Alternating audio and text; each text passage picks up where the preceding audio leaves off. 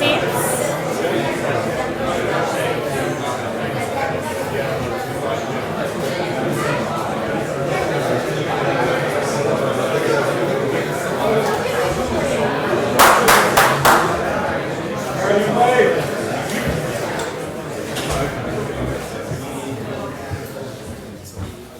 Welcome to day 2, and I'm delighted to have Sheila Whitley of the Overseas Development Institute as our moderator for the first session.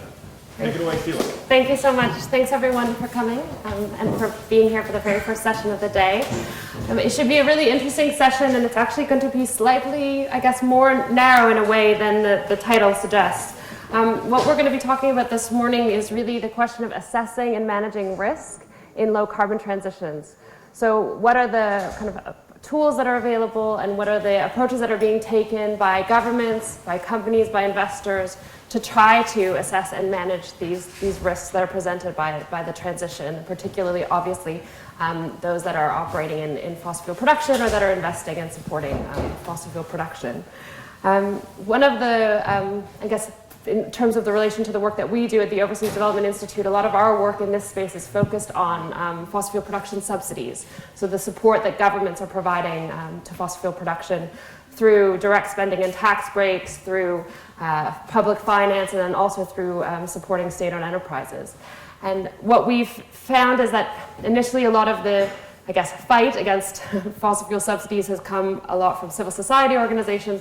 But more recently, we had 3 major insurance companies worth $1.3 trillion call for an end to fossil fuel subsidies. And I would say most interesting for this session, we had the Institute of Actuaries sign up to that statement. So actuaries are those that are primarily tasked with assessing risk, mainly for insurance companies, but also for major businesses. And they are now calling for an end to fossil fuel subsidies. So I think we have an increase in, I guess, awareness of the risks that this transition presents. How are we going to manage and how are we going to achieve an orderly transition to low carbon energy? And we're really, really fortunate to have 2 excellent speakers today, both of whom are looking at this, I guess, from their own institutions and companies' perspective, but also are involved in initiatives that are really looking at this at the global level and helping actors at the global level to navigate this transition. We're going to have the 2 speakers present one after the other, and then what we hope is that actually this session will allow us, because we only have 2 speakers, to have a little bit more time for interactive discussion, to not just get questions from you, but also to hear your thoughts on what tools are available or what gaps are actually available in terms of data that's needed for assessing and managing these risks. So first we have Christoph McGlade. You will have heard of some of his research with Paul Ekins yesterday. He'll speak about that briefly, the research that they've been doing at UCL, but he'll mainly be speaking in his capacity with the International Energy Agency. He's working on the next World Energy Outlook and looking at the questions of stranded asset risks for that World Energy Outlook report, which is coming out, I think, on November the 16th, you said. And so I welcome Christoph, and then I'll introduce Alistair after that, and then we can have an open discussion and questions.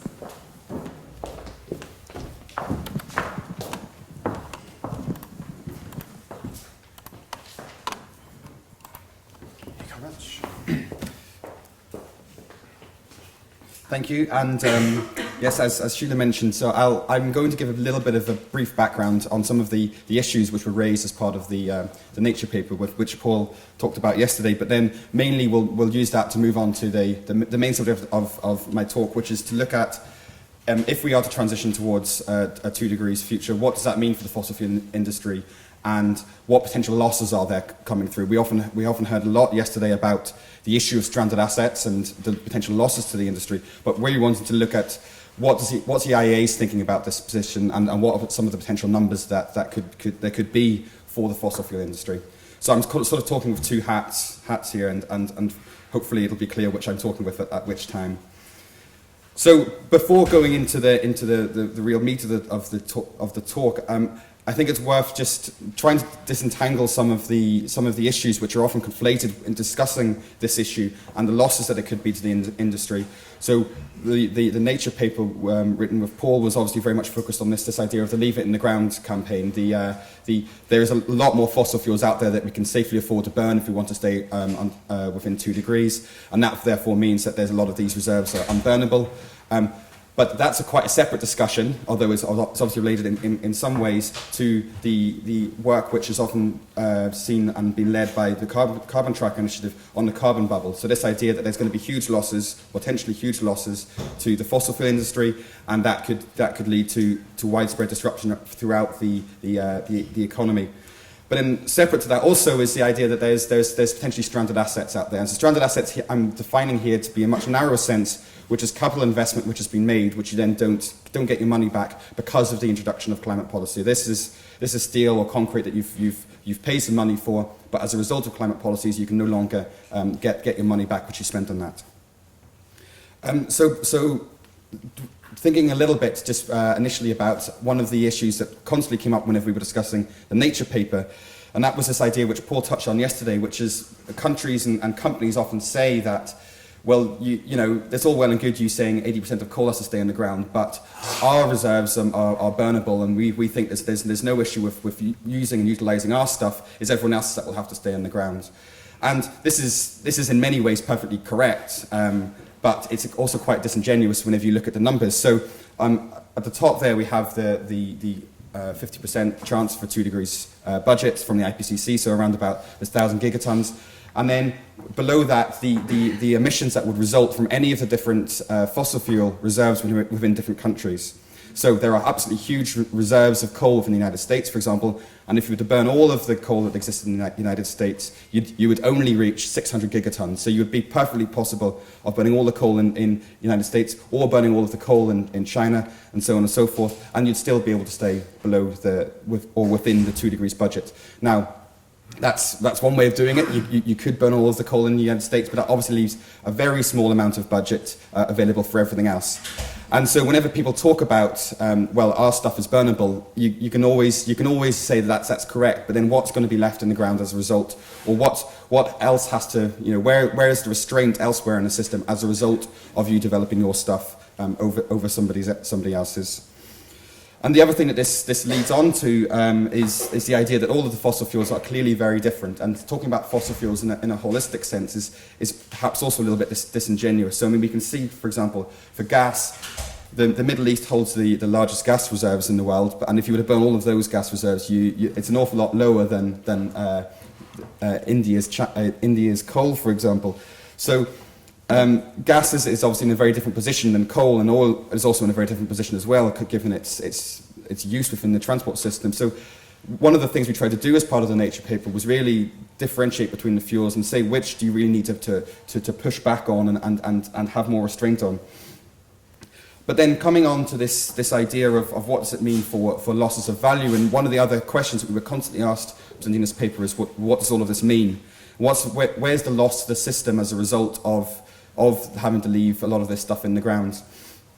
And I'm going to just talk briefly through two of the ways in which you could do this, although this first one I certainly wouldn't recommend because I think it suffers from quite a few deficiencies. So whenever you look at the cumulative production that there is of fossil fuels out from, this is using the IEA numbers from 2015 to 2040, how much coal, oil and gas is used, and then how much of the reserves are therefore not used, and how much is unburnable or unusable within a 2 degree scenario.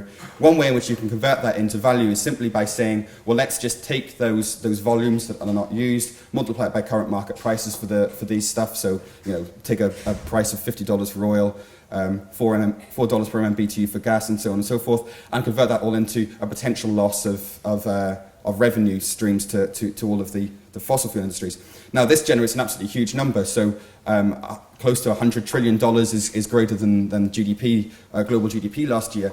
But it's not a particularly useful number that comes out of just this simple multiplication factors for a variety of reasons. First of all, it's completely unclear whether any of these unburnable reserves would actually be used. Paul presented yesterday the differences between a 2 degree scenario and a much higher degree scenario. If these reserves are not going to be used under a business as usual case, or a case where you completely ignore climate change, can you really say that that's a loss of value as a result of climate policy coming through it? I would argue you probably can't.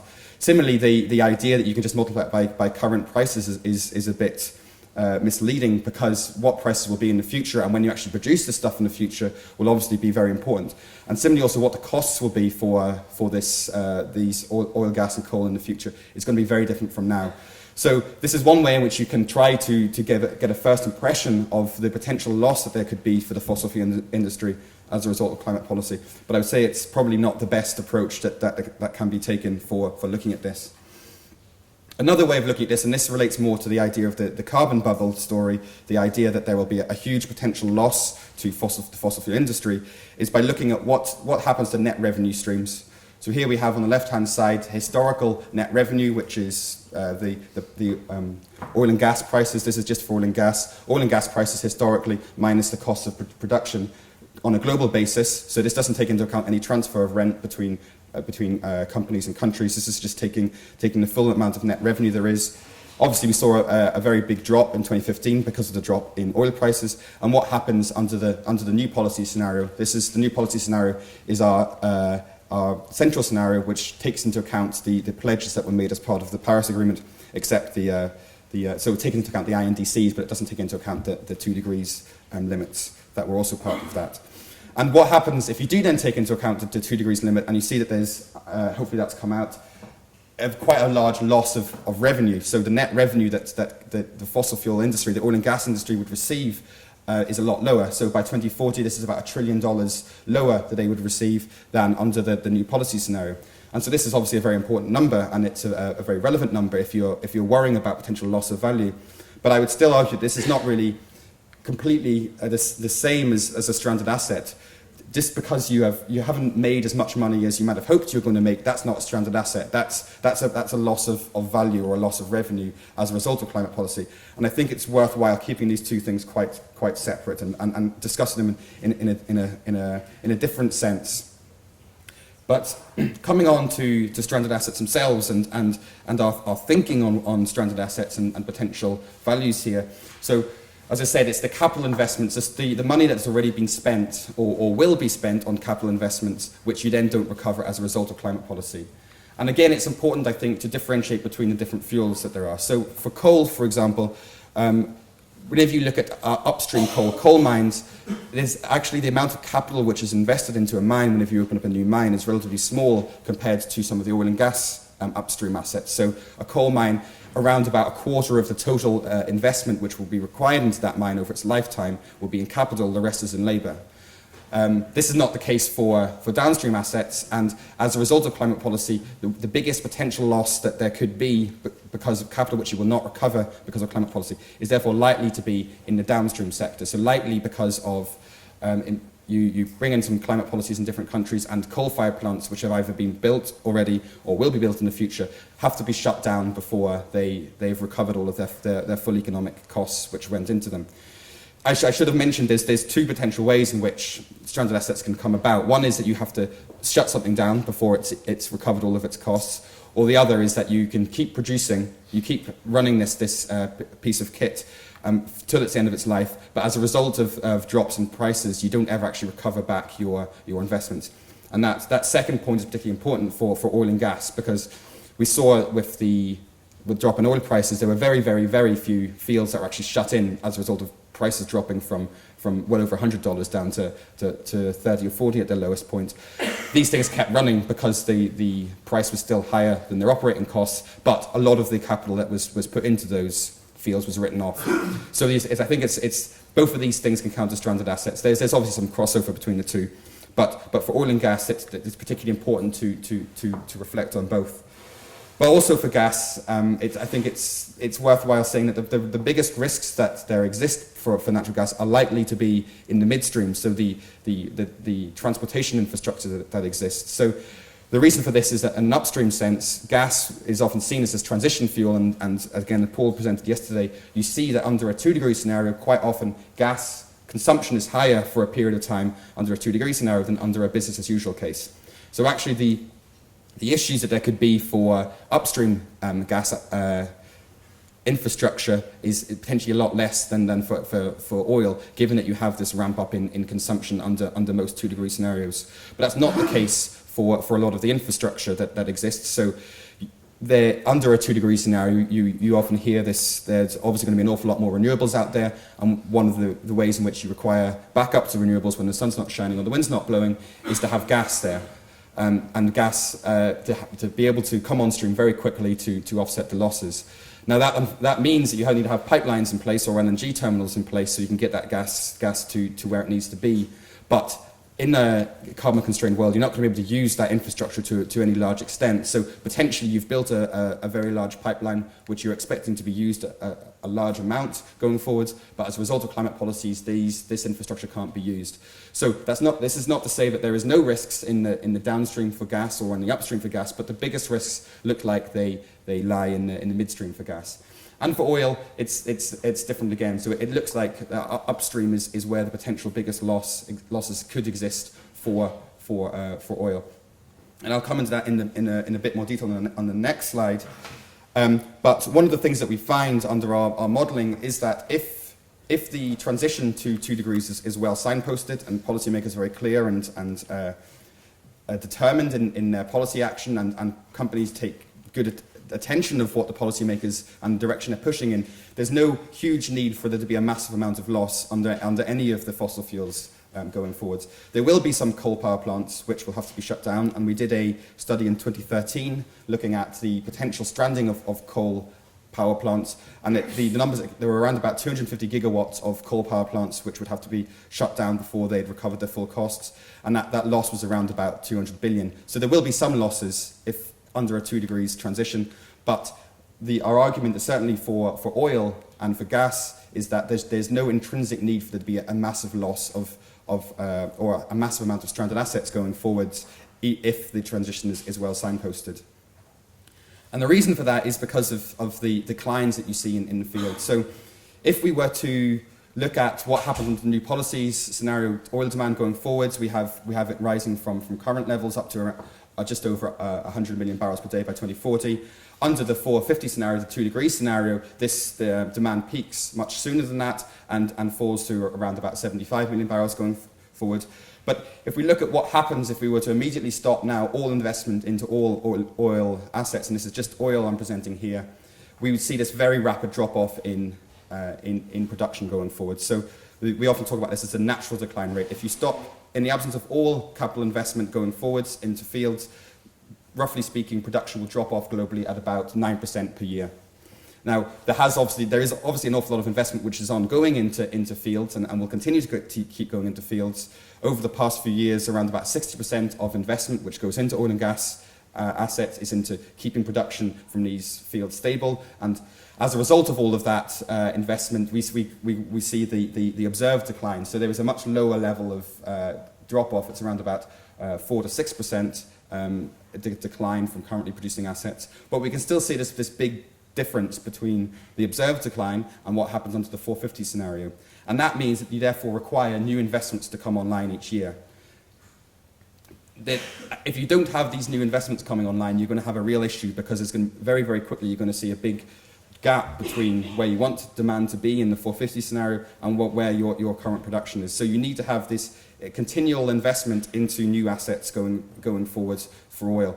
And as a result of this, that actually means that the potential for stranded assets in upstream oil is somewhat limited, and probably slightly surprisingly more limited because the amount of investment required is actually quite large. So under the 450 scenario, we estimate that around about $7 trillion is required between now and 2040 to ensure that this declining oil trajectory is still matched by new supply sources coming online.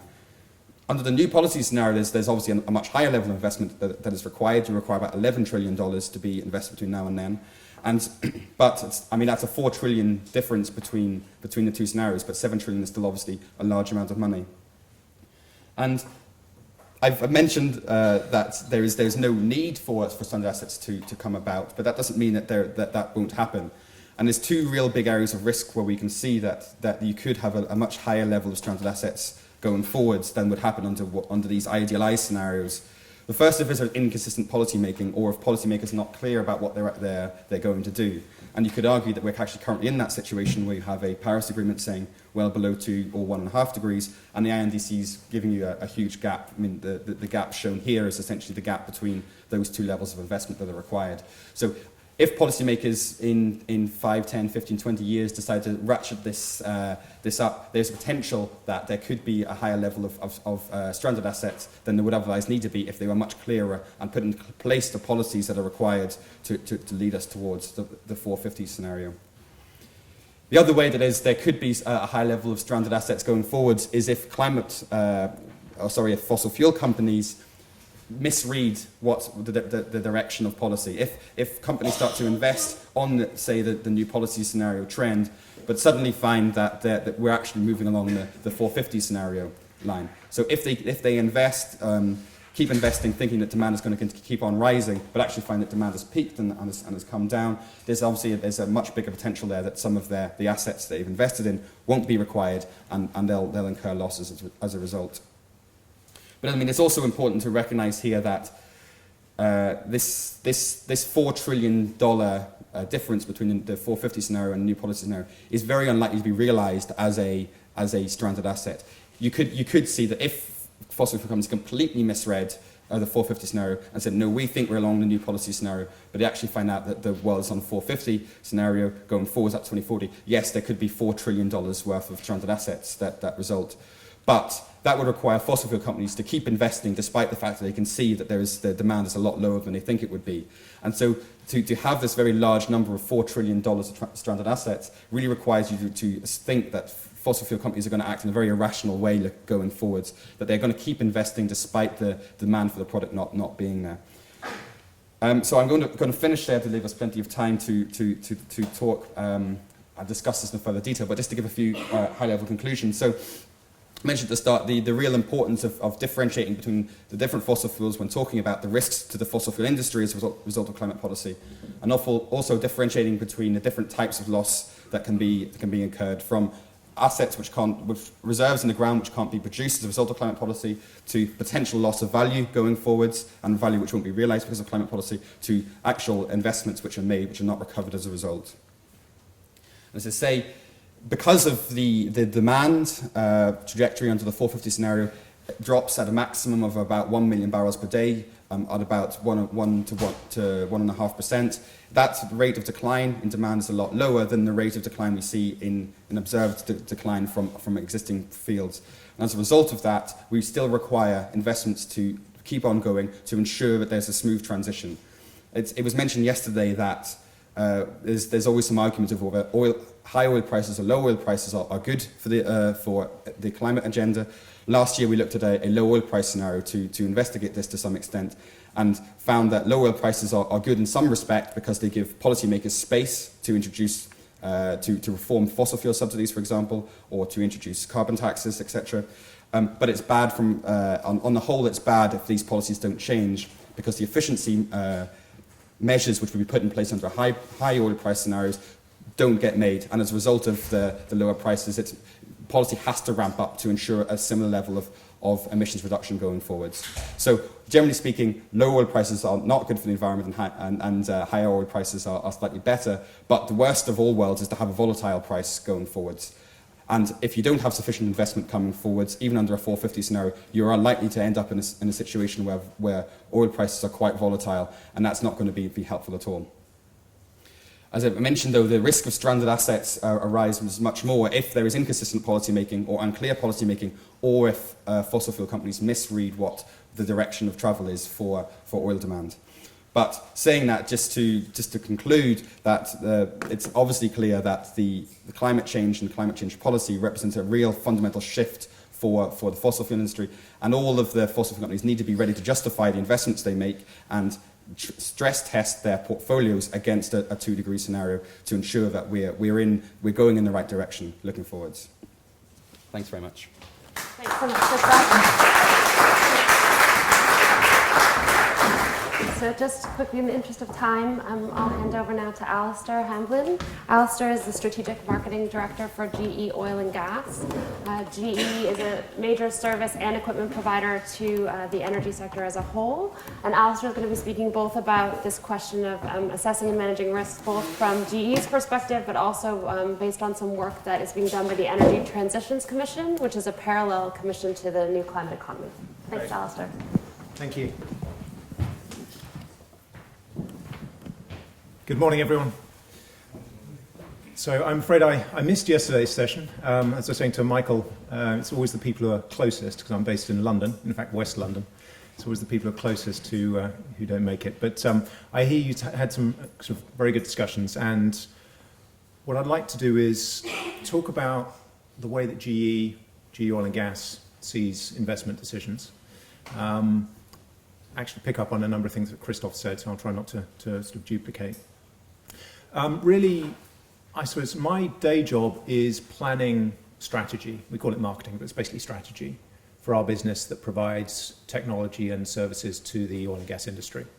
So we think a lot, and I think a lot about where the industry is going, where investments will be made. We think about what might be stranded assets for us if we invest in facilities that then don't get used. But obviously to do that, we need to think about, well, what are our customers going to be doing? How are they going to be making investment decisions? So you're talking sort of second or in some case third order questions of investment. But I'm also here as part of GE, and GE as a company obviously spans the entire energy space, virtually every form of power generation, midstream, and a lot of energy intensive uses. So as GE we think about this a lot. And then thirdly, as you said in the introduction, I'm going to talk a little bit about the Energy Transitions Commission, which is a kind of cross-industry group, a very diverse group, which we think is quite interesting in terms of framing some of the ways that people can start to move towards common planning assumptions, which I think will help with some of the things that Christoph just talked about. So in terms of, is it the right one? Yeah. So just a word about GE. Obviously something's gone slightly strange with the format as the slides come through, but just give you a grounding, because this will, I think, frame a little bit about how I think about this as part of GE. We've got this very broad industrial portfolio. About half of the business is directly concerned with energy production and transmission distribution. So oil and gas, power, renewables, energy connections, and so on. And then a lot of the rest is to do with very energy intensive businesses, transport, aviation, obviously. So it's kind of critical for us. And as we think about the way that the energy system is going and the transition that's coming, we try to take an end-to-end view, and we're explicitly diversified. And we're diversified because we recognise that there are huge uncertainties about technology and policy. And that's a very deliberate decision. We talk about that.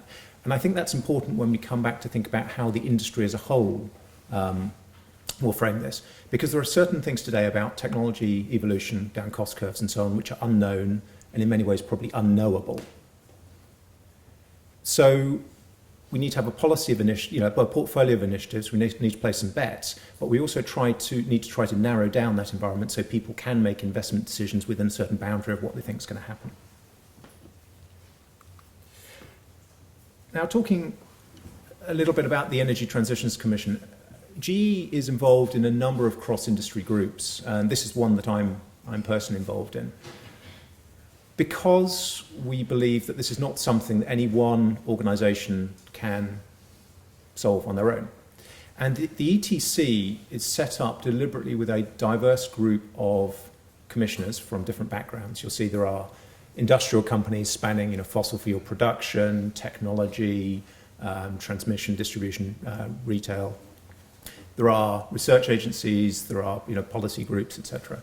And we brought that group of people together in the full knowledge that there will be strong tensions in the group. There are people coming at it with very different agendas, different perspectives, but also believing that if we can get that group to think about ways that we can move from the what to the how.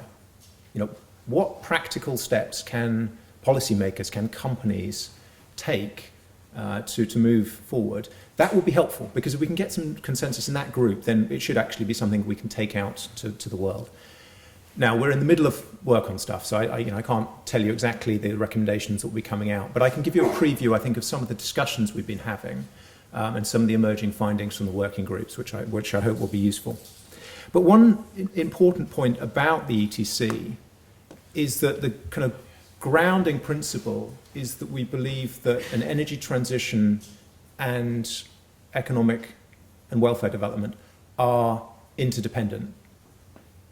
they're not contradictory, they're complementary, and in fact you can't have one without the other.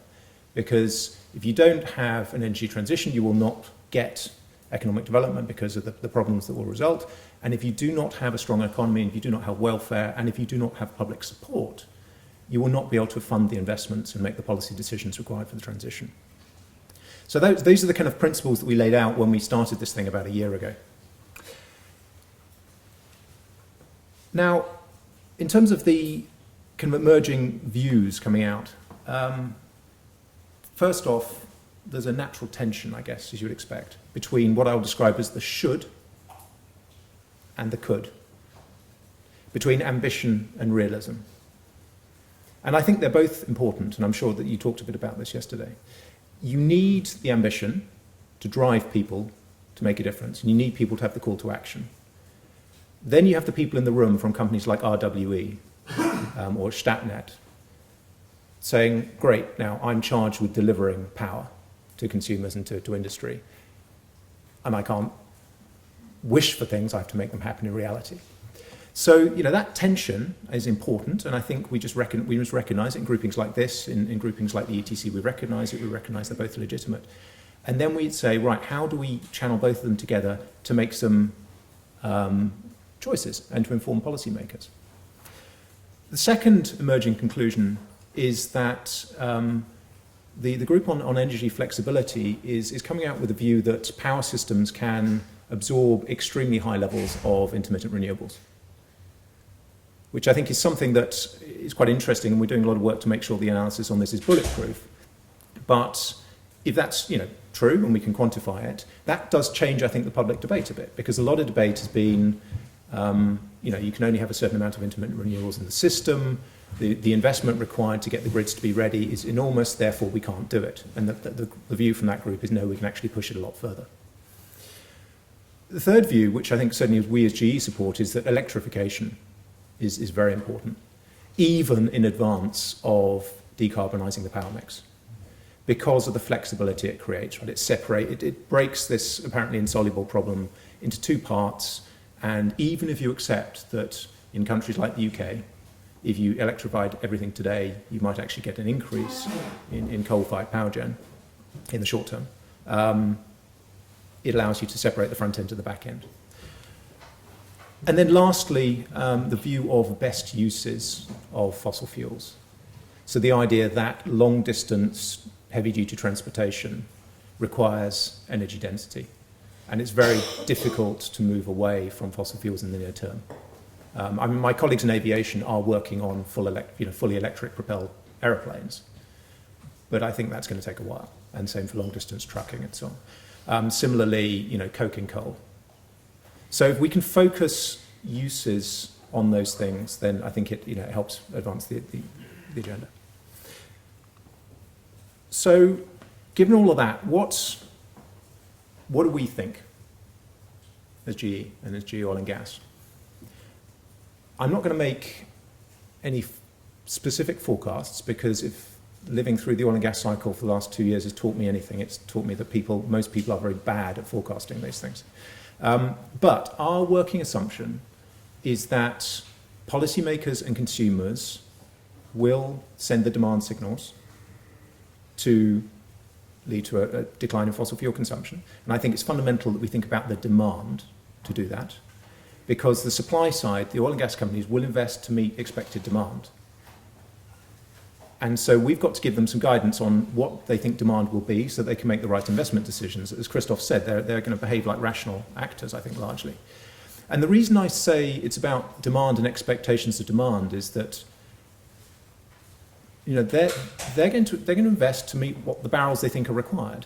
And if the disinvest movement, for example, succeeded in persuading BP or Shell not to do that, then Rosneft or Saudi Aramco or some little independent company based in Oklahoma City will do that. And so, from a system point of view, it doesn't actually make any difference. Whereas if the entire industry can manage towards a certain expectation and there's a degree of consensus on what that might be, then I think that gets us in the right direction. But under any reasonable scenario, I think oil and gas will remain a big part of the energy mix for a long time.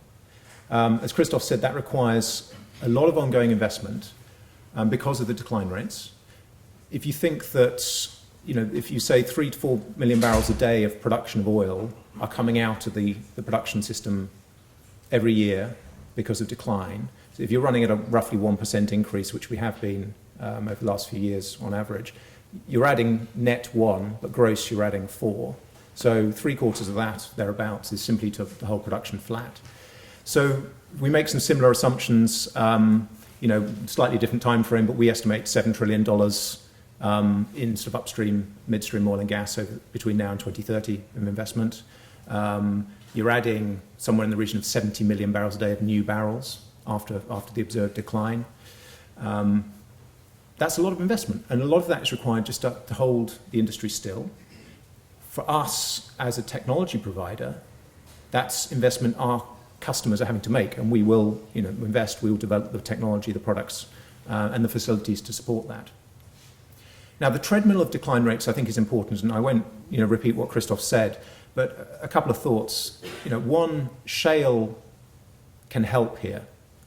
Shale's had a very bad press in some ways in terms of its impact on total carbon emissions, in terms of adding a lot of reserves. But if you're talking about a resource with a first-year decline rate in excess of 40% and an entire kind of across the piece decline rate of 20+%, that's an extremely fast depleting asset. And so that helps minimize the risk of stranded assets in the sense that Christoph said of capital investment, which does not return its cost of capital over the life of the asset. The second big source of supply is likely to be kind of core OPEC. And again, though very large fields which require relatively limited investment to keep producing, again, they're not likely to produce massive stranded assets. The third source, which is more problematic, is offshore, and particularly deep water offshore. Now, those also have high decline rates, but they are extremely capital intensive, and typically they're planning for a multi-decade investment horizon. So that's where I see more of a risk from our customers' point of view of assets that may become stranded. And you talked a bit, Christoph, about midstream infrastructure, particularly gas. And our working assumption is that gas will keep going for longer, and maybe a complement to intermittent renewables. It does depend on the scenario. Clearly, it depends on, in particular, what we do with coal. The interesting thing about many of those midstream investments is where the investment risk lies. So traditionally, LNG liquefaction plants, huge capital-intensive plants. The recent ones in Australia were truly extraordinary in terms of cost per tonne, sort of $2,000 per tonne of capacity, which is out of line, and we don't think that's sustainable. But even if you come back to the long-term average of somewhere in the region of $800 to $1,000 per tonne of capacity, it's a very big capital asset with a multi-decade life. Traditionally, those things have been sold ahead, and they won't get the final investment decision until they've got 80+% of production locked in. The recent US ones have moved to more of a model, a merchant model, but they've got take-or-pay contracts. So in a sense, they've shifted the risk onto the downstream user, in most cases the utility. So I don't expect many of those projects will go ahead unless they've got contracts locked in. We're in a bit of a lull at the moment because the industry is oversupplied till the mid-2020s. We're expecting it to come back. And I think your point, Christoph, about the risk there is right, but the risk will actually sit probably with the utilities who've got those contracts. And then lastly, from an investment perspective for us, we expect technology intensity to keep going up. Now that's partly to do with the assets you're developing. It's partly to do with the policy environment, particularly things like integrity, flare gas reduction. The Norwegian government, for example, has been particularly strong in mandating integrity management for subsea fields in the Norwegian sector. And that means more inspection technology, it means more monitoring technology, more digital. So the technology intensity of the industry may go up, even as, in a kind of life cycle view, it starts coming to its plateau and then decline phase. Now, for us, that's important, but I think also for oil and gas companies, it's important because it means they need to keep evolving their technology, which takes me to my last point, which is redeployment.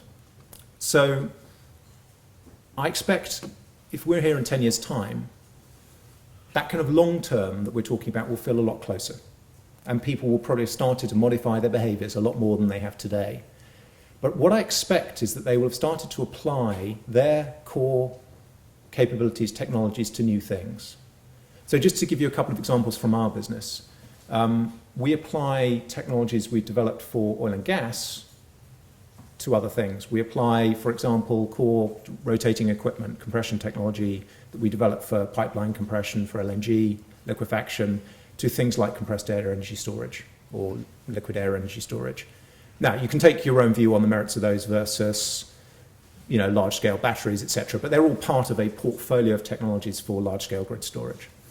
And similarly, we've taken technology, kind of organic cycle, waste heat recovery technology that we developed for combined cycle power plants, and we've put that into thermal renewable sources, be that biomass or geothermal. So you're reapplying. Similarly, pipeline, if we need to develop very large CO2 mass transport, that's very similar to pipeline networks. And digital technology, I think, will apply across the board. So to close, I think we as a company see the challenges. We also see the opportunities. We think that technology and technology investment will be critical. And to do that and to minimize the risks of people investing in the wrong things, I would just echo what Christoph said, which is firm and clear policy direction that gives companies a planning horizon and where possible, a reasonably consistent planning horizon for all of them is the best chance of avoiding asset losses, which, however, whatever our views on fossil fuels are, will hit us all in our pension pots at the end of the day. Thank you.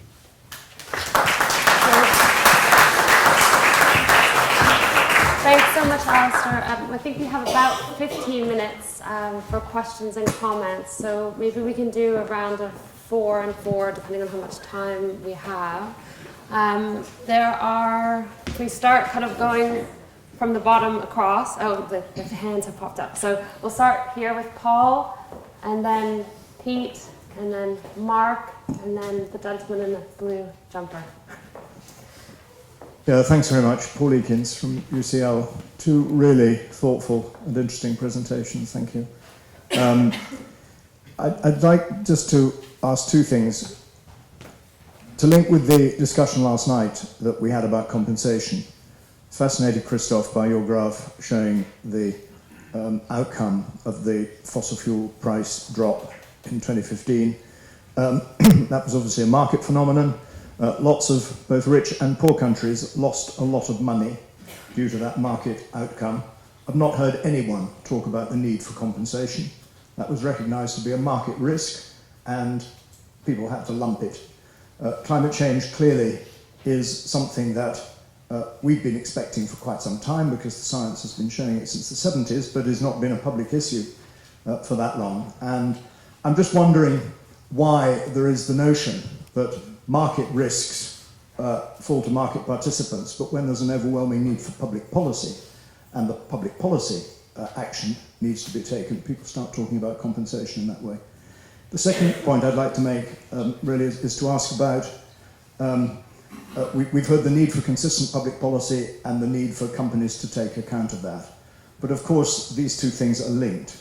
They are endogenous. We know that ExxonMobil has known about the climate change issue since the 1970s. It has spent billions of dollars since then obfuscating, confusing the public, spreading misinformation in order precisely to stop the consistent public policy that would have been necessary and that would have been much easier to solve the problem had we taken action back then. So we've got this endogenous issue with the companies not behaving as policy takers, but the companies behaving as policy influencers and policy makers through their lobbying networks. And I'd be very interested just in your observations on that from inside the industry, where you must, these must be your clients, these guys, and also from the IEA, given that intergovernmental body, it's interested in government policy, but obviously its links with the industry are very great. Great, thank you, Paul. You can pass it back to Pete Erickson right there.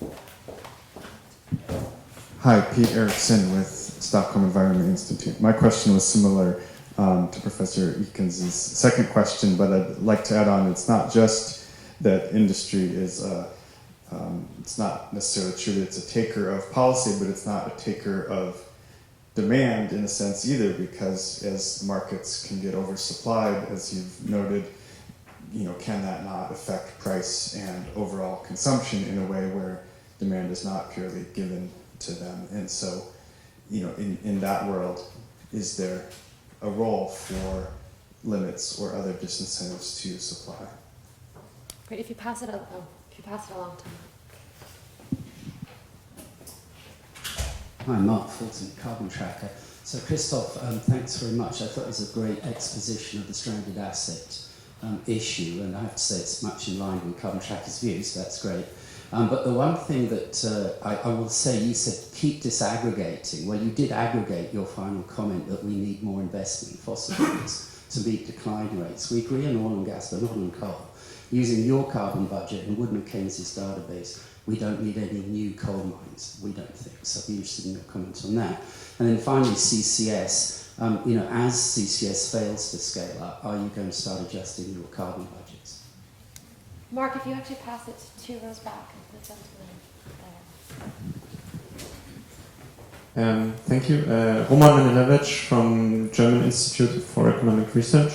My question is, seeing in Germany, for example, the split of RWE and observing that for a long time in one company there has been 2 developments going on. One is renewables and trying to push for new technologies, and one is an old business model with earning money from coal power plants. So my question is, what, from a company's point of view, how do you see it's being solved inside of the companies? That I think is an issue, not just with RWE, but also with GE and others.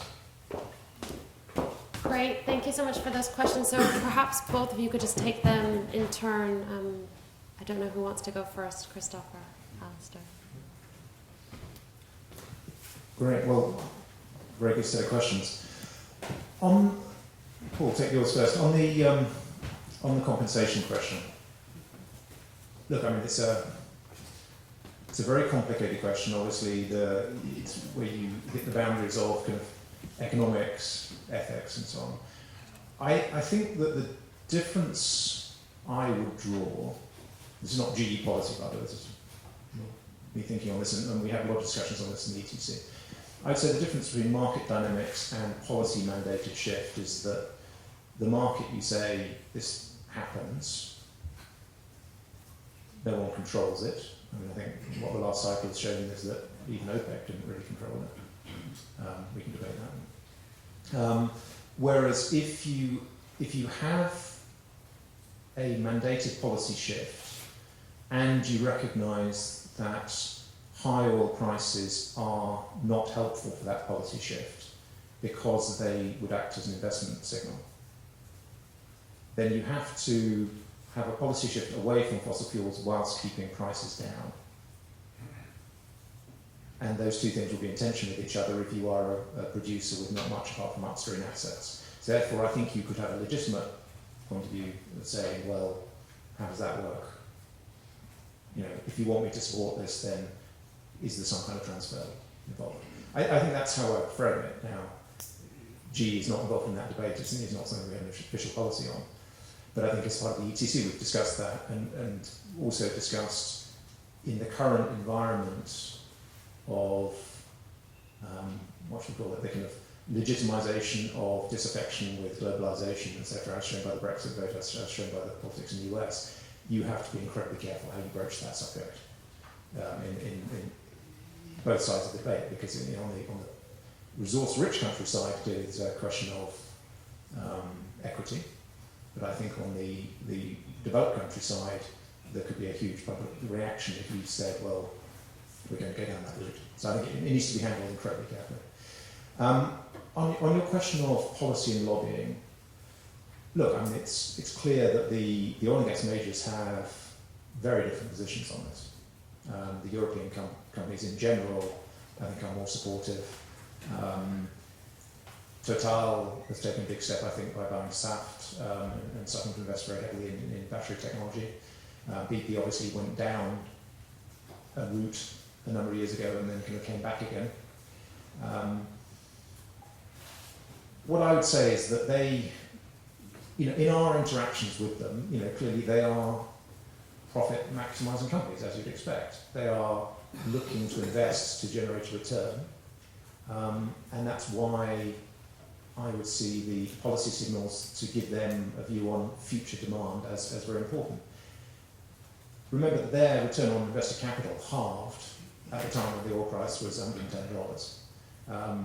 So they're under enormous pressure from their shareholders only to invest in things that they're going to return shareholder value over the long term. And it's not clear that more mega projects is the right way of doing that. So if they can have a view on where the industry is going, what demand is going to be in future, what's going to come out of their lower cost competitors in places like the Middle East or potentially Russia, when largely, with the exception of shale, they're focused on more fringe plays and deep water and so on. I think that's the best way of focusing their investments in the right place. I think they will increasingly have to accept the direction of public policy. That's not good. I don't know, Chris, before we move on to the other questions, do you want to? No, I'll address the next two questions in the interest of time. So one of them was on, is there any reason for limits to supply? The question from over there. I think it very much depends on your views as to where that should be happening, and also the mechanism that you think it would be able to be brought about. As I mentioned during the talk, it's important not to choke off all investment and choke off all supply, because then you're going to get in a real energy security issue and potentially price volatile situation, which I don't think will be helpful for any transition looking forward. So I think there are, as I mentioned, the biggest risks that there potentially are on the oil side of things is for long-lived, very capital-intensive projects, and I think it's up to individual companies whether they want to take on that risk involved, given what might happen with climate policy going forward. Whether policymakers themselves are going to be able to choke off supplies is a much more open question. We've seen in the UK, for example, you have a complete disconnect between wanting to maximise the revenue of the North Sea and at the same time also not wanting for other countries to develop their resources, given that it will lead to catastrophic climate change. So I think it's a bit simplistic to say we can just cut off supply, but I think it's probably for the companies to make that decision. On whether new coal mines are required, I don't think they're necessarily required, but almost certainly some new coal mines would be open still under a 450 scenario, simply because they'll probably be cheaper than existing coal mines, and some coal mines after a certain period of time start to get quite expensive and require reinvestment in some of the infrastructure required for them, and so new coal mines might be required. But obviously the amount of coal, and you're absolutely right to correct me to say that what I was talking about in terms of new investment required is mainly on the oil and gas side. We have this natural decline and this observed decline, and it's very different for coal. As CCS scales up, you asked whether we will adjust our CO2 budgets. I mean, CO2 budgets are independent of your amount of CCS you have there. There are hard and fast limits, and if you have CCS, that buys you slightly more space to emit slightly more, produce slightly more fossil fuels, just with a much lower level of emissions coming out of it. Now, certainly we have CCS within our modelling. This year, within 2016, we will likely be pulling back slightly on CCS compared to where we've been in the past, simply because the moves in the real world haven't been matching the aspirations that there have been on CCS. So we'll be pulling back slightly on CCS, but that doesn't really affect the CO2 budgets. That's the wrong question. I was just that you're pulling back your estimates. I think the last question was. Yeah, I'll come to the last question. But actually, just on CCS, I mean, I think again, one of the discussions we've had in the ETC is that CCS is one of the really big unknowns here, and it's yet to be proven whether it can be viable at scale economically. And it's really important, again, back to this question of setting a policy environment. it's important that we know as quickly as possible whether it's going to be viable. So, so we as GE were quite disappointed when White Rose was cancelled last year.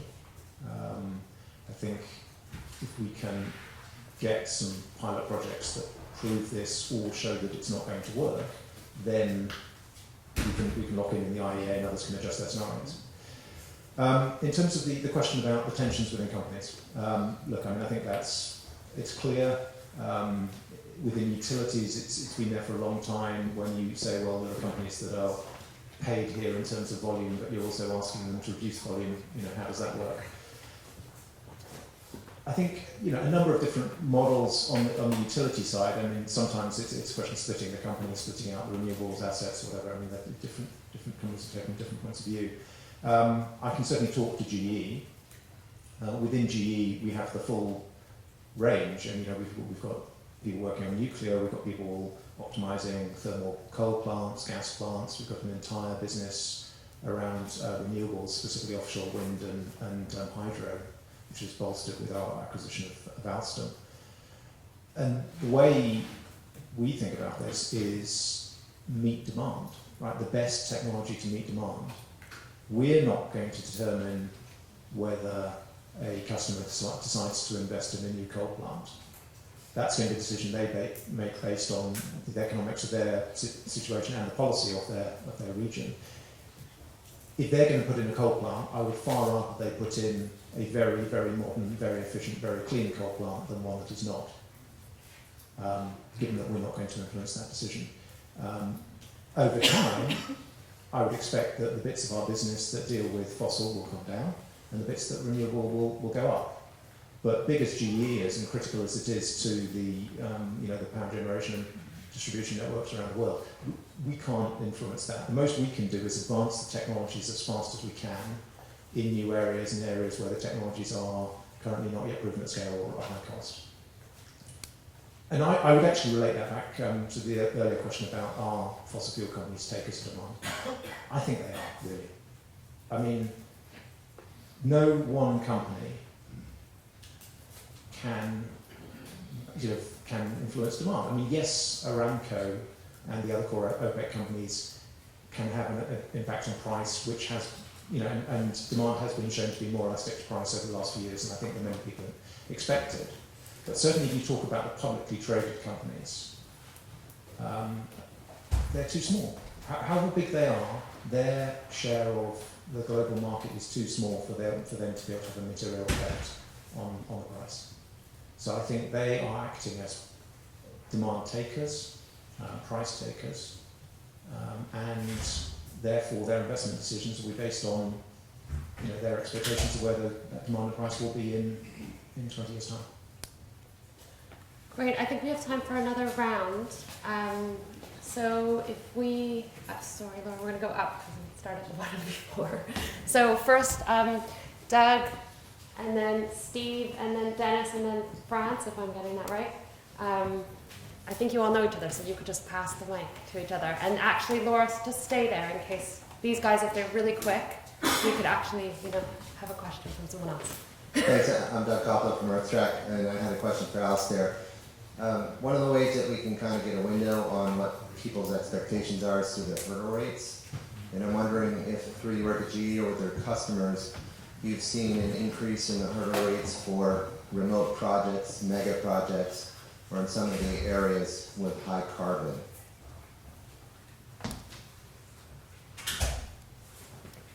Hi, Steve Kretzman, Oil Change International. Question, well, really for both of you. I think this is a really, really important panel and sort of the heart of what we're all discussing here for these 2 days. On the question, on the idea that oil and gas companies invest to meet expected demand, as Alistair said, and that you try to meet demand, I think there's a little willful not looking at the fact that there's an awful lot of effort that goes into managing and manipulating demand expectations by oil and gas companies. If you read Steve Cole, who is the dean of the Columbia School of Journalism's book, he talks about how the idea of Exxon's projections came out of their PR department in the early 2000s, and we see a consistent the projections of demand coming from IEA, from EIA, and from the major oil companies are all A, very consistently high and more or less congruent, and B, consistently wrong, specifically on the uptake of renewables. And how that has, really beaten everybody's expectations, except ironically Greenpeace's. So I think that there's something there about how the demand gets really. There's a manipulation going on, in my humble opinion. The second thing is a question for Christoph, which is, 450 is not a 2-degree scenario. I don't know any current climate science that thinks that. Michael Mann thinks that 2 degrees is 405 or 410 at the moment, and it seems to be moving consistently down from there. So, when we, on the supply side, when we're trying to look at this, we sort of strip out the demand expectations, strip out the emissions side of it, and just say there's enough carbon that's in the current proven reserves that are currently operating to blow through the IPCC carbon budget. And that's not a projection, that's just a simple addition and comparison. And it's not, as a policy point, it's very, very important for policymakers to consider that. That's different than thinking about how you manage that transition. And there's questions on the management side about whether or not market mechanisms are the most effective there. But just looking at the carbon that is in current embedded reserves is certainly a relevant point for this discussion. Great. If the next two could be quick questions, please. I'll be very quick. Christoph, could you give us a date for when you might stop assuming CCS will get invented? And Fran's last, and I'm sorry, Laura, we're going over time. So. Yeah. I know. Well, I'll try not to be repetitive, but I think it's worth maybe asking in a different way. Is the tension here? I keep in these questions is it is the industry a passive actor in a market system that it has no ability or intention to influence? And I think that sometimes the question's phrased the wrong way, so I'm going to ask it a little differently. Isn't it a rational investment from major companies that have a lot of assets to try to influence policymakers? And isn't it a rational decision by individual actors in an ambiguous policy scenario, and we're talking about 30 or 50-year projections, to make decisions that when you aggregate the industry might seem irrational, but for the individual actor, I'm thinking of Australia or an individual company, to behave in a way that doesn't seem rational if you assume 2 degrees, but it certainly is rational if they're trying to avoid having to assume 2 degrees. Great, thank you. If I can give you each a minute and a half to respond to whichever questions or combinations of questions you would like to, and then we're going to move to the next panel. Good. I'll try and keep it quick. First question, hurdle rates. Look, hurdle rates are kept very proprietary to companies, so our customers don't share their hurdle rates with us, so I'm not sure I can say that I've seen an increase in hurdle rates. What I'd say is in the current climate, not many people are taking forward final investment decisions for anything which is at all risky, remote, has technology risk or whatever, because it would just be career limiting. Far better to wait and see what happens. Anything that goes through at the moment is going to be fairly standard, I think. Look, a whole bunch of questions about influence of oil and gas companies on policy and on demand. I would say, look, I take the point about the views that are being put out. Equally, I would say companies are not going to invest to meet demand that they do not believe will be there, just because they've said it's going to be there. That would be crazy. Their shareholders would kill them. Now, if you believe that putting out those views will influence expectations up for the entire system to adjust, then fine, that becomes, yes, it does become economically rational. I just don't believe there are enough people out there making forecasts. I don't believe that a bunch of views from Exxon or BP or whatever can shift expectations of demand for an entire industry from something that you can work out through looking at economic growth rates, technology adoption, electric vehicle penetrations, etc., and increase it by 1 or 2 points. There's enough other people in the world who will counter it. I just don't think that would be true. Right, sorry, can we go to Christoph? Because Okay. I want to give him a minute to respond, and then we've got to go So to the very next quickly on panel. whether the 450 scenario is a 2-degree scenario, it is a 2-degree scenario. It's a 50% chance of 2 degrees, and this year we'll be explicitly tying it to a carbon budget. I've spent quite a lot of time looking at it, so it definitely is.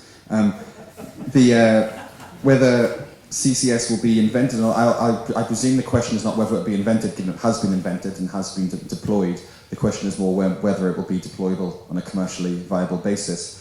I don't know when we update our scenarios whenever there is sufficient information to adjust an existing assumption. And as I say, this year CCS has not come through in the way people hoped.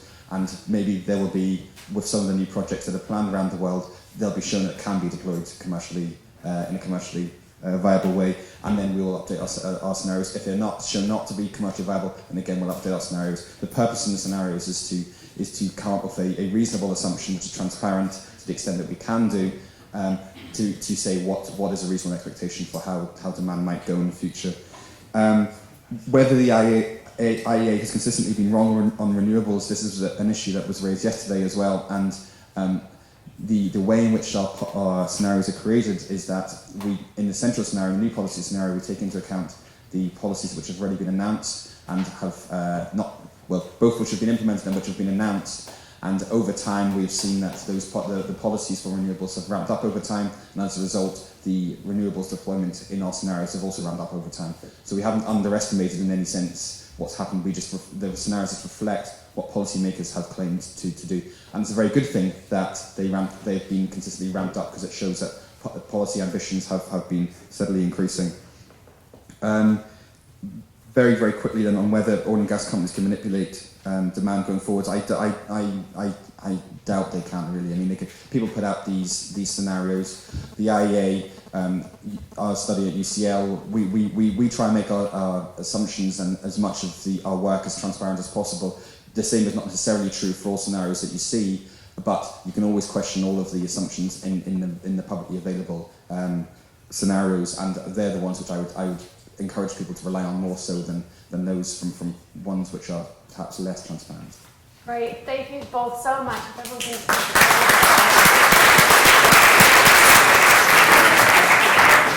Right. We'll continue in the coffee break. Yes, we'll move on to the next panel, but may I also ask people who are sitting here on the sides, there are enough seats over there, so you can take a seat in the audience if you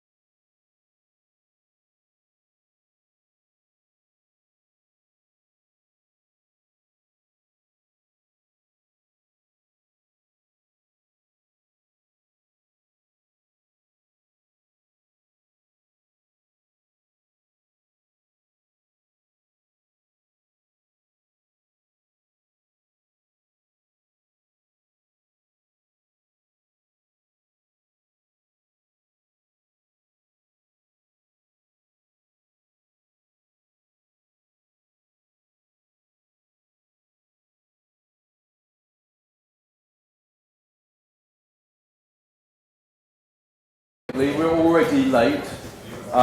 We've already had the initial negotiations on how extra late we're going to be.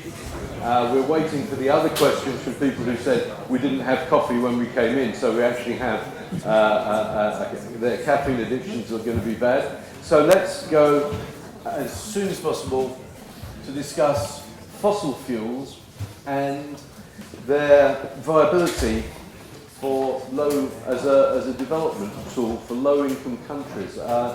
A critical issue. In my working life, I spend a lot of my time looking at some of the lowest income countries, and I was thinking, as I was reading this report that Gleda and Sean are going to be pronouncing, which I think most of you have already seen and possibly got a copy that Chatham House produced in June, Left Stranded, Extractive-Led Growth. And amongst the many interesting things that I've found I started the thesis in it that development agencies have linked part of their futures and the actual support that they're providing to extractives industries, partly because those poorest countries, extractives is all they've got. And apart from clearly the ethical issues that one can discuss about that, the report also made the very interesting observation that while in the last 20, 30 years in the commodities cycle, the poorest countries have gained much of their income for good or often for ill from the extractive industries, now is the current commodities downturn in the price cycle actually creating a situation in which the countries cannot think, well, we're just going to bounce back. We're in a low price scenario forever. And therefore, they actually find themselves in a situation that even if they do want to break out of natural resource dependence, they're going to find themselves having to do that in a much lower income situation. And I was reading this and I got to thinking that I started thinking my way down the west coast of Africa and all the old wolves who run those polities along there, and people like Denis Sassou Nguesso, Shantosh in Angola, all these men, and they are all men, who have lived their ways through 2 or 3 really bad commodities downturns, which had remarkably potentially powerful political consequences, and they've lived through them. And the potential, actually, that Theodore Shantosh, coming to the end of his rule, your Sassou Nguesso, that they're actually going to find themselves in a situation where the upturn that they've been trying to live their way through isn't going to happen. And that is a pretty explosive, speaking as a political scientist, a pretty explosive outturn. We've already seen the violence in the elections in Gabon over the other week, which people are also linking to the oil price. Now, we've got a really big panel, so I'm going to shut up. The way we're going to do it is Gleda and Sean from Chatham House are going to present the paper. They have about 20 minutes. We then have Ekpen Omombude from the Commonwealth Institute, who's going to comment over 8 minutes. And we then go on from that. We truly have a good-sized panel here to 2 representatives of development agencies that have been working in the natural resources. We have Nicola Barnfather from DFID and Peter Stigset from NORAD. So we're going to have to move at some pace. I'm going to get off the stage and hand over to Gleda and to Sean on a job share. So maybe I'll just say a few words about Chatham House for those of you who don't know. It's can you all hear me? It's well, some people call it a think tank, some people call it a talk shop. I like to think that we do a lot of listening at Chatham House, and we've had a very strong energy program since the early 80s. Obviously, I wasn't involved then, but Sean and I both done a lot of work on extractives, investment, governance. There's been a long program of discussions with producing countries, especially with exporting, developing countries, looking at their interests, looking at producer-consumer dialogue, and looking at what we call depletion-led development. And I just wanted to say that the impetus for the work that we've done over the last year and the report that we produced was really because we started to feel a growing sense of discomfort. Something was jarring in terms of us hearing from our colleagues on the climate and environment side about unburnable carbon, stranded assets, this conversation starting to heat up about 5 years ago. And it jarred with what we were hearing in discussions with the producing countries, with professionals from the oil and gas sector, where they were both receiving, encouragement and assistance from the international community in following a fossil fuel-led growth path, and also the optimism that they had about the sustainable economic development benefits that would bring for their country. So that's my starting point. Shana's going to talk first, and I'll come in later. We're co-authors. Thank you. So I guess I'll start with exactly what the picture we saw was. There's a range of institutions, initiatives, reports up here that don't need to be introduced in this company. But to put it bluntly, there's expectations, huge expectations around extractive-led growth as a development pathway on one side, and increasing awareness around climate and carbon risks on the other. I think it's fair to say that extractive-led growth became the dominant development strategy for advisors and for governments in low-income, resource-rich countries through the resource boom, seeing the windfalls and the massive FDI that flowed into many of these countries. And we're all familiar with the theory of change here, that through export revenues you can bolster public expenditure. In some cases, through domestic use of minerals, you can support access to energy and industrialization, more so in the mining sector, it has to be said. And through doing so, you can raise human development, increase economic development, sustainable growth. There are three assumptions underpinning all of this. The first being that it's a potentially transformative opportunity, and this is the language that donors and advisors have used, and it's something that is echoed back in governments talking about once-in-a-lifetime transformative chances. The second assumption is that we now understand the resource curse, and that we have the policy prescriptions to mitigate the worst, the negative economic and governance impacts associated with it, be it around transparency and EITI compliance, or prudent fiscal management and the development of sovereign wealth funds, stabilization funds. There was an assumption, certainly, that we knew how to manage this if just the capacity and the skills and the information could be built. And third, of course, is this assumption that there will be long-term sustained demand for fossil fuel resources, and that it's a case of when, not if, these resources will be developed. And so we saw a rapid expansion of extractive sector advice from the World Bank to the UN agencies, the donors that are joining us here on the panel today. Also international panels, advisory bodies, the Africa Progress Panel. Just a few years ago, Equity and Extractives, Kofi Annan, stated that there was good reason to be optimistic and that African nations could defy the resource curse. And again, in the private sector, IOCs, we see them describing themselves as development partners.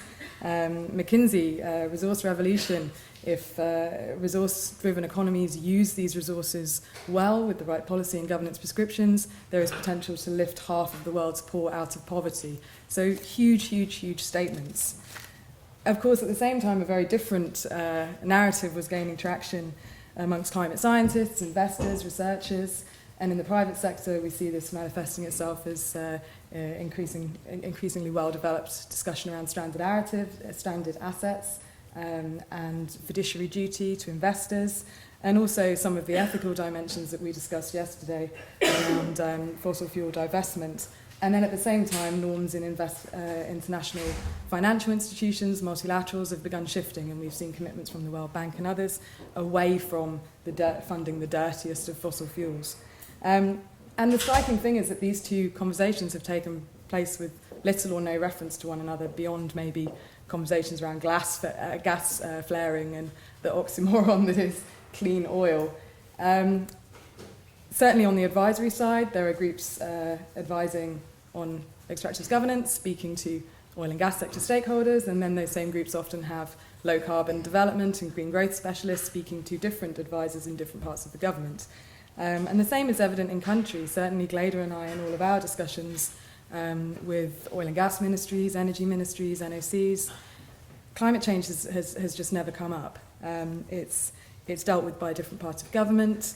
And to put it simply, it has the concept of stranded assets has very little traction when placed against urgent poverty alleviation or access to energy imperatives. And I would go as far as to say that by introducing the concept of international climate change obligations in discussions in that kind of environment, you risk blowing your credibility and your wider advice offering. So we started thinking about where do these two narratives conflict, where can they potentially support one another, is it inherent that they're in conflict? And we approached this rather like an emerging producer might in terms of what you want to do with your resource base and how it might best support your development and how you might split between export uses and domestic uses. And how your geology, your scale of resource, and what that means in terms of infrastructure requirements, price implications, all of these factors, and then how these emerging carbon constraints affect that picture on both sides. And the term carbon constraints is really, really critical here because obviously it can be global carbon constraints in terms of Paris Climate Change Agreement. It can be very, very local. It's air quality. It's competitive economies. And obviously where the two converge is where you have a very, very strong argument or rationale for change. And we've seen this obviously in the case of China. So if you consider first how these risks manifest themselves in terms of global export markets, obviously we have the top-down climate change mitigation commitments, but there's also a range of other areas of action, increasing trends towards taxation and regulation to incorporate social and environmental damages, and also the reform of fuel price policies, so action on phasing out inefficient fossil fuel subsidies, and both of these hit demand. So we're looking at the broader picture of what's going on in key consumer markets and how that's going to affect long-term trajectories. And then on the other side of the coin, in terms of using hydrocarbon resources to power domestic access to energy, sustainable development, while there's not the same pressure, direct political pressure on these nations to constrain emissions, there's a whole host of other factors that warrant the consideration of low-carbon development alternatives. The obvious being the resource of classic resource curse impacts with the commodity price falls, but also the path dependency that is locked in when you start going down carbon and pollution-intensive development pathways. To take a quick look at the first side of the puzzle, the chart here shows the top 5 importers of fossil fuels in 2014. It's all data from the Chatham House Resource Trade Database, and it gives you a sense of the sheer weight of the decisions that a handful of importers make in the market. And obviously this picture is changing. There are some large producer importers having an increasing influence on this picture, but by all accounts, the NDCs are expected to account for a significant slowdown in demand. The IEA estimates suggested that if all INDC commitments were implemented, we're looking at fossil fuel demand growth slowing to a relative crawl of 0.5% a year by 2030. If you look at that in terms of the timeframes that these emerging producers are discussing their development in, the massive amounts of capex being slashed, exploration coming to a halt, and the fact that most of these projects are going to take a decade plus to come online, there's a very, very, very clear evolving risk picture. So for new and prospective producers, the question might be what markets can you economically serve and what investors and demand can you lock in, and what is the scale of that resource and its exposure, its productive lifespan and its exposure to these dynamics. And it's also worth saying, I know we spoke a lot about scenarios and models yesterday, but it's worth restating the importance of governments and economic advisors really understanding the assumptions behind these scenarios. The scenarios that your commercial partners are using and basing their development decisions on, what world does that reflect? All the evidence suggests there's a very, very strong argument to consider downside risks. And also what declining demand for fossil fuels looks like. Is it that gradual managed decline, or is it much more disruptive change? And how do you build capacity and resilience to that, and how do donors and advisors respond to that? The other side of the argument, of course, is at home, and what threat or assistance development of a hydrocarbon sector can grant your sustainable development visions and green growth ambitions. And it's fair to say that green growth, climate resilient development has become a lot more prominent in all of these emerging hydrocarbons producers in terms of national discussions around your national vision, your long-term development plans, even if they're not being reflected in discussions with the oil and gas sector stakeholders that we're dealing with on a day-to-day basis. So how does it play into different aspects of sustainable development? We know very, very well the negative health impacts of air pollution. The critical thing here is that the choice is made at the earliest stages in developing your resource base, and how you want to put that to work at home has a certain path dependency in terms of industrial processes, energy systems, transport systems that locks in a certain path of development. And the problems are clear if you look at South Africa and coal-fired power and the role of an inefficient SOE and rolling blackouts and chronic local air pollution. Same for a lot of fossil fuel producers that have based developments on cheap energy imports. Public health, urban air quality is coming under pressure. Equally, access to energy. We now know that decentralised options, off-grid, mini-grid options are competitive with centralised power in many rural areas. It ties into promoting the sustainable use of forests, where forest wood and charcoal is a staple cooking fuel. Can associated gas and LPG have a role in displacing this and safeguarding forests and public health in the same breath? And equally, in terms of accessing new technologies and finance, one of the greatest pull factors of low-carbon pathways is around technology and finance.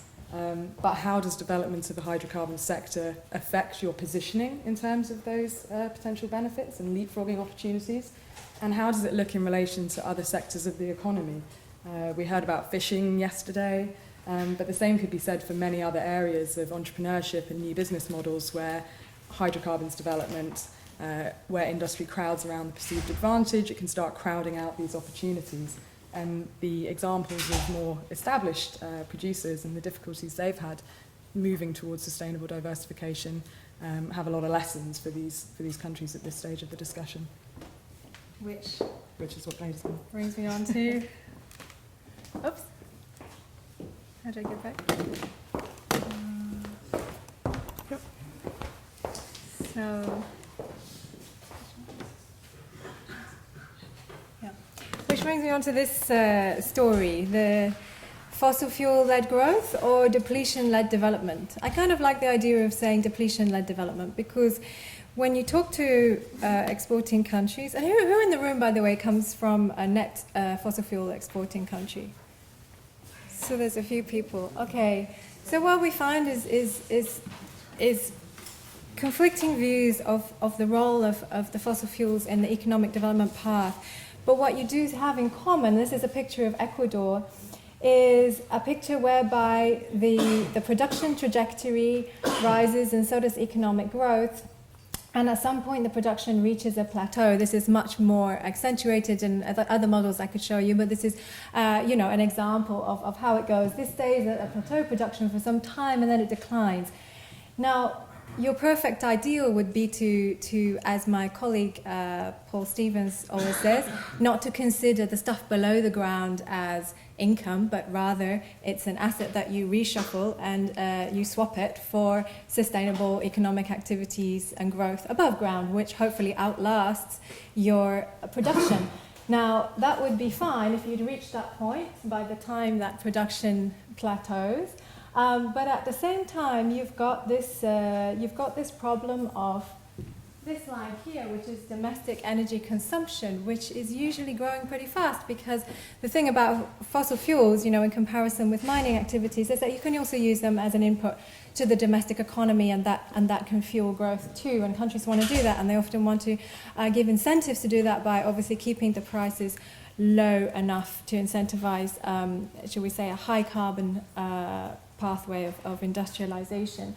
But the problem with that is it starts to squeeze your exports. And we're not even talking about what's happening in the global market with pricing, but it begins to squeeze your exports. Even Saudi Arabia is worried about this issue. So as your production plateaus, your domestic consumption grows, your exports are squeezed, you become more and more worried about what's happening in global markets, and you also become more concerned about potentially your spending on subsidies domestically, your pollution, your competitiveness if infant industry, has not grown up in time to be competitive without huge subsidy. So there's a few of the issues that we hear exporting countries talk about a lot. This is very much of concern, how to reach a sustainable transition by the time, your production plateaus. Now, there are some success stories of diversification, economic diversification, say in Mexico, Malaysia, Indonesia.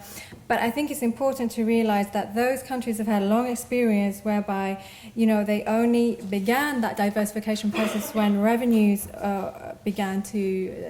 when the resource revenues began to decline, and only with intensive incentives for high productivity, for technical transfer, for skills growth. So, and institutions obviously being key to this, and that's a luxury that many low-income, low-capacity countries don't have. One of the most compelling examples we found when we were talking to our stakeholders was the example of Trinidad and Tobago, which followed a vision for natural gas development. It really took into account that they were not going to become dependent on just selling a raw material to the market and being totally dependent on the price and foreign demand for that. They were going to build a national industry, petrochemicals, steel, really building the linkages with the local economy. This is a very, very powerful story for other producers. I think the question is today that TNT, in spite of its success, is really in a race against time to bring down energy intensity, increase productivity, develop a knowledge economy, and that's become very tough because of the industrial pathway it's chosen. So it was a good decision in the 60s and 70s, maybe 80s, to travel down this path of fossil fuel-led growth.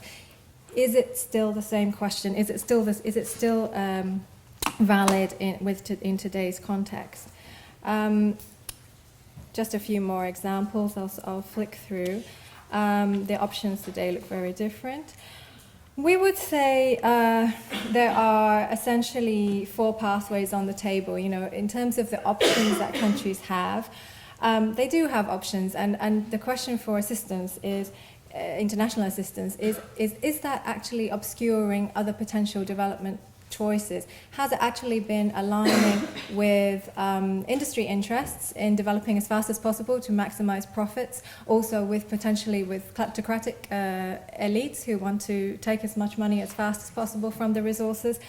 And so in this case, we were talking around 4 scenarios. The potential rush to market, which could be, and I think we heard in one of our sessions where we did have someone involved in national strategy in one of the African countries say, we want to use the money from fossil fuels to develop our, green sustainable economy. We want to take that money. So, is the best plan for them to rush to market, use that money effectively? That very much depends on the capacity to manage those revenues effectively, and also the very high risk of the resource curse effects, which you all know very well. Development on parallel tracks. This is something that countries like Mexico are pursuing, that you can develop your fossil fuels while taking action on a low carbon development pathway at home. It does require political resolve, may require moving a bit more slowly, a lot of assistance, and pushing back on public expectations, I think, to maximize revenue. And then we talked about pace development, much slower, much more in line with your capacity to capture the economic benefits from that sector. And also, in this sense, the pace development model would give a country a chance to monitor the market, what's happening in the market, and pace the development in line with that. Obviously, very tough. Would need a lot of help in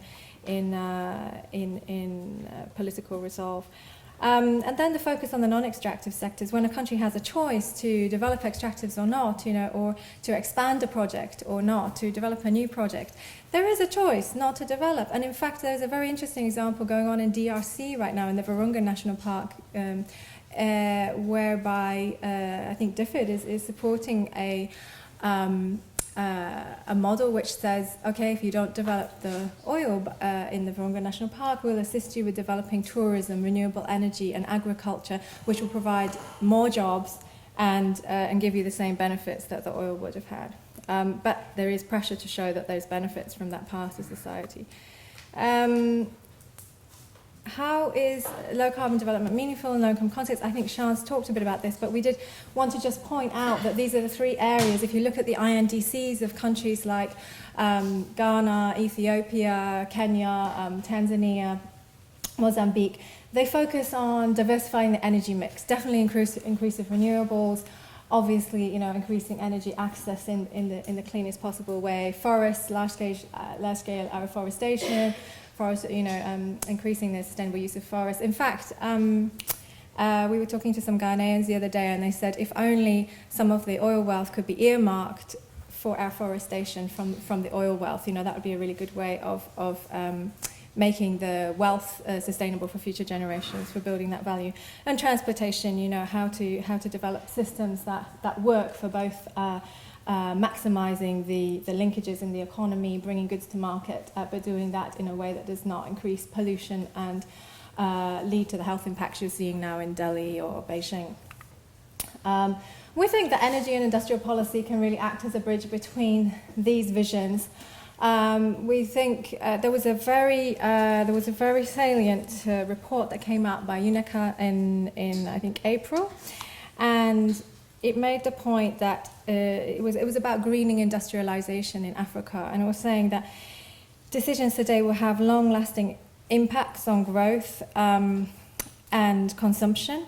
So getting it right first time is vital to avoid retrofitting, which is always more expensive. I think it's a really salient quote when you come to talking about industrial development and energy, what kind of power stations you want, what kind of secondary manufacturing type industries you want to build.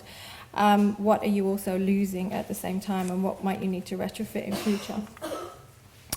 So with that in mind, we wanted to really talk about putting options back on the table for extractives producers, fossil fuel producers.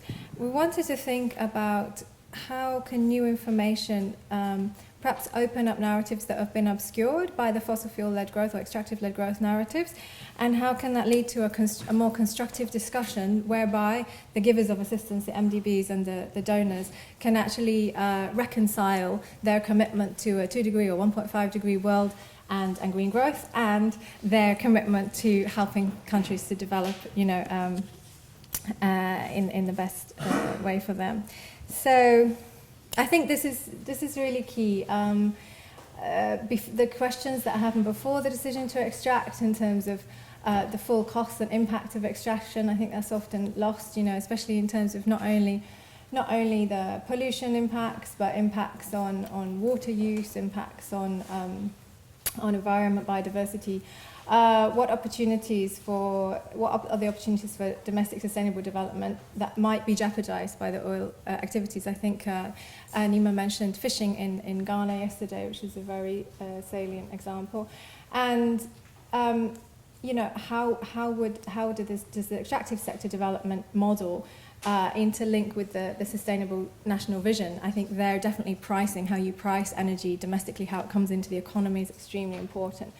And the questions after the decision to extract, or for those countries already in the midst of development, there's a question of balancing between exports and domestic use of resources, the role that resources can play in sustainable energy and energy access goals, where are the institutional and regulatory checks and balances to ensure that policy is focused on the ends rather than the means. I think this is an area that assistance givers could focus on much more in the case of not locking in negative vested interest, but actually locking in a positive institutional vested interest that will help assist countries in making that transition to a more sustainable pathway. And infrastructure. I think infrastructure flexibility, a lot of money goes in up front when you develop fossil fuels. There's a huge amount of capital employed. Everybody wants infrastructure to really kickstart their economy, but can this be built in a way that you don't have to retrofit 10 years later, that it doesn't lock in high carbon growth? And can the development of hydrocarbons offer co-benefits? I think those skills and the local content conversations that we have become very relevant here. And how can the co-objectives be better incorporated into decision making? And I think this really revolves around getting people from the national strategy areas, the ministries of environment and energy and oil and gas around the table together, because they don't always speak the same language even within one country. Thank you. Thanks. Thanks very much. There's actually an interesting listing of which ministries are involved in the environmental and climate change agenda. And it did strike me that in the actual political structures, you're looking at often the weakest structures actually with the climate change agenda, and the strongest ones looking at oil. Ekpen, I think you're going to come and make some comments on the paper, and particularly, I suspect, about the balance of forces and carrying it ahead with development. Over to you. Thank you, John. Morning, everyone. I missed deliberations yesterday, so I had the impression that we weren't going to need slides. I have Sean and Gleda to blame for that. And it would have been particularly helpful at least to have something with a logo on, so you could at least get the name right. It's the Commonwealth Secretariat. It's a voluntary organization of 53 members, 53 independent states. And what we try to do is articulate the political, democratic, and development interests of all of these states. We comprise some of the smallest countries in the world, like Nauru, and some of the largest countries in the world, like India. We've got a division that has spent the last 3 or so decades primarily focusing on some of the issues that have been raised by Gleda and Sean, which is the narrative or the argument that the extractives would be a very powerful, transformative solution to the economic development question. But just to contribute to this, and I think I've got only 8 minutes or thereabouts. 7, 8. I'd just like to say 3 things. One is that in the last year, or give or take 2 or 3 on top of that, the Commonwealth Secretariat has started to speak more in the language now of the SDGs, particularly, if we could identify some, the 7th goal, the 12th, and the 13th, and I'll elaborate on them very briefly. Goal 7 speaks more to access to affordable, reliable, sustainable, modern energy. Now, what we recognize is this tension. What we recognize is this potential conflict. And we're trying as much as possible to infuse a lot of the sustainability into the advice that we give our member states. So as far as access to affordable, reliable and sustainable energy is concerned, there's one very simple objective that we've got, which is to try and increase the share of renewable energy in the energy mix for our member states. Now, what we have done in this case now is to try and fit it into our existing business model, which is essentially 2 things from our side of the house: help with policy and help with the implementation of it. Now, on the policy level, we are looking at things for our member states such as choice of technology and then the fiscal and financial incentives. And then also trying to help on the implementation side, looking at taxation, for example, the extent to which you can go down under the bonnet, if you like, and work through accelerated depreciation just to provide incentives for such schemes. And then on the more practical side of things, we continue with our business model, which is to support with the agreements, the legislation, and then where possible, capacity building. So that's goal 7. And goal 12 of the SDGs, and I'm trying to speak the SDG lingo here, which is to ensure sustainable consumption and production patterns. That speaks more directly to the work that we've done over the years, helping with legislature, regulations, policies. But what we've started to do now is to infuse more sustainability, if possible, into it.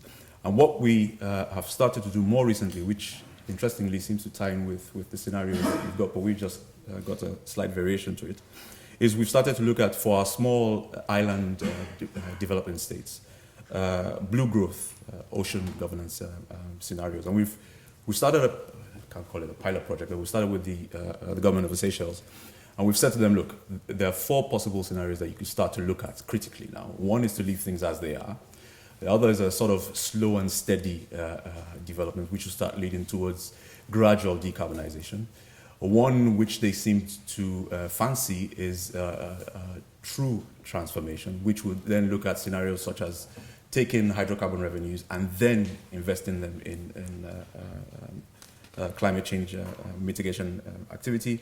And then the final one is where you can reach a stage where you're confident enough to make a policy choice, leave it in the ground, and focus on more sustainable activity. The biggie for us, especially in light of things that have happened in Paris last year, is Goal 13, taking urgent action to combat climate change and its impacts. Now, this is an important component of our work, especially from the advocacy standpoint. And there are two initiatives that we've started to develop. One is a proposal for a multilateral debt swap for climate action. To try and put it as simply as possible, basically what we're trying to achieve here is to get especially small member states who are burdened with debt to have, through relationships with climate finance providers, such as GCF, to have some of their debt either written down or paid off completely. And then the debt stock that was meant to be repaid would then be invested in climate mitigation activities. Now, the mechanics of it can prove tricky. Some would even argue bordering reality. The other initiative that we've recently launched last year at the Commonwealth Heads of Government meeting was to establish a Commonwealth Climate Finance Access Hub. Basically, again, to fit into our business model of trying to help our member states do some of the more practical things. So here we're trying to assist our member states with navigating the existing climate funds, with preparing proposals, complying with the eligibility criteria, and it will be hosted, my understanding is, in Mauritius, and the idea is to have in-country a number of climate finance advisors who would handhold many of these countries through these activities. And so far, and it will lead to the second point that I'm going to make here, it's taken a bit of interest with about 13 of our member states, 4 from the Pacific, 6 from the Caribbean, and 3 from Africa. The 3 from Africa are quite interesting in terms of the profile of size and where the countries are. It's Mauritius, it's the Kingdom of Swaziland, and it's Namibia that have generated this interest. But it leads to the second point that I was going to make here, which is the kind of support that our member states are currently asking for, even given all of what's going on. And this is where things start to get a little bit awkward, because I'll just reel to you a summary of some of the requests that we get for assistance, especially with this side of work that we do. In the last year, we've gotten requests to help with negotiations with IOCs. We've gotten requests to help with the development of sovereign wealth funds and other revenue management mechanisms. We've gotten requests to review or develop petroleum and mining legislation, regulation, contracts, and the like. We've gotten requests for the review of petroleum and mining policy. More recently, we've started to get requests for ocean governance policy and blue economy strategies, speaking to what I said earlier about what we're doing with the Seychelles. And then we assist our member states with the delimitation of maritime boundaries and extension of continental shelf submissions. So none of this particularly reflects the reality or the challenge of climate change.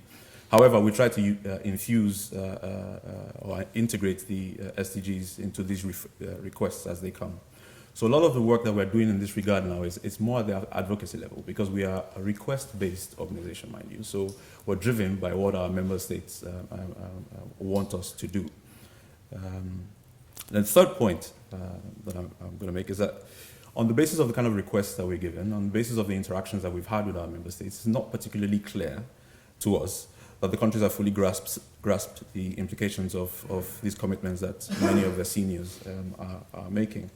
And I'll just give an anecdote. I'm not going to mention the name of the country. Southern Africa is landlocked, so there are not many there. I was over there about 2 months ago, trying to help them out with the development of their mining policy. And I noticed, again, I suppose it's one of the things that we encourage them to do, which is take ownership of the document after we've done the first few drafts. I noticed that there was a marked difference between the draft that we had done in London and what I saw when I got on there. And the big difference in there was coal. So I said to them, you do realize that your president in Paris stood confidently and made commitments and specified some of the areas where there was going to be focus on climate change action. And one of the specifics was coal. Now here you are, putting your policy forward and hinging your power generation future on coal utilization. I can't get the accent right, but what the Permanent Secretary said to me was, brother, we have to feed. Just to give sort of context to it. So there are a number of these challenges or harsh realities or awkward realities that we tend to see. Now, the observations that we've made is that there's definitely not that multi-stakeholder consultation or conversation intra-government about these things. There's a complete disconnect in the discussions. We've also noticed that a big factor is the fuel intensity, or even some of the non-fossil fuel activity that they intend to pursue for industrialization. A key example is mining and the power generation implications, for example, of pushing through limestone for cement and construction work. There's also the infrastructure question. Most of you have seen all of the data available. I mean, one of the ones that goes around is that I think it's Sub-Saharan Africa has about 200 kilometers per 1,000 square kilometers of land for roads, only 25% of which is paved. Now, when you say to developing countries, especially the members that we deal with, that if you want to push through your rapid industrialization, these are some of the implications for the use of fossil fuels. There's a tendency for some, I don't want to use the word resistance, but there is that sense that we get. Funding is an interesting challenge, which is one of the reasons why we've tried to come up with as many solutions as possible, such as the Finance Hub and the debt swap proposal.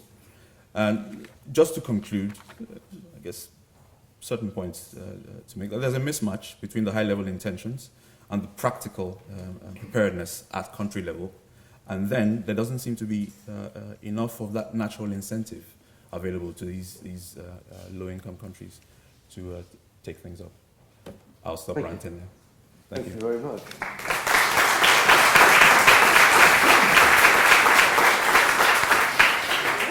So, I suppose we're here with the climate change side of things and the climate change narrative that has come on. And we're coming out of the extractive narrative, but the fact is the extractive narrative, extractive development remains absolutely central in a lot of agencies' thinking. So let's hand over to Nicola and hear the view from DFID. Thank you very much. Good morning, everybody. I'm just going to do a very quick presentation. I crumbled yesterday. I didn't have a presentation, but I did see the kind of layout, so I've pulled together a few little slides.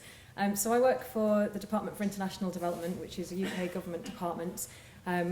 Just a bit of background. DFID made a commitment, well, the UK made a commitment to spend 0.7% of gross national income of the UK on overseas development. I think we're still the only country to have reached that challenge, and it has been a significant challenge, which is around £11 billion a year in 28 countries. We tackle the root causes of extreme poverty. That's the kind of ultimate strapline, what we're trying to achieve. But we do have some conflicts within our portfolio, and as an extractives advisor, I'm probably at the sharp end of that. We work on economic development and wealth creation, but also preventing climate change and encouraging adaptation and low carbon growth. I'll just whiz through this. We have a pretty significant extractives portfolio. We've got a central policy and regional programming team, which I sit in, that offers central funding and support to the extractives industry's transparency initiative, Natural Resources Governance Institute, the Africa Legal Support Facility around contracting support for contract negotiations, and addressing those power imbalances that we see around legal discussions, and a skills programme, SOGA, in East Africa, around the oil and gas sector. We're developing a new programme, Great for Partnership, which is about using UK public sector skills and partnering them with counterparts in developing countries. Part of the scoping for that was looking at the demand side in country, in 3 countries in Africa. And just to say that, again, from extensive interviews, which DFID didn't lead, at no point did climate risks come out as a demand area for support. So it really isn't something that's on the agenda. We also have country-level programmes where extractors advisors in country deliver significant extractives programming, which generally focus on government capacity building, civil society capacity, so that there is capacity to hold government and private sector to account, and also private sector development. On the climate portfolio, we look at trying to help countries transition to climate-smart future. And we have got a cross-Whitehall position to end support for the public financing of new coal-fired power plants overseas, except in the most rare of circumstances with the poorest countries with no real alternatives. But since that policy came into position, we've never actually had to, we've never actually funded anything. And the biggest challenge for us, which I think has been outlined already by the speakers today, is just this trying to bring these portfolios together around extractive-led growth, especially where hydrocarbons, we're talking about hydrocarbons, but also our ambitions for countries to achieve low-carbon growth pathways.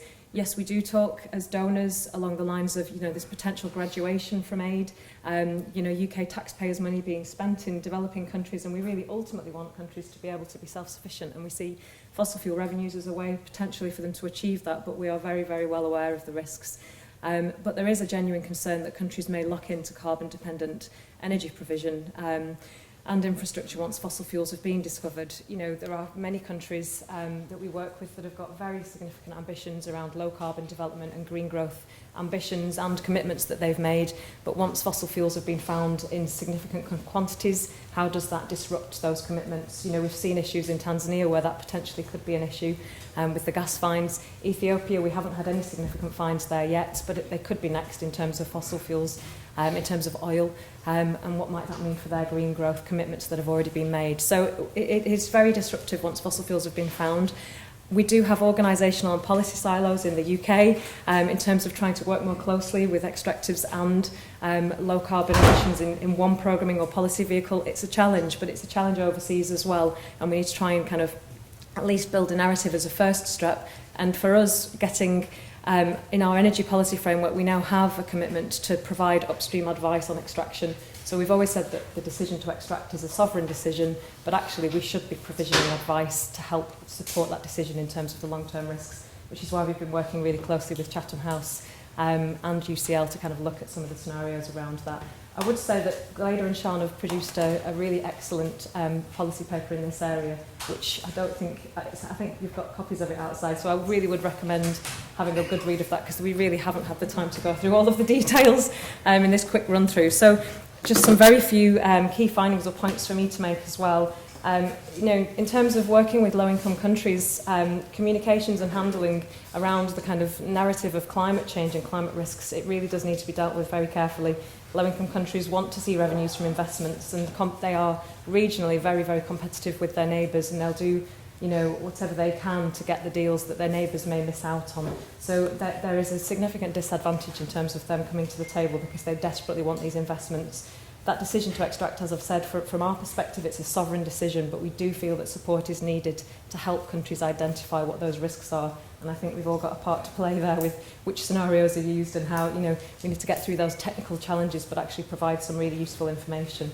The narrative around stranding and leaving resources in the ground just doesn't stack up in country, as we've all said. I've had meetings in petroleum departments where we even start to talk about that, and you really are looked at. We really are looked at, with dismay, and it does reduce your credibility, trying to kind of start that conversation. So we need to think about the language that we use, especially around the West telling countries what they should or shouldn't do with their resources. That's, it's not the kind of narrative that I think we need to use.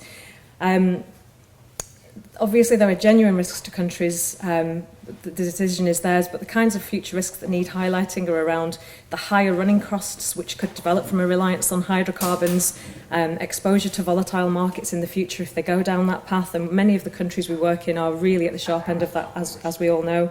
Right now, long-term energy security issues, and the work that our colleagues in Chatham House have outlined today, that was phase one, and we're looking at embarking upon a second phase of that work, which is looking at kind of in-country outreach, scenario planning, with UCL as well, involved very much in this. South-South learning, Chatham House have got an excellent new petroleum producers group where we bring, they bring established and new producers together to learn from each other. So it reduces that kind of perception that the West is really telling developing countries what they should or shouldn't do. Actually, it should be about countries learning from one another's experience and making informed decisions. But we have a role to play in provisioning that advice.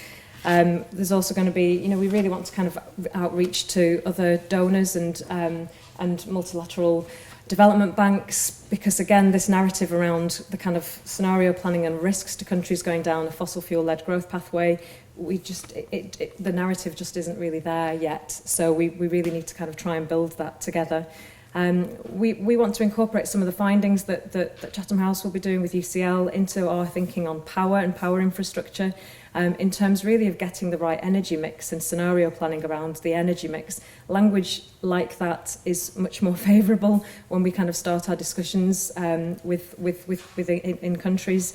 Thinking about kind of INDC, power and extractives commitments, it's a much easier way of kind of coining the discussion. For example, Tanzania's plans for coal, for coal-fired power stations may well be revisited once we start thinking about the kind of bigger picture in terms of their gas supplies and their intentions to kind of sell LNG to an already flooded market. Actually, they may well be better looking at their own gas for domestic consumption as opposed to export. So trying to think some of these challenges through with countries. And then I can't finish without saying, in our perspective as a donor, you can't talk about the extractive sector or the power sector really without thinking about the political economy realities on the ground. The vested interests that surround the sector are very, very difficult to kind of overcome.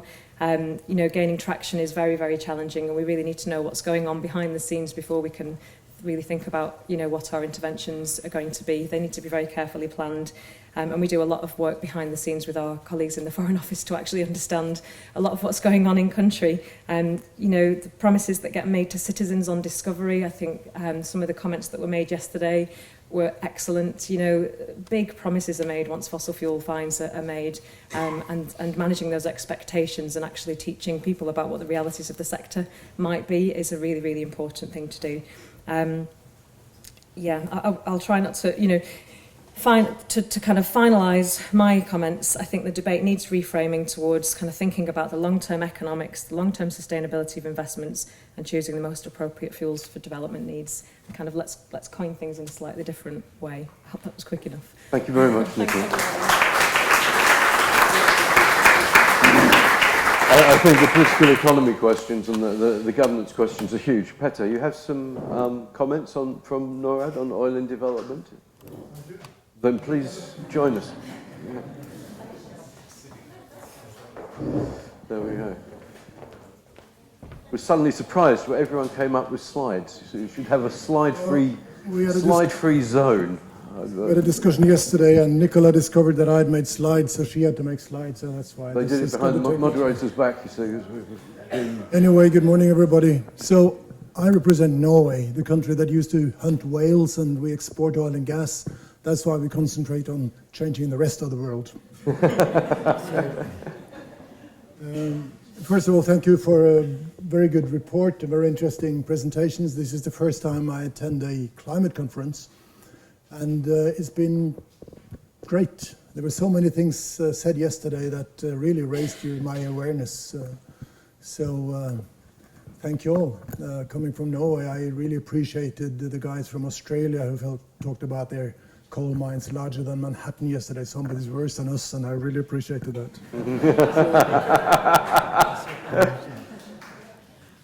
So anyway, I'm going to talk about the Oil for Development program, since we actually mentioned in the report from Chatham House. And I want to put a few things straight, explain what the Oil for Development program is about. The question we're faced with, I think, listening to the discussion yesterday, is we're cooperating, I'm going to come back to this, but we're cooperating with 12 to 14 countries around the world, developing countries. And the question we're faced with is, these countries, our partner countries, will they be stuck with stranded assets? And I think the most interesting question, as far as what I'm concerned, is who shall be in a position to sell the last cubic foot of gas or the last barrel of oil. Should it come from the Barents Sea or should it come from Tanzania, for example? So anyway, Oil for Development, we started actually 40 years ago when countries approached Norway asking for assistance with governing their petroleum resources. We've been working with Mozambique for more than 35 years, doing capacity building and helping them all along the way, and we're still there and they still need assistance. I think it's important to emphasize that the program is recipient driven. It's based on requests coming from countries, formal requests from countries coming to Norway asking for assistance. We don't promote extractive-led growth, which is actually mentioned in the report. I think that's quite important. The program, and I think I included this slide because I think it's important as well. This is how the program is governed on the Norwegian side. It's actually owned by a set of ministries. We have the Ministry of Oil and Energy, of Petroleum and Energy. We have the Ministry of Climate and Environment owning the program as well, influencing the decisions and the strategic direction of the program. The Ministry of Finance, the Ministry of Transport, Ministry of Labour and Social Affairs. We cooperate closely with the Auditor General in Norway. They also have programs in more or less in the same countries as we do, with the Auditor Generals in the countries. We coordinate with the EITI. We have just signed an agreement with UNEP, UNEP, on climate and environment issues. We expect to be working closely with them. But my point here is that there is a checks and balances in the internal governance of our system, of the program.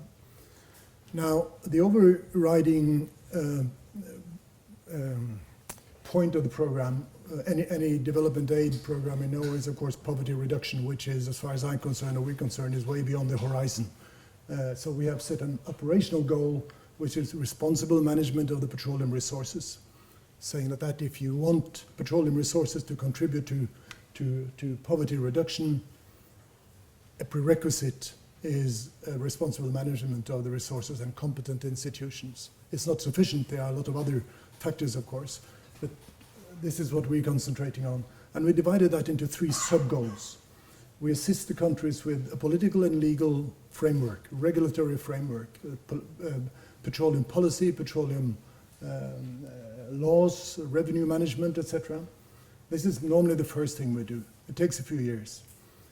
And then we have that the ones that are going to govern the resources need to be competent. And that's a long-term thing. And it's based on institutional cooperation between Norwegian civil servants working together side by side with civil servants from Ghana, from Mozambique, from Tanzania, from Lebanon, in a twinning type arrangement, which builds mutual respect and good cooperation. That's the foundation of the whole thing.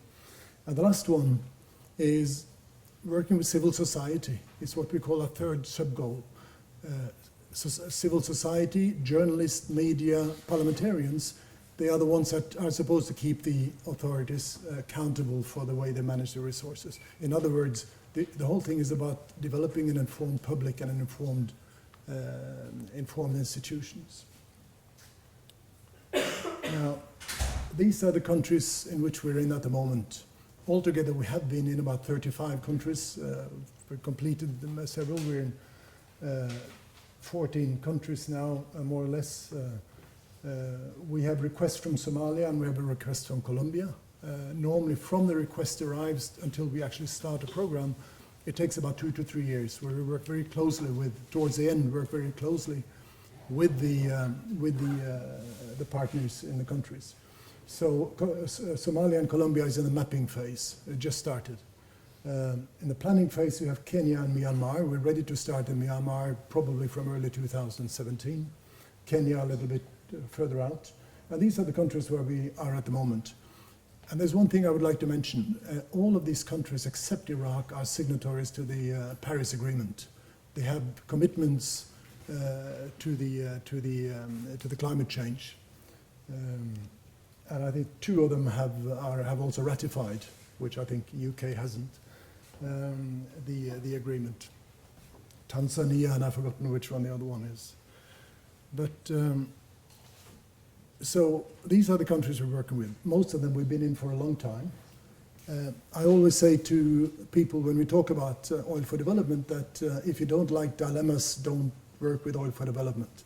We're faced with dilemmas absolutely all the time.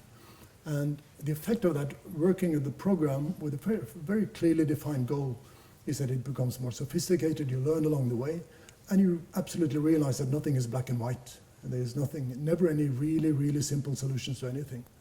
So there is an ongoing debate in the first slide I showed with all the institutions involved, on what is the right thing to do. I mean, it's all from unsavory political decisions or political situations in countries to, as we talked about, climate issues and environment. But I would like to say, referring to some of the things that were said yesterday, if we hadn't had an oil for development program, the situation around Lake Albert would have been a lot worse than it is now. I think it's a world-class exploration going on in western Uganda. I think the risk for the Ghanaian fisheries would have been much worse if we hadn't been involved. Basically, it's all about working on resource management, environmental management, revenue management, and health, safety, and environment. So it's a very comprehensive program, and I think basically you're lifting the competency up, or raising the competency in the organization with whom we're working. And it's all about enabling them to make informed decisions. So as to the questions about, I finished now. I have so many important points to say. Yeah. But anyway, the thing that there is a conflict between what we're doing and the green growth or the green shift, I disagree with. So we have a slight disagreement on that. I think you have to do both. The world is a complex system, and step changes and abrupt changes, I don't believe in them. You have to do both, and we do both. Other parts of Norwegian Development Aid works on hydroelectric power and things like that. So, I have so much more to say, but I feel the nervousness on the left-hand side here. So. I'm not nervous, but we can go. Thank you. It's okay.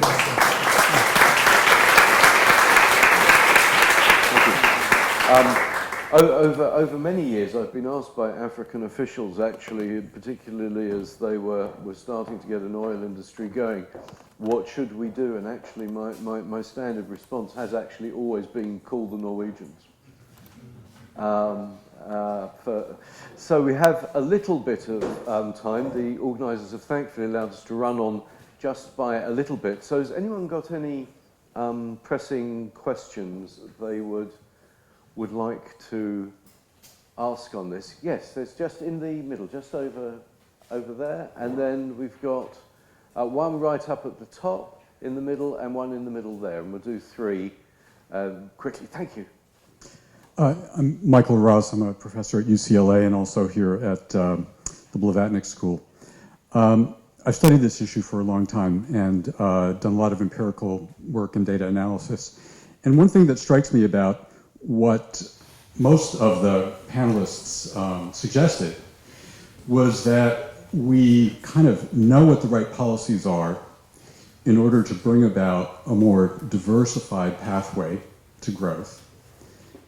And that the problem really is sort of helping persuade the governments of these countries to adopt those right policies. And I'm truly not sure that we do. This is an extremely rare event to see a country move towards this more diversified pathway. I think this was mentioned briefly in the Chatham House presentation that it's actually almost only been observed in the cases where countries are truly in the depletion phase. So I just wondered if any of you had anything that you could sort of say that would boost my confidence that, in fact, if countries adopt the right policies, they will indeed move towards greater economic diversification, less dependence on oil. Thank you. Is the next one just there? Yep. Sir. Thank you. Harold Winkler from the University of Cape Town.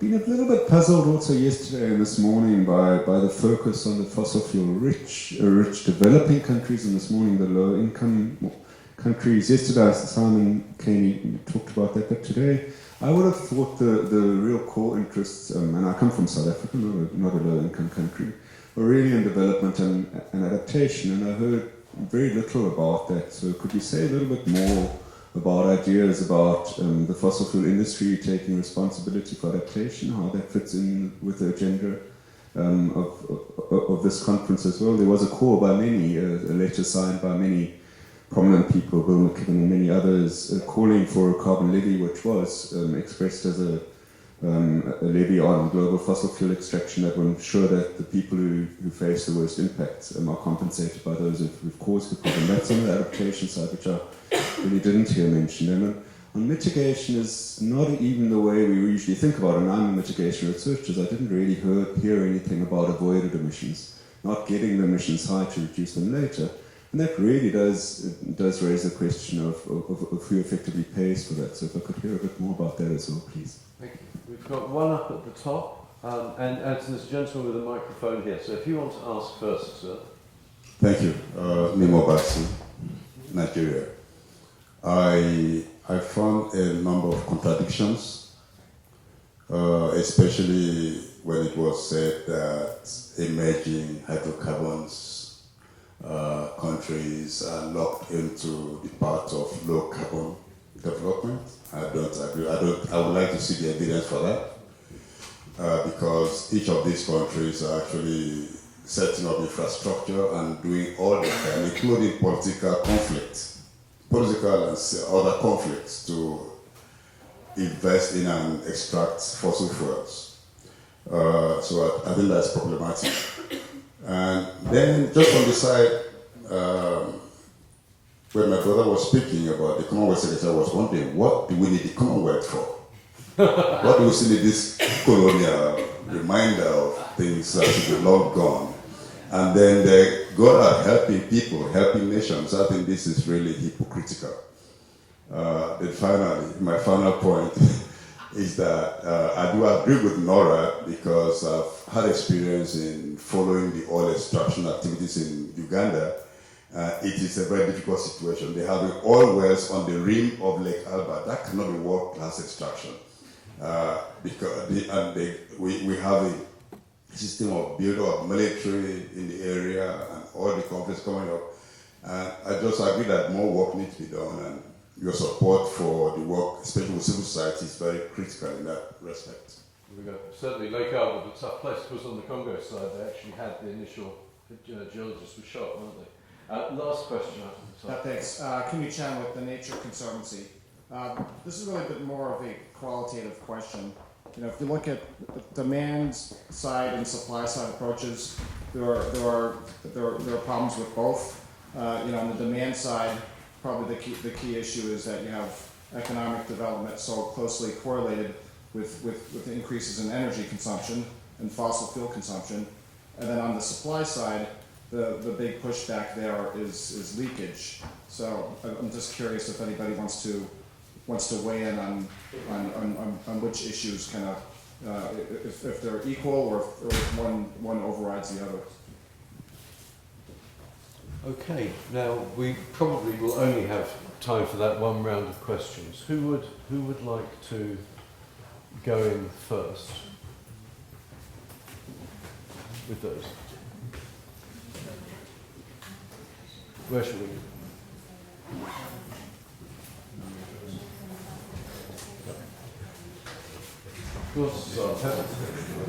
Okay, yes, let's go. Come, okay, there's no one. It's the whole thing. Okay, I will jump in, but I can. On the diversification question, it's a difficult one to answer, and I think I can probably say that I'm not going to be best placed to answer that. It's not an area that I work on in my portfolio, and so hopefully as we get down the line, we might have some additional comments to make on it. I just want to say that one of the comments that was made about the not believing that emerging hydrocarbon producers are also locked into low carbon development. I think that was a misunderstanding. It was probably my fault because I was rushing through my presentation so quickly. What I was trying to say is that countries which are demonstrating really significant ambitions towards low carbon development, of which we do work with quite a number of them, what we're concerned about is once fossil fuel fines are actually reported, that what will that do to disrupt that prior commitment towards low carbon development? It's likely that ambition towards low carbon development may actually be disrupted. So that's the concern, and I apologise if it was not communicated very well. And on the development and adaptation and fossil fuel industries taking responsibility for adaptation, again, I'm not best placed to comment on that, but I will say that we organised a round table with the private sector, with the oil and gas industry and coal industry, and also investors last year, where we discussed some of these challenges around unburnable carbon and what the appropriate response should be. DFID funded it, so we brought a low-income country perspective to that, and I must say that in our experience generally around the table, the actual operators were really sitting on their hands. They didn't really see what their role or responsibility could or should be in that space. The investors were very interested to think about, obviously, the question around unburnable carbon, and I think phase 2 of Chatham House's work is a roundtable with the investor community. That tends to be where we're getting more traction from my perspective, but I'm sure there are other players that can get more traction given their entry points are different to mine. I hope that helps. Thanks, Nicola. Maybe I'll actually respond to Peter's point about the usefulness of assistance from abroad, and we definitely think there's a role there because a lot of these resources will get developed anyway. I mean, the countries that we're talking about have choices in the market. They're not just there's not a decision to be made often on whether or not to extract it, so we think that ought to be better placed on the table. So in our experience, there is a role for giving assistance. It's just the questions of how to make sure that that is coordinated with the green growth goals. Okay, I'll just touch on a couple of the questions that were raised very quickly. Again, using the same excuse. Some of it is not my area of expertise, but I'll just speak on the basis of what our members are telling us. I guess I'll start from behind. The relevance of the Commonwealth is a fairly, perfectly relevant question to ask. It's one of the questions that we find asking ourselves also, but but here's the thing. We represent the interests of, I think it's 2.2 billion people, and a great proportion of them are desperately poor, don't have any voice at the table. So I think there's still room for an avenue for the articulation of the interests of these people. That's one. The other thing is, with the kind of structure that we've got at the organization, we insist on being driven by the interests of these member states. The relationship or the dynamics of the relationship is not such that we tell them what to do. There's a lot of advocacy that comes out, of course, and advice and suggestions based on expert advice, etc. But it's usually driven the other way around. So that keeps us, we tend to use the word trusted partner, and sometimes abuse it. But I've actually lived it in the 7 years that I've worked with the organization. There is that trust, especially with some of the really, really poor, small independent, small island development states, which constitute about a third of our membership. But we can debate that further during the break. On the other points that you raised concerning the contradictions, I think I do see a point in there. Because again, using Nigeria as an example, I looked at the data for power generation, and what shocked me was the exact volume of what's being generated is also constrained. And if you speak to a number of people in the ministry at the moment now, and say to them, what I did was I spoke to regulators and I asked, what licenses have you issued for power generation, and what fuel source are they looking at? And everyone's thinking gas, everyone's thinking fuel oil. So they're not necessarily thinking along the lines of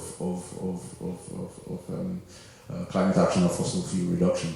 So there is and I think the presentation from Blaine and Sean touched on it, there's a regulatory question to answer here in terms of even how licenses are granted. On the diversification question, so we could be here all day. Well, I'll touch very quickly on the passing shots that was given from his presentation at the end of it. That conflict does need to exist. I think there is realistically you can only handle it on parallels. So what we try to do is again, I mentioned it earlier, I'll just reiterate, infuse some of this, and I'll give you a very practical example. When you get to the development phase and you're going through, you've submitted a development plan, one of the questions that we're trying to get our member states or our regulators to ask is to what extent the IOCs or the companies have incorporated a number of these factors into it as a condition for grants and licenses. Thank you. I think I've been told we've absolutely got to close down for coffee, but have you got an absolutely urgent thing to say? Yeah, just one comment in response to Michael's very, very good point.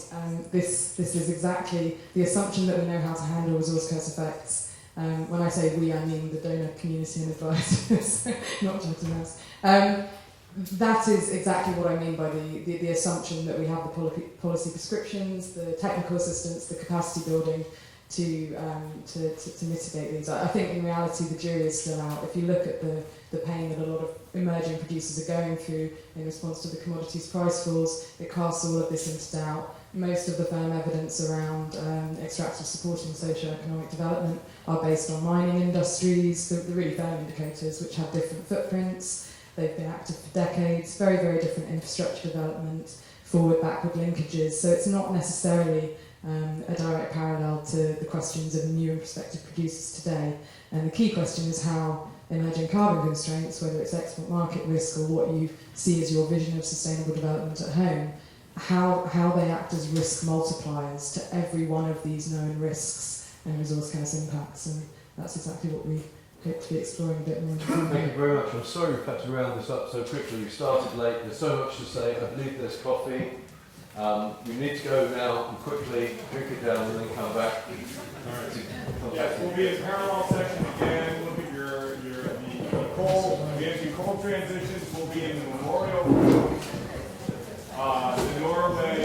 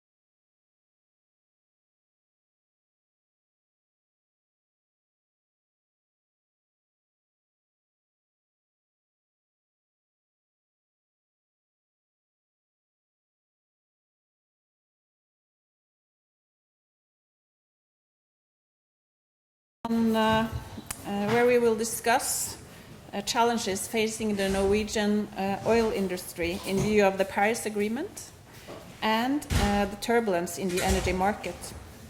So we have a very competent panel with us today to discuss these issues, and we have representatives from both the research community, the oil industry, and the financial market. First, I just wanted to set the stage very quickly for this topic. Norway has a paradoxical relationship with climate policy. On the one hand, Norway wants to contribute to a strong international climate agreement and has a very green profile internationally. But on the other hand, Norway's oil industry has grown enormously over the past couple of decades. So, some key facts on Norway's economic dependence on the oil industry. Oil's contribution to GDP is now at 20%. Direct and indirect jobs related to the oil sector are 300,000 out of 5 million citizens.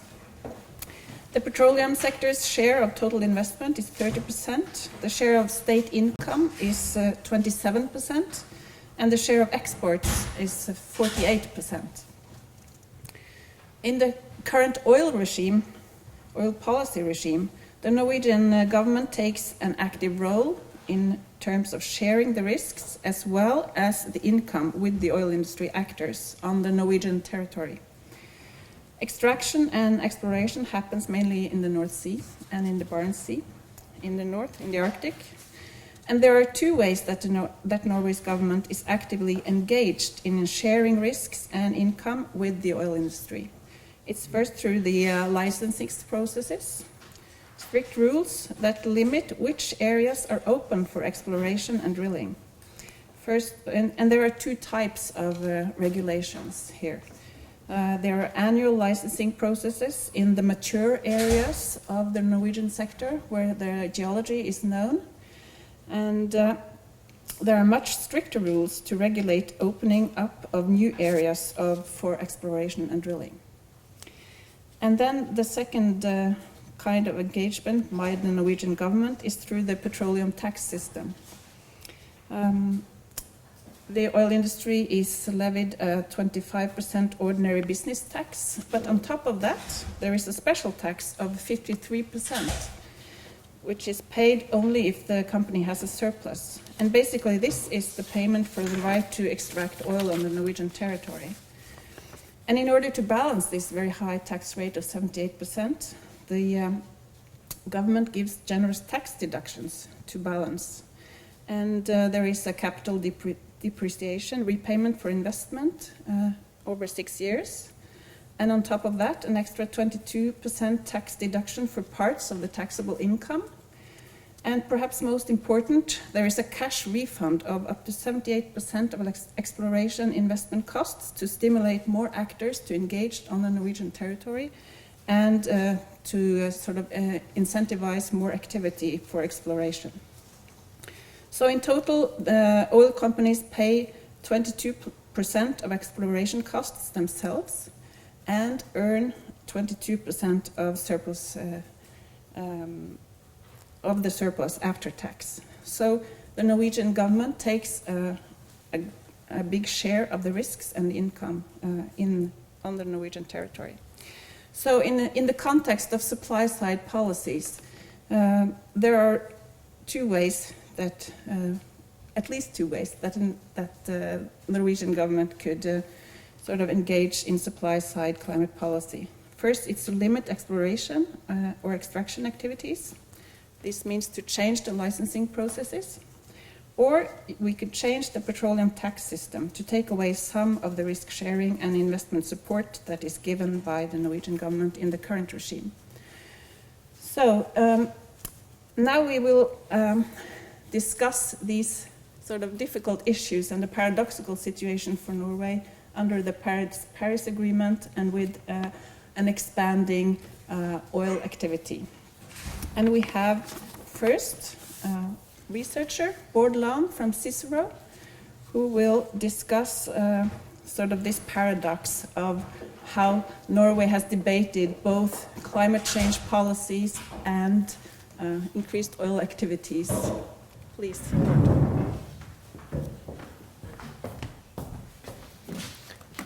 Thank you very much, Guri, and hello everyone. Yes, so this paradox of Norway as simultaneously being among the world's largest oil and gas exporters, which is extremely reliant on oil production, as Guri has mentioned, and on the other hand, aiming for this international position as a climate leader. I'm guessing that paradox is not the reason why some would want to call Norway, as we heard from in the previous panel.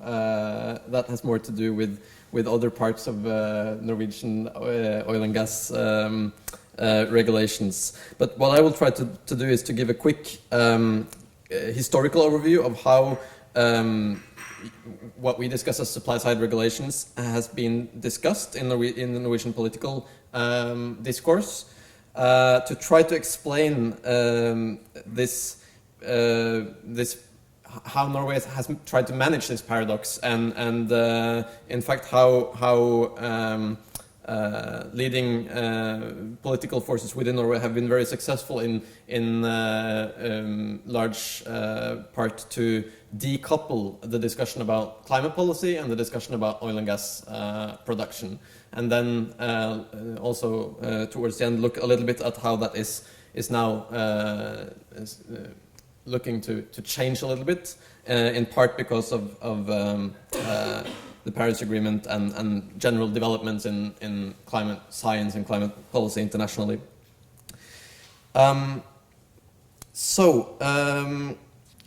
Oil and gas was discovered on the Norwegian continental shelf in the late 1960s, and in fact, at the early stages of the development of the Norwegian oil and gas industry throughout the 70s and most of the 80s, there was in fact quite a lot of discussion about how to retain political control with the pace of production, the level of investment in the sector, and to keep the production and the level of investments under control.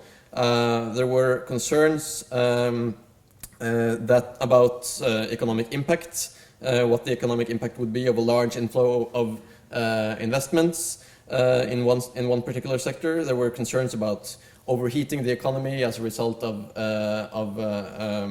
large new revenue streams. There were also concerns about the power that multinational oil companies would hold coming into a relatively small country with no prior experience with oil and gas industry.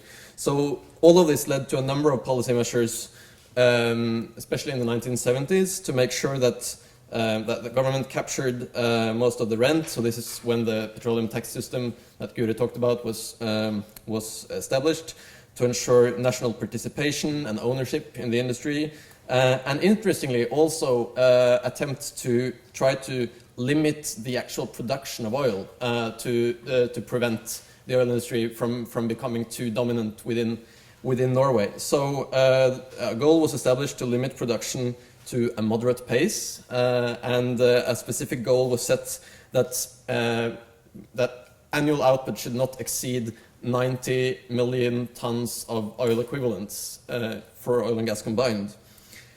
But this whole discussion was not connected to climate concerns that were not very well established politically in the 70s and 80s.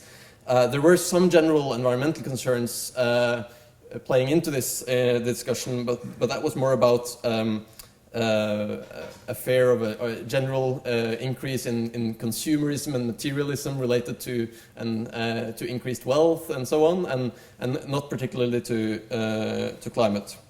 And then something I would say very remarkable happened towards the end of the 1980s and beginning of the 1990s, and two things happened pretty much simultaneously. And the one thing was that climate change became firmly established on the political agenda, and there was across the political spectrum there was it became very clear that there was a deep commitment for Norway to act as a leader on climate change, Gro Harlem Brundtland, the Norwegian Prime Minister, headed the Brundtland Commission on sustainable development and so on.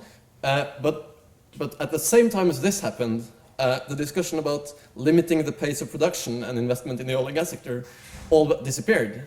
And the 90 million tons of oil equivalent of annual production ceiling that had been established a few years earlier was surpassed in 1988 without any real political debate. So the target was just left, and production skyrocketed, increased, almost tripled by the year 2000, and investment also started to grow very rapidly without any real discussion. So at the same time, we had this this commitment to climate change being established in the political discussion, and on the other hand, at the same time, we had this completely, complete. Well, I shouldn't say deregulation, but well, there were no more attempts to politically control the level of activity in the oil and gas sector. And I would highlight two important policy innovations that helped achieve this decoupling of the climate discussion and the discussion about oil and gas policy. And one was the sovereign wealth fund that was established to into which most of the, or almost all of the government revenue from oil and gas would flow.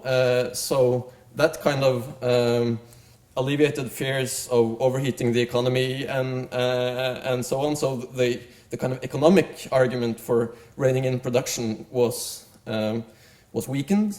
And the other thing that happened was, of course, the development of the international climate change regime, with a accounting system that is based on the demand side of fossil fuels, that is,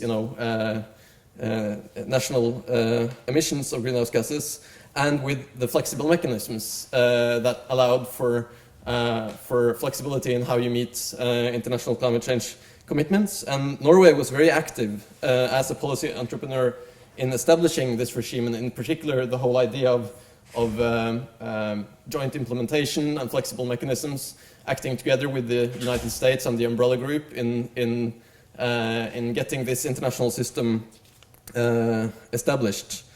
And this allowed for combining then relatively high ambitions in international climate policy with almost no real discussion about the level of oil and gas production, because targets could always be met by relying on flexible mechanisms.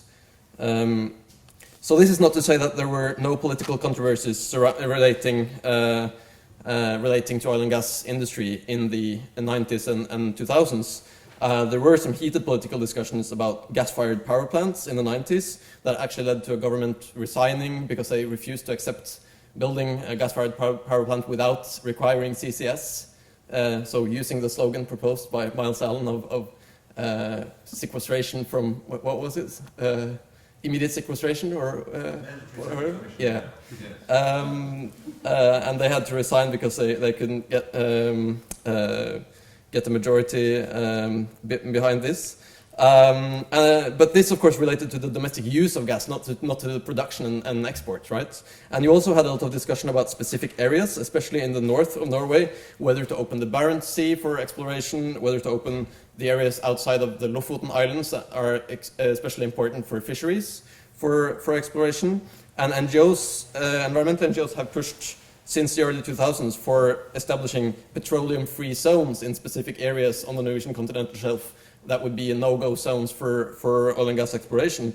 But mostly they didn't succeed in framing this as a climate issue. So it was mostly framed as, in terms of potential problems for fisheries that are important especially in northern Norway, and exposing fragile ecosystems to the risks of oil and gas production.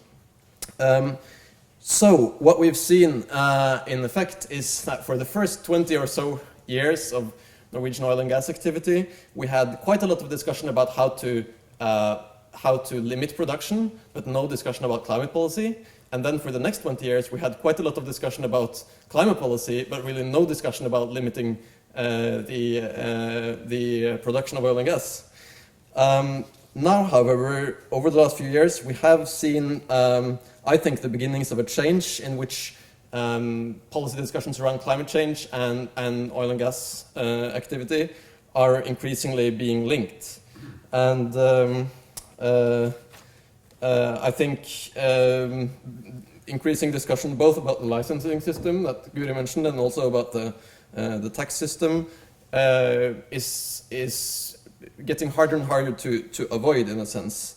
And this has to do, of course, with the fact that the international climate system doesn't look like what Norway helped establish with the Kyoto Protocol in the 90s.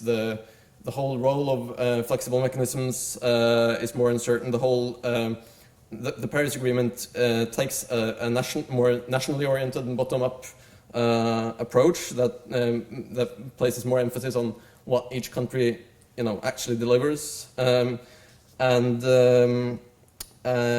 the other thing is the whole discussion about the carbon budget that kind of makes these links unavoidable in a way.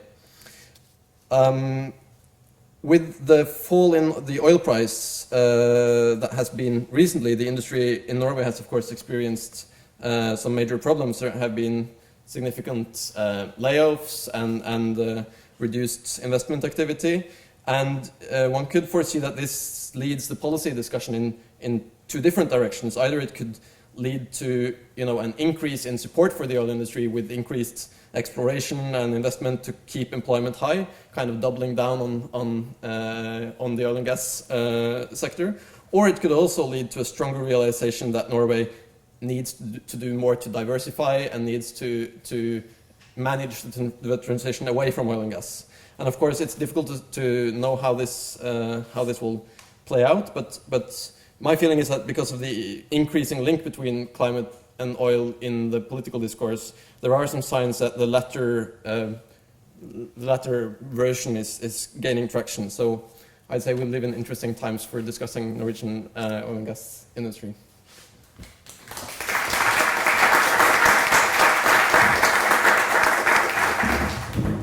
Thanks so much for that, Bård. Now we will proceed and hear from Arne Eik, which is a leading advisor in the Corporate Sustainability Unit in Statoil. Thank you very much, and thank you for coming. It's great to be here. I was not here yesterday because I was in Paris at the IEA workshop discussing the role of state-owned enterprises in the low-carbon energy transition. So that was interesting. I'm sure it's going to be interesting here today. A few words about Statoil at the beginning. So we are 66% owned by the Norwegian government, but we are listed at the stock exchange in Oslo and in New York. So in that sense, we are operating as a normal private company, having to take care of our shareholders like other companies have to do. So sometimes some question about whether you're a Norwegian oil and gas company that's directed by the Norwegian government or not. That's why I'm making that point. 20,000 employees operating in we have employees in around 35 countries, producing around 1.9 million barrels of oil equivalents per day. 60% of this is in Norway. We have a separate business area on renewables and new energy solutions. So I'll get back to that a bit later. So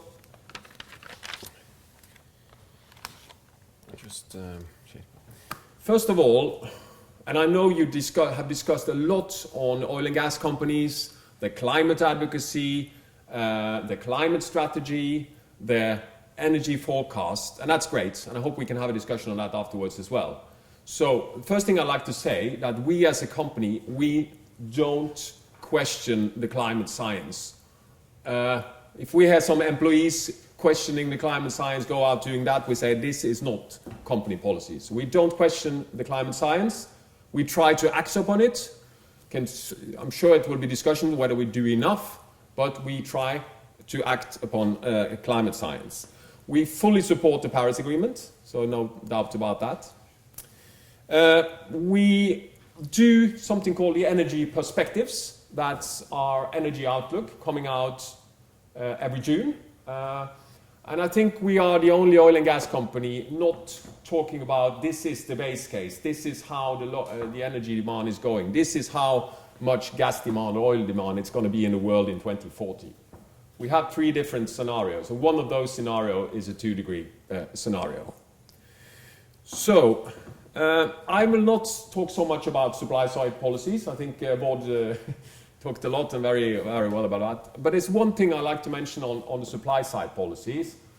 We have, as we've heard, different types of supply-side policies in Norway.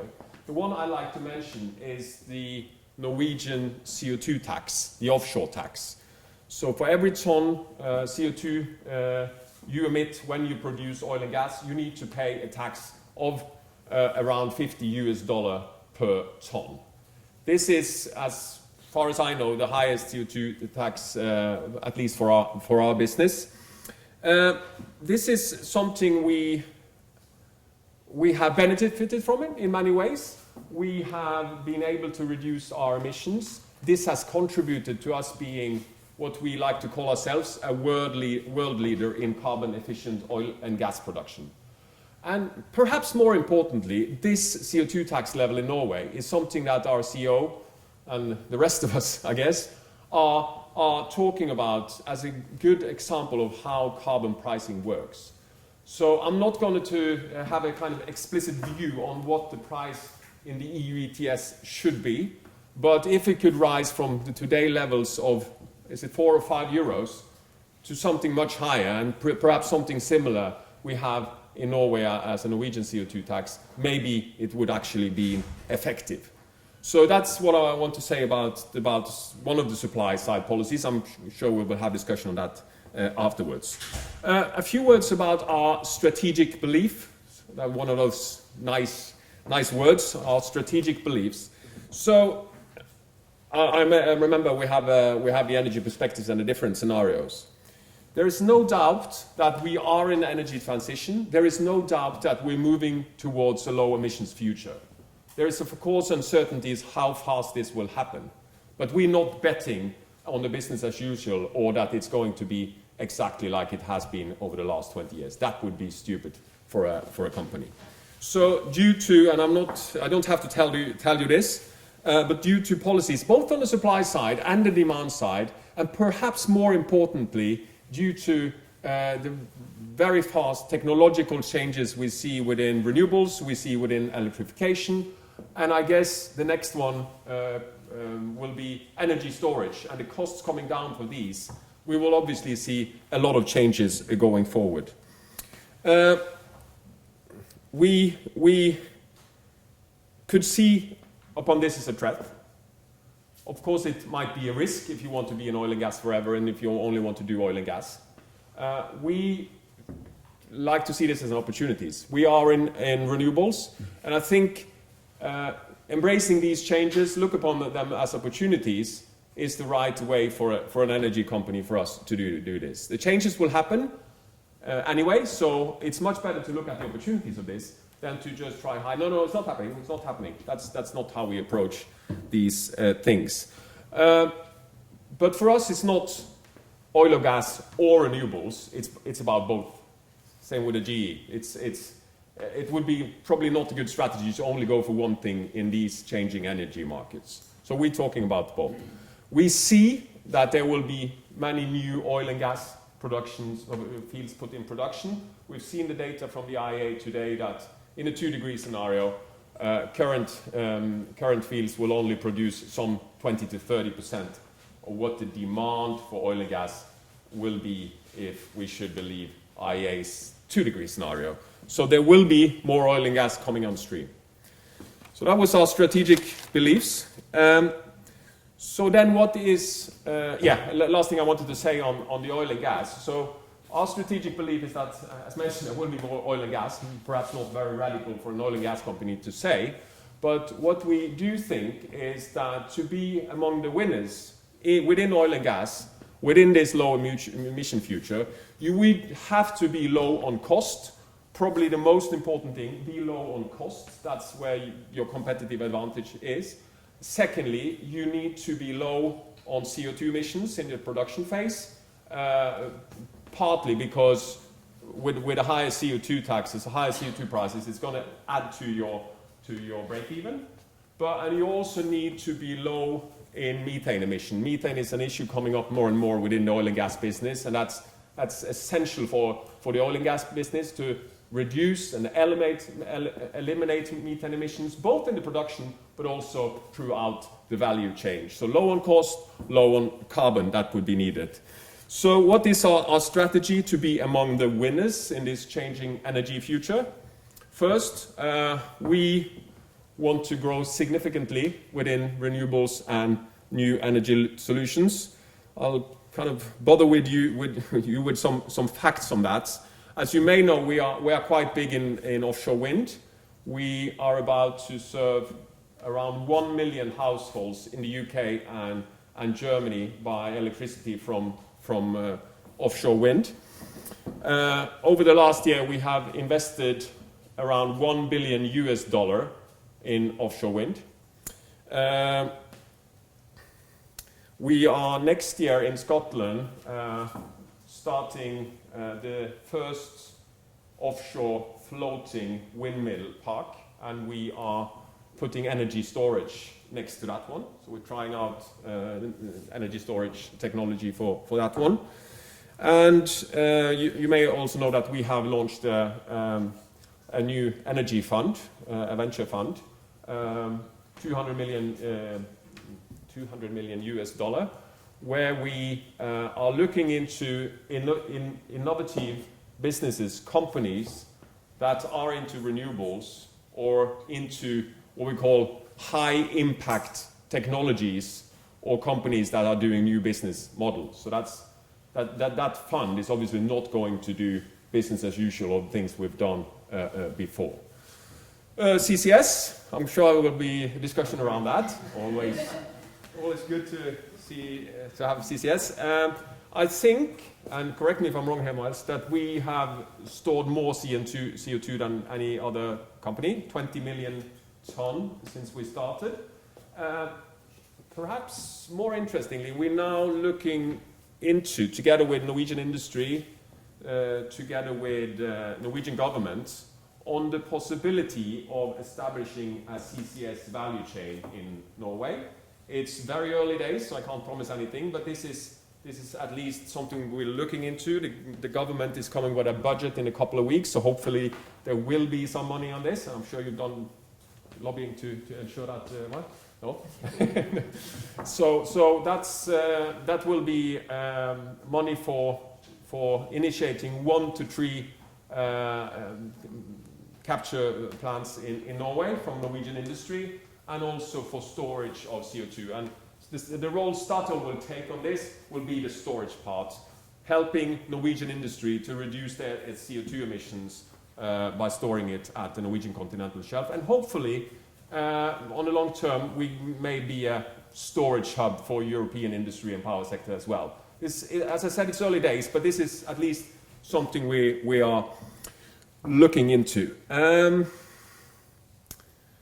So what the next thing, I think I've already said it at least once, and we will still be in the oil and gas business, but if we are to be among the winners, if we are to succeed in that, what is possibly a shrinking market, we have to be low on cost and we have to be low on carbon. And thirdly, and I think that is, and I think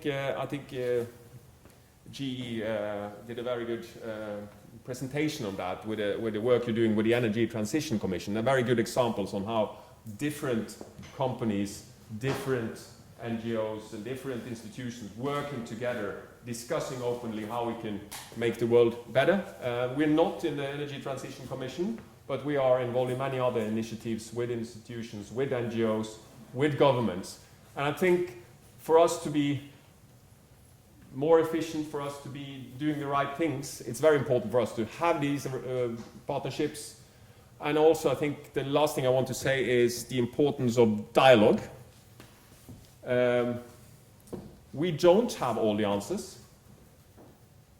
Is that the first time you hear an oil and gas company say that? We don't have all the answers. We have to talk with you, we have to talk to all other people, we have to learn. For example, let me give one example on who we're talking a lot to is the Carbon Tracker Initiative. They're doing some great analysis on this topic. And really be challenged, talk to others, get input, do partnerships. That's how we think we will be ready for the low emission future. Thank you.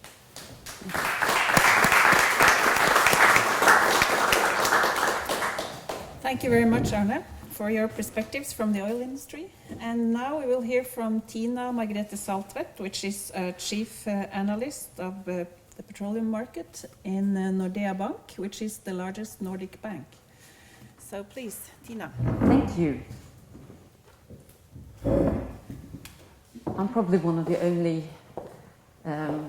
green oil analysts in Norway, at least. So let's start from that starting point. I'm going to talk about 3 different topics, and from a financial side. I'm going to talk about the changing business model for oil companies. Then I thought I'm going to touch upon the carbon risk transparency, and then at the very end, a bit about the Norwegian Oil Fund. Not much because I'm not a specialist, but I think it's important to mention because it's very big, and we're seeing some wishes from the Norwegian public as well, that how could we use this oil fund in a positive way to lead the green shift. We're not there yet, but it's starting to get more focused on what we should invest in for the future. So let's start with the changing business model, because there is a risk of stranded assets, of course, if the oil companies are not taking into account the changes in the fundamental which is going on in the oil market at the moment. Because there are big changes, both on the supply and demand side, which will completely change the competitive arena thereon. And of course, climate is one very important topic which the oil companies have to consider when they think about the future investments, and not at least also the investments and production possibilities. This also accounts for the Norwegian state, because as an oil producing country, you have to focus on how many new areas you want to open for future production. And of course that will hinge on how you see the market going on in the future. So what are the big changes in the oil market? Well, first of all, on the demand side, I think you're going to see rapid changes, much faster than maybe we have discussed so far. Because I think, for example, disruptive technology might actually change or moving us in the right direction of a greener energy circle than actually the politicians are able to do. Hopefully, both will help us to move to more greener energy. So that will have an influence on the demand side. What we didn't touch upon earlier today, and we talked about this rationality of oil companies and companies investing in the future. I'm not sure I totally agree about a rational company, because what we have seen so far, when oil prices move up till around $114 in 2014, we saw a lot of oil companies investing in a lot of fields around the world. Why do they actually invest? Because the old business idea was that oil is a scarce resource. So being able to buy up and hold a reserve means that even if it's not profitable today, it will be profitable going forward, because it's scarce and the oil demand will continue to increase into the long-term future. This business model, of course, I think is challenged now. First of all, because the rapid changes on the demand side, which I think is very important, but also changes we have seen on the supply side. And one thing is the shale oil production, because it's so flexible. So we have a bit more flexible production, meaning that the supply curve is starting, it's very steep, but it's starting to get a bit less steep. But what we haven't discussed is that the supply side in the oil market is very long term, except from the shale oil. Because when you start to invest, it takes approximately 7 years until the oil is out in the market, and then you produce between 30 and 50 years. Shale is different, but it's not that much shale compared to the total. What we see on the other side of the balance, you have the supply, but the demand side is much shorter. So it's a mismatch between the changes on the supply and the demand side, because demand changes faster. 55% of the oil we're using goes to transport. And since we haven't had much competition within the transportation sector up until now, of course, oil prices could move up for a very long time without seeing much of a reaction to the demand of oil. This, I think, is changing now. First of all, because of the changes in technology, disruptive technology coming into the market, but also because of climate policy. And this will mean that the very steep demand curve in the oil market as well is not going to be that steep any longer, because you get much more competition into the market. And what does that mean for the business model of an energy company?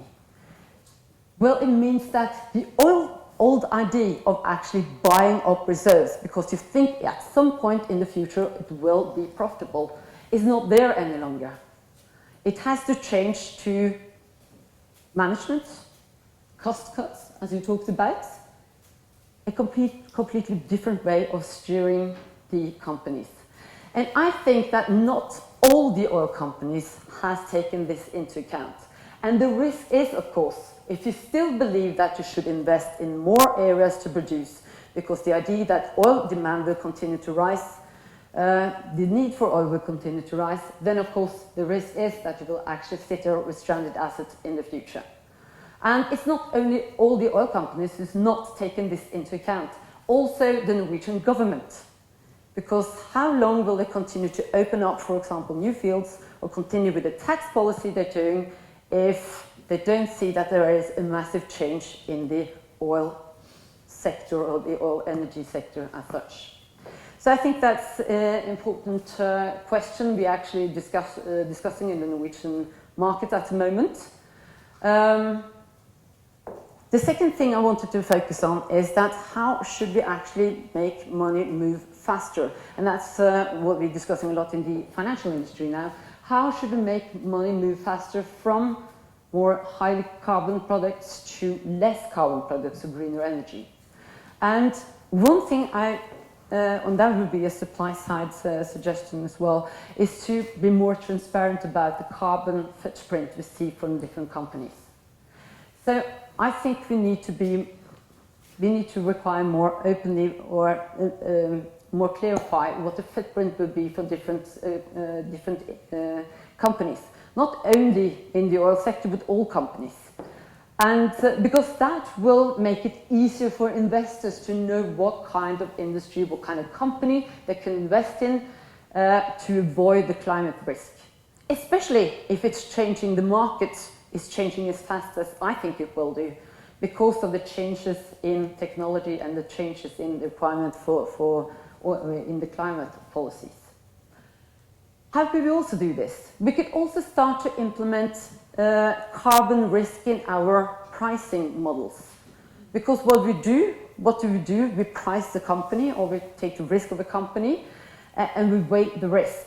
Today we have market risk, we have financial risk, which is in these, when we credit a company, or we credit a company. But then if we start to implement also the credit or the carbon risk into this weighting system, then it would be much more, or then we would take account of the carbon risk also when you evaluate a company, and when actually you see the total risk of a company. So we need to get that into the evaluation models, which we're not doing today. And it's not only for the oil companies and the fossil fuels companies we have to do this. Because we as a bank, of course, we lend a lot of money to oil, gas, not any longer coal industry, but we used to do that as well. Of course, when you're going to invest in either a bank or a company, a stock, you need to know what you're actually investing in. So I think better exposure or better transparency of the exposure for all companies is very important, because I think that will help to move money from high carbon to less carbon investment alternatives. And why I'm saying that? Because we already see that many of the clients want to have a green portfolio of two reasons. One, because they want to have, or they're actually told to have a part of green investments in the portfolio. But the second and most important one is that that's where the profitability is increasing. So in that kind of sense, I think it's very important that you do know your carbon risk for the investments you're doing in the future. So at the very end, I think I'm going to say a couple of words about the oil fund. It's the world's largest sovereign wealth fund. And I made a bit of calculation this morning, but it started out in around 1990. Then they decided to build this oil fund. And the purpose of this oil fund is to make more flexibility in the economy. If oil prices decline, for example, or you have a contraction in the economy, you should be able to use this backup or oil fund to try to stabilize the economy. And so we have done that as well. It's actually worked very well. During the financial crisis, for example, they started to use a bit more, not of the fund, but the yield of the fund to be able to support the economy in periods with higher risk. So that's a bit of the idea. So how big is the oil fund, and how did it start? Well, it started around 1990. They decided to build this oil fund. The first, the first transfer of money to the oil fund was in 1996, and then they transferred 4.5 billion pounds. Now, today, the oil fund, that's 20 years later, how big is the oil fund today? It's around 155 billion pounds.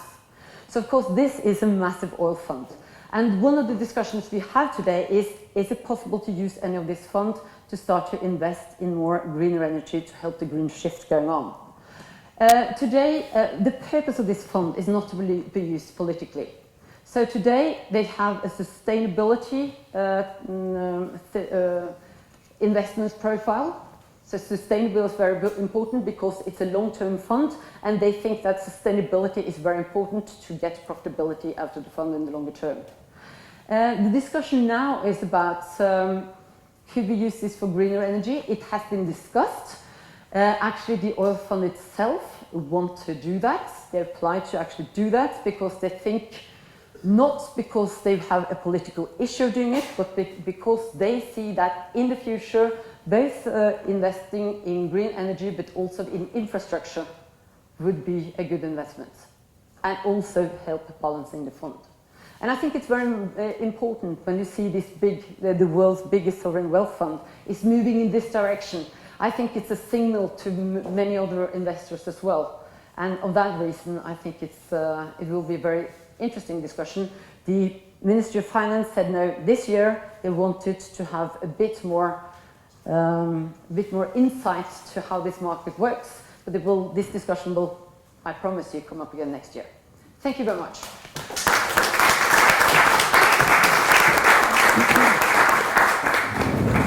Thank you very much, Tina. And going from the financial market perspectives, we're now going to listen to Ragnhild Frengdale, who is going to talk from the local perspective of the citizens of Northern Norway. So please, Ragnhild, you're a PhD scholar at the Scott Polar Research Institute at Cambridge University.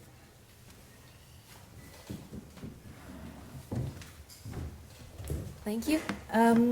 So I will be speaking mainly from a perspective of what is happening in the northern communities of Finnmark in northern Norway, which is where it's the shore of the Barents Sea, where the government currently has given away a new licensing round for developing new petroleum fields. So this is the emerging petroleum province of Norway and the future perspectives. And to emphasize the importance of this province to northern Norway, in the Arctic strategy of Norway, our foreign minister, Børge Brende, has explicitly said that the government will target its efforts towards industries which has growth potentials.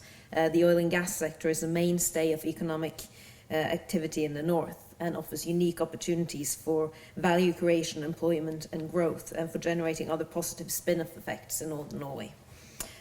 He's also linked this to, in the same publication, to melting ice making the more accessible Arctic being an opportunity to provide the rest of the world with its need for energy, and large estimates of oil and gas can create values, and that gas can be a transition. So a lot of this rhetoric runs around the reasoning behind an explicit move towards the Barents Sea. But from a community perspective, or from the municipalities of the north, it's not immediately clear that what is in the interest of the oil and gas company or of the Norwegian government is actually in the interest of the local communities. And that comes a lot down to infrastructure, development and jobs. The current oil fields in operation in the Barents Sea are located outside of Hammerfest, which is a city with about 10,000 citizens, and an oil and gas sector that now employs over 1,000 people, but which only 10-15 years ago had a totally different economy. It's also the only part of the northern Norway that's seen that kind of growth around the petroleum resources. But to put things a little bit into perspective, Finnmark, which is northern Norway's northernmost region, has 75,000 people living in it, in an area of about 48,000 square kilometers. When we are talking about the oil industry moving into this area, we're not talking about just extending a cable from Stavanger up to the next oil field. We're talking about 1,500 kilometers in air distance between Stavanger and Hammerfest. And we are talking about a place where there is currently very little infrastructure in the electricity net and elsewhere to actually support the kind of growth that is there.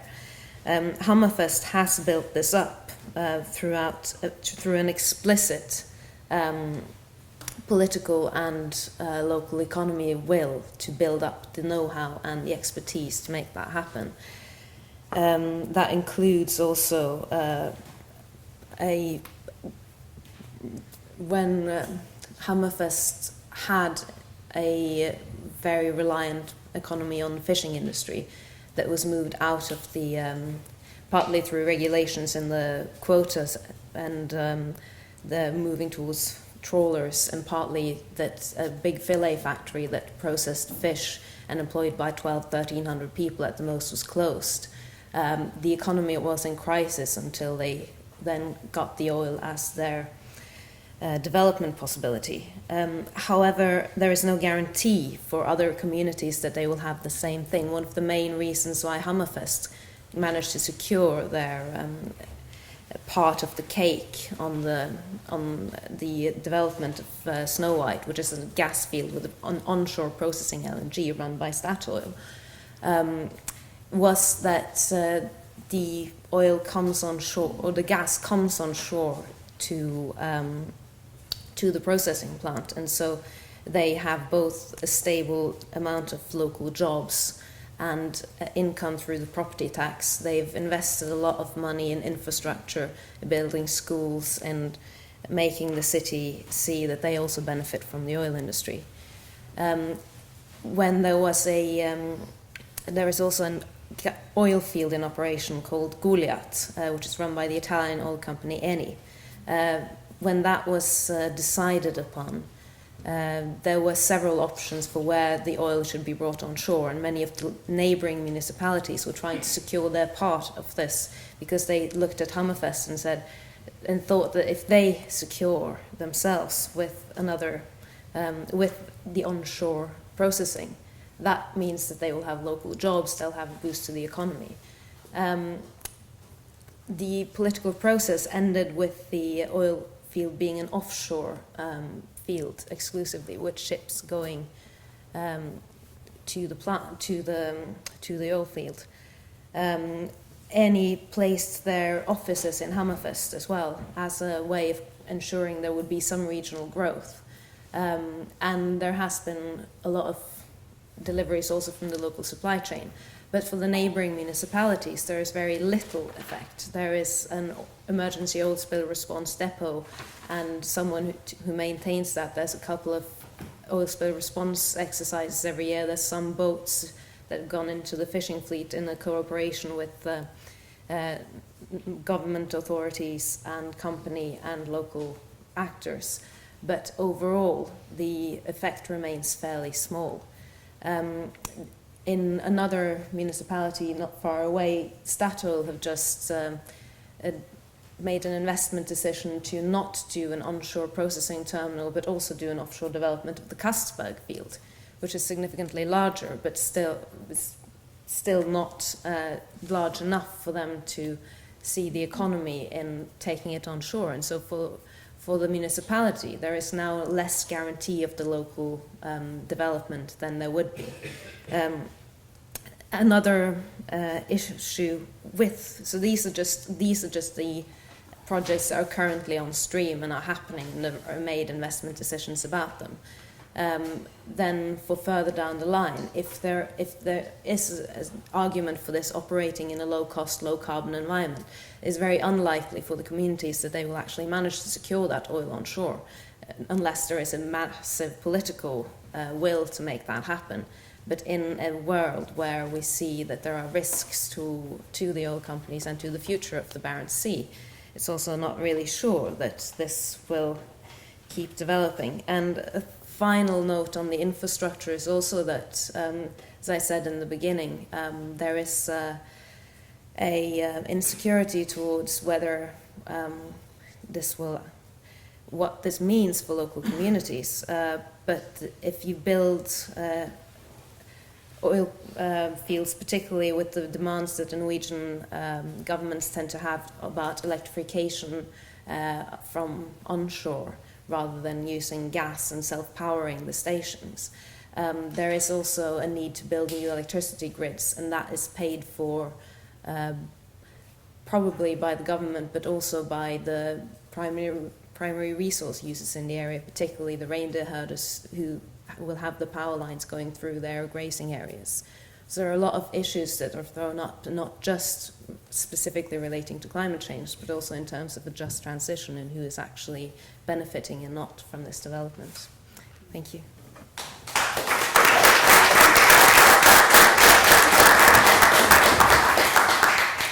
Thank you very much to all of the panelists. And I think we have about 20 minutes for a discussion now, so I will open up for questions from the audience. So we have one there. You're one, and you're two, and you're three. Thank you for all those presentations. And I'm glad to see that Statoil was an early leader in recognizing climate change and climate science. So thank you for that leadership, Arne, and others. My question for you, Arne, is you say you fully support the Paris Agreement, and I'm wondering what kind of assessments you're doing in order to assure that that is happening, and when you expect peak oil and gas production to happen, if that's being modeled, and if there is a conflict between the investments in additional oil and gas development in Norway as well as internationally in terms of increasing production in Norway and elsewhere versus reducing total oil and gas production. And one quick question to Bård also about the petroleum-free zones. Is the idea to also exclude horizontal drilling under the petroleum-free zones, or is it only surface activities we're talking about. Oh, and my name is Richard Hebe with Climate Accountability Institute. Thank you. Yeah, thanks. Great if you can introduce yourselves. So. Hi, I'm Megan Darby from Climate Home. I also have a question for Arne. We heard yesterday Paul Ekins presenting his unburnable carbon analysis, and one of the things he said was, if any country doesn't need to produce its fossil fuels, it's Norway. So I'd like to get your response to that. And also NGOs making this point rather more forcefully. I understand they're planning a legal action against the government, saying that the government should not be putting these Arctic blocks up for licence. And I'm kind of interested in anybody's comment, on the panel's comments on that. There was one here on the front.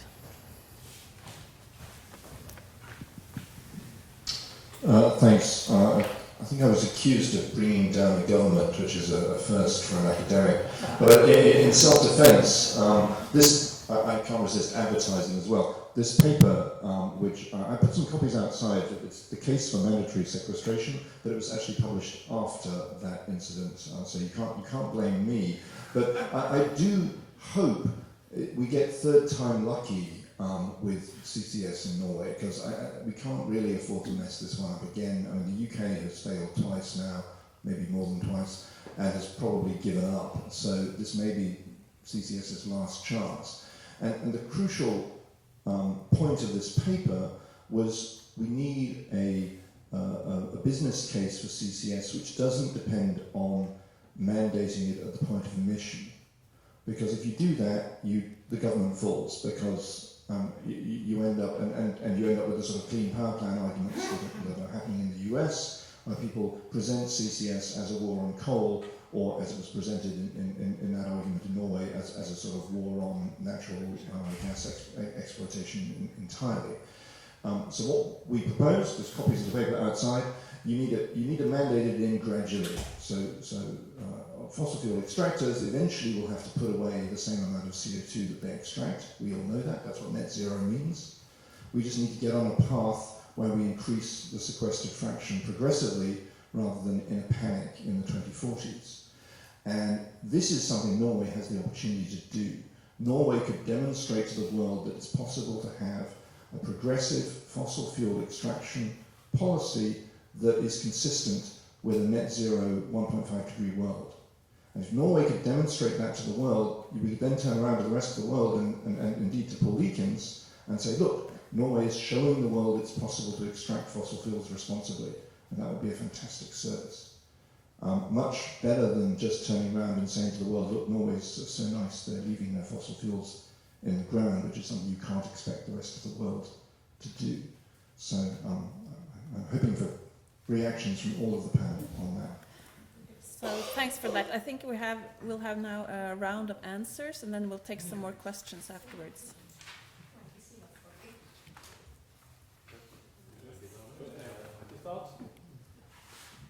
Yes. Thank you. Great questions. So how do we, as mentioned, we fully support the Paris Agreement, and how do we make sure that we actually follow that in practice in our investment decisions? So we tend to see the Paris Agreement and the ambitions in the Paris Agreement in terms of a carbon budget, like many of you are doing. I think that's a very useful way of looking upon this. When you're discussing the carbon budget, it can be seen from a kind of how much you as a company can morally produce of the total budget, and or it could be seen from a perspective where only the most cost-efficient, profitable projects will go on, which is the latter. It's more the carbon tracker perspective. I find or both of them very interesting. If you look at our reserves, we have enough reserves to produce for around 8 more years, proven reserves. Whereas, for example, Saudi Arabia, Venezuela and Canada, as we've seen earlier today, they would have reserves for many decades. So it's not so that Statoil as a company will kind of overshoot the carbon budget by ourselves. So that's kind of a call it a moral calculations. But I think this is a kind of a theoretical way of looking at it. I think in a low carbon future, when the Paris Agreement is implemented, that might hit on the demand for oil and gas, which again might hit the prices. So it will be those being able to produce most carbon and cost efficient that would be within that budget. And what do we do with that? We are doing a portfolio resilience of our portfolio. So in our last sustainability report, we assessed how much a 2-degree scenario would impact on the net present value of our portfolio, and we found that it will be some 5% lower than it would be in a new policy scenario. And I think this is exactly the kind of information the investors and banks would need to have, and this is something we welcome as well, more climate and carbon transparency. I think this discussion on whether Norway or others should produce the oil and gas, it's probably better to ask the Norwegian government about their view on that. But I think if we are to have that kind of division, how would we do that in practice? How could we agree on the UN level, now it's your turn to produce and not your turn because you have so much money and you have produced for so many years, so you better stop now, it's another country. It's challenging, and that's why I think we will still see most policies on the demand side. It will be really emission performance standards for car, it will be development, technological developments who really will decide the demand for oil and gas and who would be able to produce. And if you have only high cost barrels, you would probably lose that competition, and that's I guess how it is, and it remains to be seen how good we will be in Norway on that going forward. So that would be my answer to that one. I completely agree with you on the CCS, third time lucky. We will do our best, but I want to say there is that we look upon this as an opportunity, but we also need to make some money on it. So it's a public partnership thing. We're not saying that we need to extremely high rate of return, but we won't do this unless we see a good also economical reason for doing it. So we need some short answers too, to have a new round of questions afterwards. So short answer first to Richard on the petroleum-free zones. Well, so the idea that has been put forward is that all types of oil and gas activity, whether exploration or production, should be banned, including the horizontal drilling. So the horizontal drilling is well, I guess mostly something that has been discussed with regards to the potential opening of the areas outside of the Lofoten Islands, where the continental shelf is very narrow, so the distance to land is not very long, and you can potentially do this horizontal drilling and then have the production facilities onshore. What that would mean, though, is that while it would decrease the risk of oil spills in relation to the production facility, it would also mean that all the transport would have to go, into the shoreline, and so the risk related to transport would increase. And for the fisheries communities who also oppose opening these areas to oil and gas exploration, the whole exploration phase, and especially this seismic exploration is also an extremely important part of why they oppose it. So it's not really something that has been, within the policy discussion has contributed to a lot of progress on that issue. on the lawsuit, very quickly, yes, there are environmental NGOs considering a lawsuit, not specifically in relation to Arctic activity, but in order to challenge the new licensing round that has been announced by the government to award new licenses on the Norwegian continental shelf generally. It remains to be seen whether that will go forward. There has been some talk about this for a few years. The lawsuit is based on a constitutional clause about the government's responsibility to protect the environment for future generations, and it's very unusual in the Norwegian context to bring a case to the court on the basis of a constitutional claim, because that's really not part of the legal tradition in a way, but it remains to be seen how that will move forward. And then finally, just a quick comment on the mandatory sequestration. I think we can agree that you're off the hook with regards to the government resigning in 2000. But I do think that the Norwegian case is interesting, even though it's not directly, it's related to the use of gas rather than production, but so because the Norwegian environmental NGO community has differed somewhat from NGOs elsewhere in that they've taken a fairly pragmatic view on CCS for quite some time, and they have consistently, ever since the late 90s, been arguing for mandatory sequestration, if you will. Either, there's been some kind of constructive ambiguity there, because for parts of the environmental movement that has been about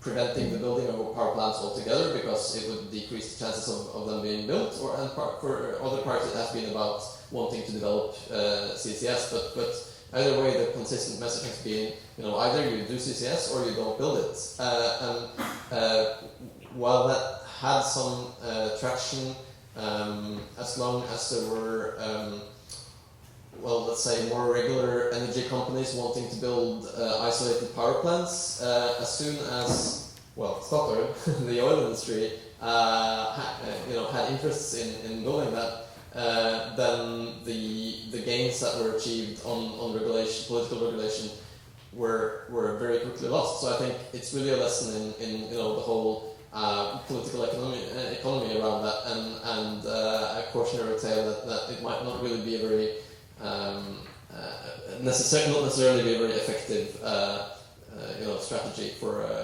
the environmental movement. But that's maybe a bigger discussion. So I think we're going to have a round of the questions now, and then I will give Rami and Tina the microphone.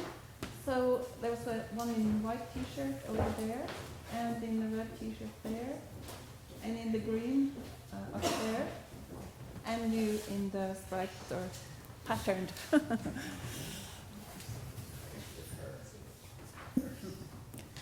Well, I thank you, friends. Support running from Canada. I'm trying to understand the regulatory environment so I can understand comparisons, and I'm a little bit confused. So there was a lot of numbers there on the taxes.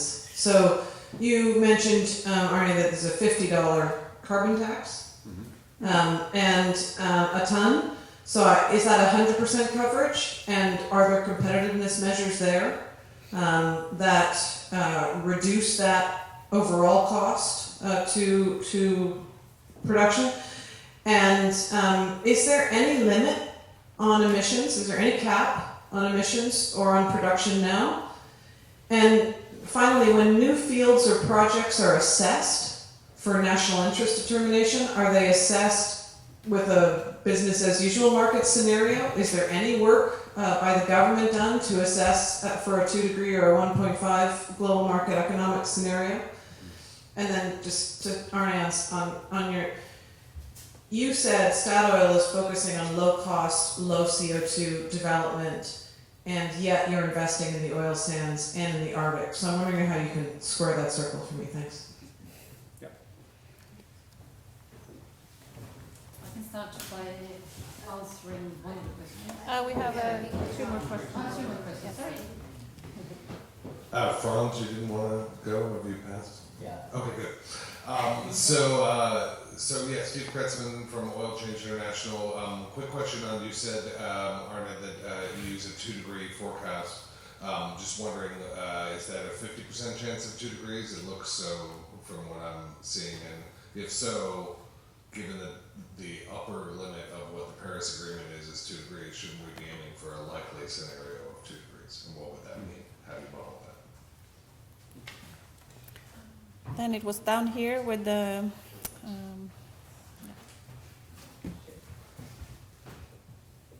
Hi, Sheila Whitley with the Overseas Development Institute. I was really excited to hear that the IEA is looking at this question of state-owned enterprise, the role of state-owned enterprise in the low-carbon transition, particularly because from estimates that I've seen, 70% of oil, gas, and coal production, including fossil fuel-fired power, is state-owned. And it's really a topic that's significantly overlooked. Obviously, the divestment movement touches on some of that, where these state-owned enterprises are publicly listed, but it's a real whole, and we look at state-owned enterprise investment in terms of the G20, it's $244 billion a year in fossil fuel production. So what I'm wondering is, if we're thinking more optimistically, what could be the role of state-owned enterprise in the transition, and do you see potentially state-owned enterprises having an advantage in the transition, in navigating the transition, because of the ability to work with governments on kind of longer, louder signals?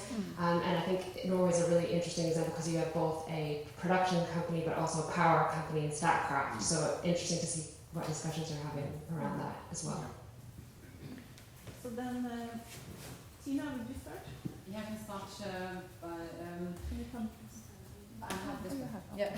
Sorry. I can start by saying that the government or the Ministry of Oil and Energy they're making this kind of scenario analysis. Of course, because Norway is part of the Paris Agreement as well, they do make this analysis with a 2-degree scenario. But I still think the difficulty is that when you're actually going to put this out in operation, it's more difficult because the politicians are just sitting there for 4 years. And I'm not sure it actually works from paper till real life. Because as I talked about, you have to look at the business model in a completely new way. And I'm not sure if actually the politicians really want to take this into account yet, because it's an election next year. The oil industry is quite powerful. It has accounted for a lot of investments, for the economy, and also for a lot of workers. So in that kind of sense, I think it's not necessarily the companies, but it's also the politicians who are afraid to do that decision, because it's a harsh decision. But otherwise, we might end up with stranded assets, because then it's no doubt that Norway doesn't have the cheapest oil to produce in the world. But the government produces the analysis, and Yeah. is it available, publicly available? Not on a field-by-field basis, though, right? I mean, on a field-by-field basis, the decision is made based on, whether it's deemed commercially viable, then it's Based on business as usual. yeah. So basically for decisions for developing each field, that's a decision. The risk there is assessed by the companies basically, and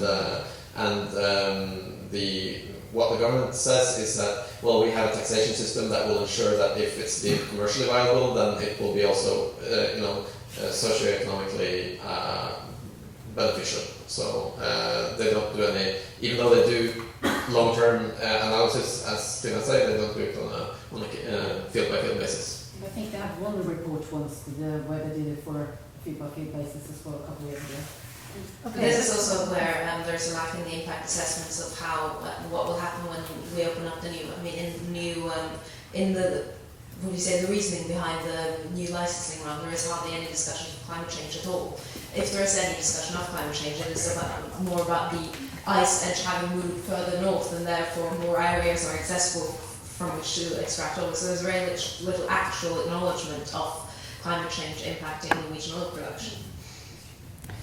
So I think we're going to give... And if I can also add, there was also by the local business actors and municipal people in 2013 in Finnmark, they had 4 wild cards that might influence. They had kind of development scenarios where all 4 of them included some level of petroleum development and varying degrees of local involvement. in none of they had 4 wild cards, including an atom bomb making Finnmark uninhabitable and international regulations making petroleum extraction in northern Norway impossible. And that was a wild card and not something they actually considered in any of the scenarios 3 years ago. So there is kind of, yeah. So we're going to give Arne a chance to answer very shortly. One 30 minute. seconds. 30 seconds. Oil Sand Arctic, we are involved in a very tiny oil sand project. We have no plans to do more on oil sands. On Arctic, we will not invest in projects if they are too costly. So it has to be low on cost. And also we have requirements when it comes to carbon intensity for those. On 2-degree forecast, so what we're doing is basically we take the IEA forecast, and to my understanding that's the 50% of achieving. If IEA, or maybe we should say when IEA, go into 1.5 degree forecast, we would need to look into that. But I can't tell you now whether we will change or not. Advantage of state-owned enterprises, clearly.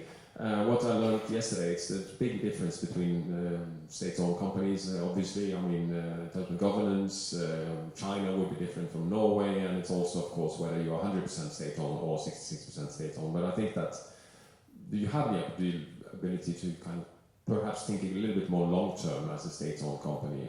But I'm happy to discuss that more with you. So, yes, thank you very much. And now we're going for lunch. We're already 15 minutes late, so please go to the lunchroom. So let me just thank Guri for organizing such a great, terrific session. We're going to start at 2:30, so we have 75 minutes for lunch, a little more time than we had before, so it's good. 2:30 sharp start here if you want to continue the conversation.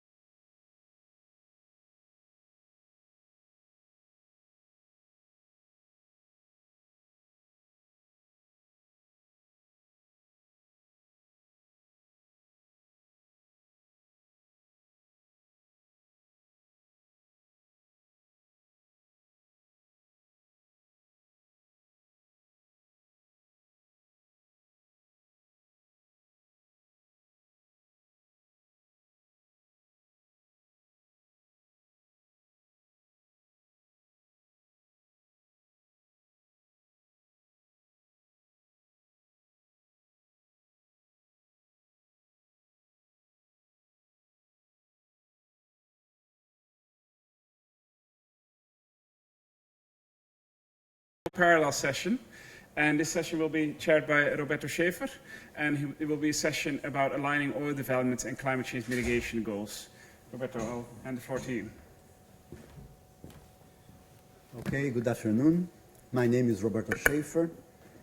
I'm a professor of energy planning at the Federal University of Rio in Brazil, and I have been working with energy issues for almost 25 years now, and with climate issues for almost 20 years by now with the IPCC. And somehow I have been able to, let's say, to work with these two communities, the energy community and the climate change community. And sometimes I notice that these two communities do not talk with each other. And somehow I noticed this during these 2 days here, because sometimes we have different speeches that somehow we're speaking. And I think the good thing about this session is exactly about that, because the name of the session, as Aaron said, is Aligning Oil Development and Climate Change Mitigation Goals. So somehow, since we're very close to the end of this meeting, it's good to have a session where we try to align, let's say, fossil fuel development and climate change mitigation options. The first speaker is going to be Mark Jacquard. He's from the Simon Fraser University in Canada. So I'm going to ask each presenter to stick with the 10 minutes for two reasons. One is because I noticed that some people attending the meeting are not very happy for not having enough time to raise issues and for discussions, and also because I have to catch a plane right after this session. So I have two very good reasons to keep the 10 minutes very strict. So Mark, you have the floor, please. All right, flip my watch here. You'll warn me too. Thank you. So I'll be talking about fossil fuel project approvals and climate commitments, and my talk is called Modeling Tools for Connecting the Dots. So I'm addressing the rationale that a given fossil fuel project is consistent with 2C, right? And President Obama said, we're not approving the Keystone XL pipeline if it significantly increases greenhouse gases. So there you had a case where we were looking at a fossil fuel infrastructure investment, and we actually had political leaders saying, I need to know what is going to be the impact of that particular investment. And of course, the fossil fuel industry and its allies said, well, listen, this project is consistent with 2 degrees. They have a lot of different rationales, and in my paper, I talk about the other rationales, but here, I'm just focused on the idea that an individual project can be, a clever economist will claim it's consistent with 2C. And as I say, regulators and governments assessing, in the case study I'm going to use, I'm going to say that this can apply to other fossil fuel projects. And in fact, we're using something like this for looking at a coal port expansion project. But I'm going to focus on the Alberta oil sands and the pipelines to the Alberta oil sands, because that is such a huge issue in North America. So climate and climate lobbyists are obviously interested in this claim about, is this project consistent with 2C, especially for these long-lived infrastructure projects. So I'm going to start with the unconnected dots. The climate Earth models estimate the carbon budget for 2C. And then this carbon budget is what is used by, I'll call them global energy economy emissions models, to estimate the 2C path for the carbon price and for fossil fuel demand. So we saw that we've seen it in various talks here, but even the opening talk of Paul Ekins put up a slide, I believe, of the carbon price trajectory. And but most of these models don't give you a real-world oil price, don't try to give you a real-world oil price. There's an optimization aspect to these models, and so they have, economists might call them shadow prices. But when I talk to them and say, okay, but what will be the oil price? Because we really need to know that for 10 years, 20 years from now. And well, as I'll show you, a doctoral student of mine interviewed a lot of modelers, and we couldn't quite get the answers we wanted. So we're interested in doing that in order to check these claims of consistency with the climate goals. So from that, we built an oil price determination model. And I'm an energy economist, and for years, I'd have to say decades, I've been a reviewer of papers and journals and reading about, of course, the oil price. And so, but I haven't really written on this area. So I got together some colleagues that are well known in this field, and I said to them, come on, well, how would we build an oil price determination model, taking information from these energy economy emissions models? So what we're going to do is get from them the 2 degrees Celsius carbon price, and we're going to get from them their oil demand. And so what we did is we as I said, we surveyed the global EEE modelers, but in the results I'm going to show you right here, we're mostly using, and I saw somebody else use this in a slide earlier in this conference, EMF, that's the Energy Modeling Forum at based at Stanford University, which brings together modeling teams and does different reports. Number 27 is the one that I'm referring to here, and there were 13 models involved in that. So that can give you a nice spread for under 2C, what might be that carbon price trajectory and what might be the oil demand trajectory. So we're using that as external to our model.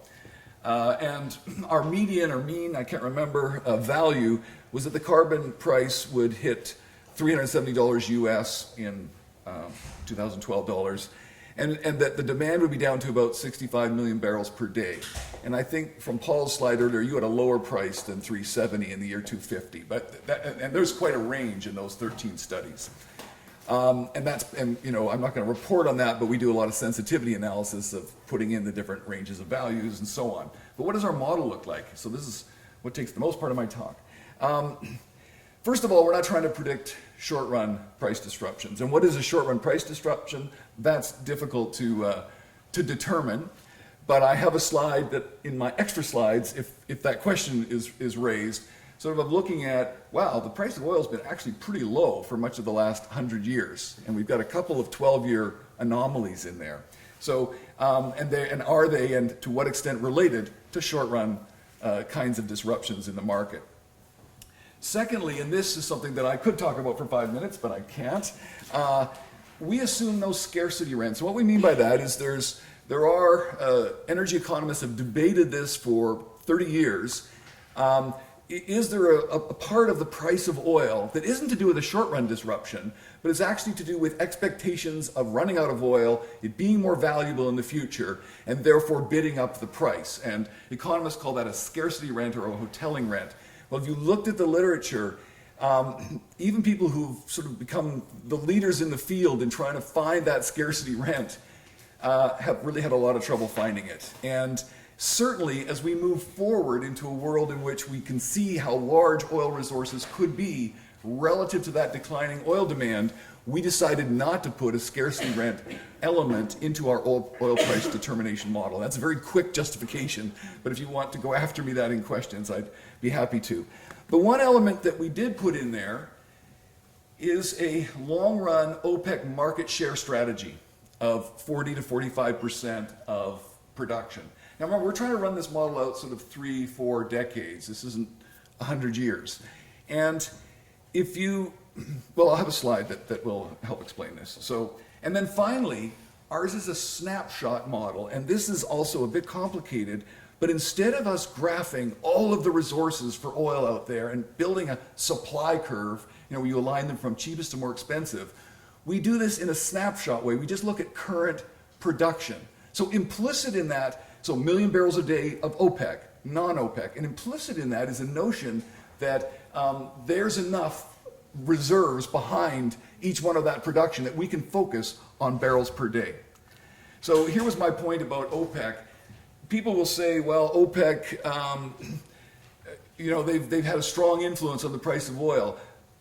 The energy experts, economists that I talk to say, well, it hasn't really been controlling it on a sort of a annual or 5-year basis. It's been that Saudi Arabia and others have not invested as much as they could have, or that price would be a lot lower. At the same time, there's sort of a constraint there, and we've seen that kind of playing out over the last while, that OPEC has actually taken, that what it's done, well, what it just did recently is that it again said, we're not going to let the price get too low, But we also know we can't let the price get too high because we'll lose market share. So that's in the model, basically. And then, so here's what that curve looks like. This on top is just a blow up.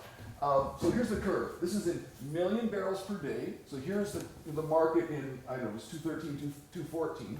This is dollars per barrel. And then this is just a blow up of what's at the high cost margin of the snapshot supply curve. Okay? And now here's the dynamic. So the model starts as a static portrayal of oil market shares, and it becomes dynamic as the carbon price rises and oil demand falls. So the carbon price changes the production cost of each type of resource. So we had a Norwegian speaker saying, at least we're low emissions in production, so we should be able to stay competitive. So how do oil sands do in that? And they'll, in our model, they'll either be investing in reducing emissions at the production level or paying carbon charges or some combination. This will force the marginal producers out and lower the oil price, because we calculate the oil price from who's at the margin, but it's a cloud at the margin, subject to that OPEC market share constraint. So, my second to last slide. This is complicated, but I'm just going to flip through it quickly because my PhD student said that I'd be able to explain this in 1 minute. So there's 2015, 2025, 2035, 2045. See where we're going. And that's that curve I already showed you. And this was the oil price that we figured out for 215. I can't remember why. And so as you move from left to right, the carbon price is going up. 81, 166, 308. And that means the costs of oil sands and other producers are also moving up. At the same time, the oil demand, so I just presented it as a vertical line, it's at 90, now it's at 87, it's moving to the left. So that's the information, the carbon price and the oil demand that we're taking from those models. And so the oil price is going down. And there it is. Connected dots, last two bullets. It's possible to use global energy economy emission model outputs and an energy market pricing model to estimate the economic viability of fossil fuel project X under 2C, and this is our proposed method for doing that. Thank you very much.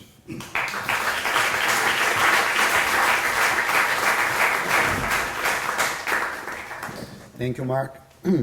Let's move to our next presenter. Is Katia Pérez Guzman from Faculdade Latino-Americana de Ciencias Sociales in Mexico. Katia, you have 10 minutes. Thank you very much. Okay, let's begin. I'm going to present two case studies of Colombia and Mexico, focusing basically on the political economy of the relationship between the oil supply policies and the climate change policies. Thank you very much.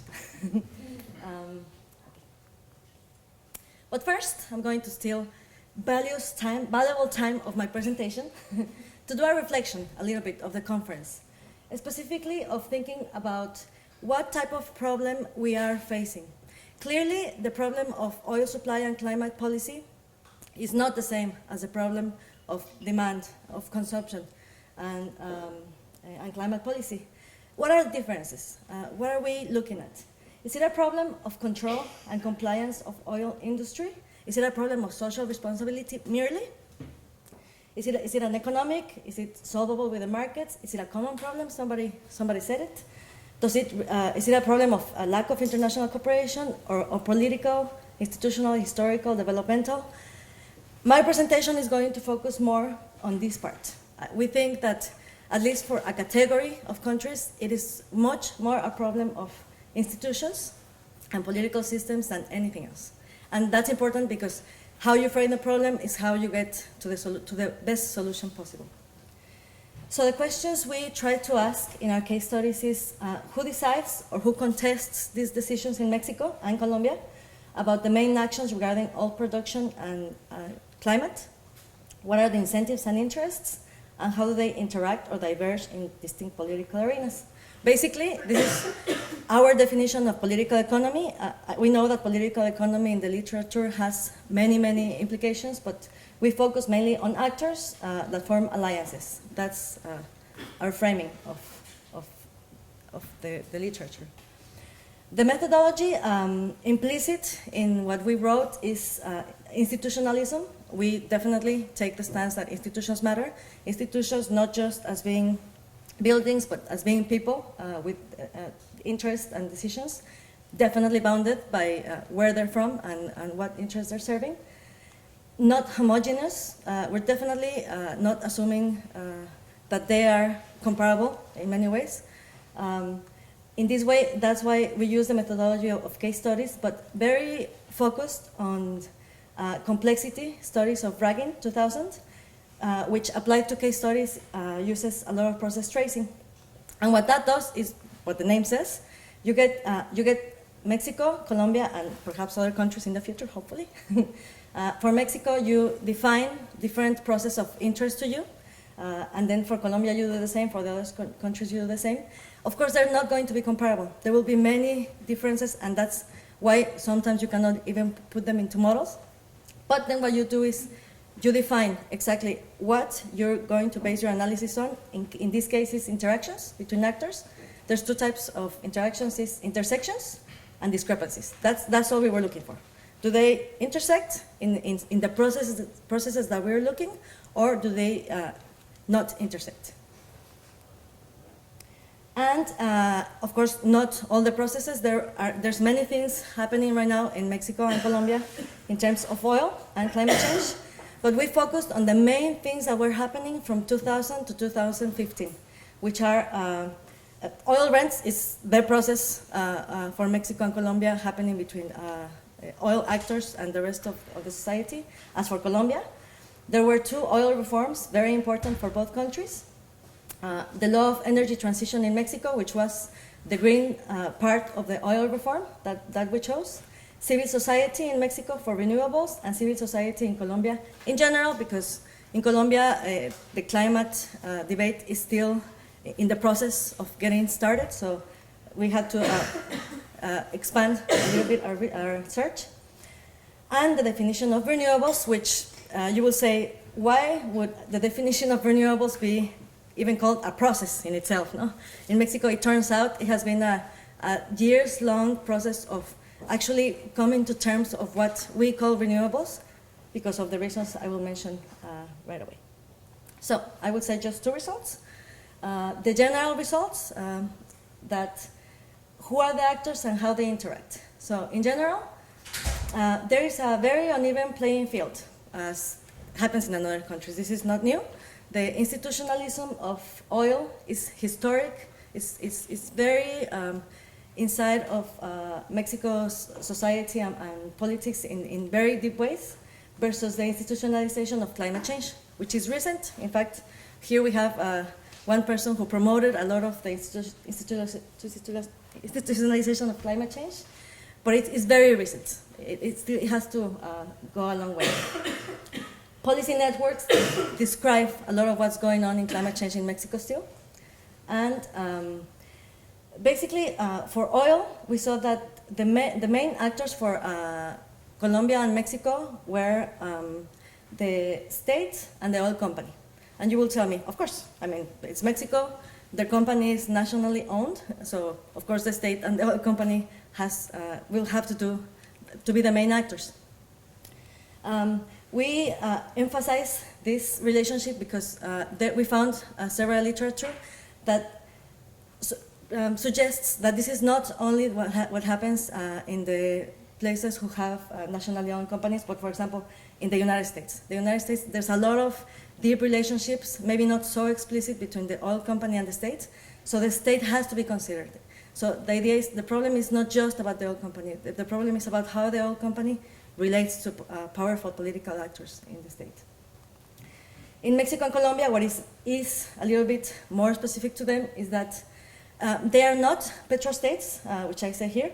There's a continuum between petrostates on one extreme, which is Venezuela, maybe. It's the state who relies a lot on production of oil. The exports of oil are a big part of the exports. Mexico and Colombia are not there. They're also, of course, not net importers, but they're somewhere in between. But what does characterize them is the economization of their fiscal accounts, which means that they rely 30% about each country on the fiscal spending relies on the money that they get from exports. But what's very particular about this, this Terry Lynn Carroll says very clearly in her work on Venezuela, The Paradox of Plenty, is that statecraft is almost synonymous to fiscal spending. So doing state things in Mexico and Colombia means spending revenues, and these revenues come a lot from oil sales. So this just shows another time the actors of oil in these countries show the very, very close relationship that there is with oil and other actors in the society. All this is very well planted in the natural resource course literature. We just showed it a little bit, but I think this debate here in this conference will benefit a lot from this type of literature, aside from what has been shown already in the excellent presentations in the last days. For climate, the actors are highly heterogeneous, and more for Colombia than for Mexico. For Colombia, there are many things happening that are not even called climate. They are climate things, but they're not called that way. So we could not find specific patterns as with oil. No?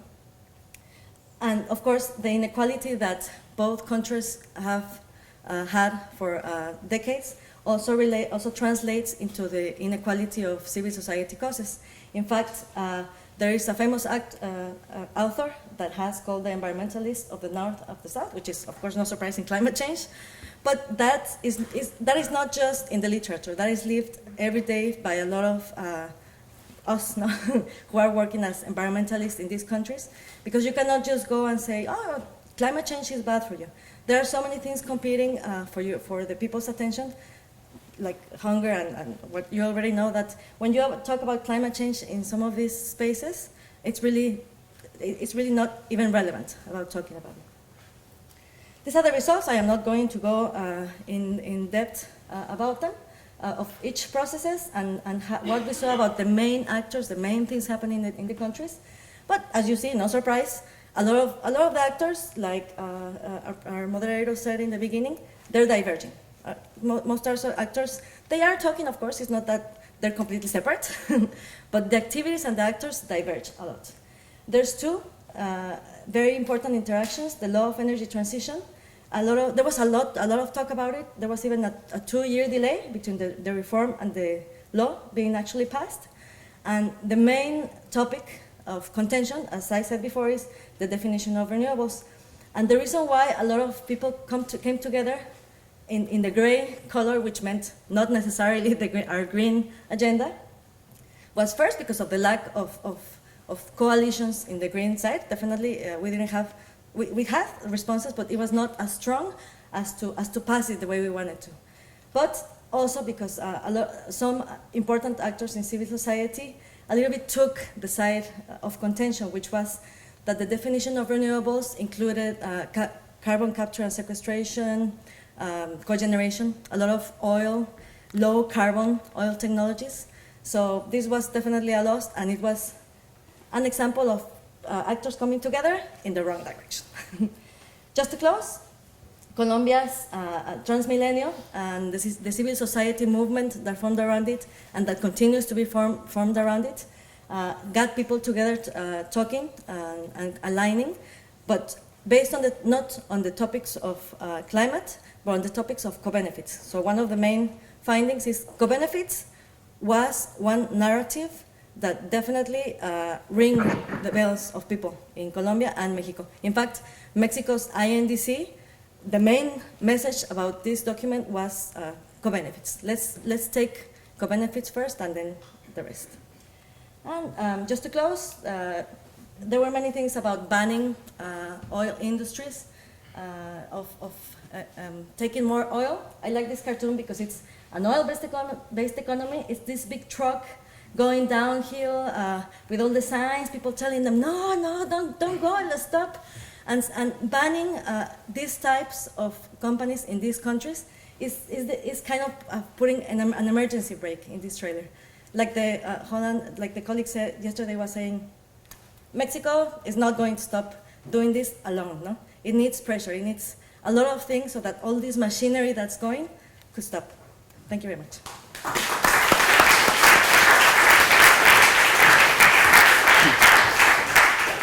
Thank you, Katja. Let's move on. The next presenter is going to be Henry Watzmeister from Uppsala University. Henry, you have the floor. 10 minutes, please. Yep, thank you. All right, good afternoon, everyone. So I'm Henrik Wachtmeister. I'm a PhD student at Uppsala University, Sweden. And today I will present some work in progress that looks on the difference in investment and production dynamics of conventional oil and unconventional. Conventional oil and unconventional oil. And when I say unconventional oil, I mean tight oil only today. So shale oil, the US Bakken and Eagle Ford kind of type of oil. And then I will explore whether this difference in investment production dynamics has any implications for climate and energy strategy.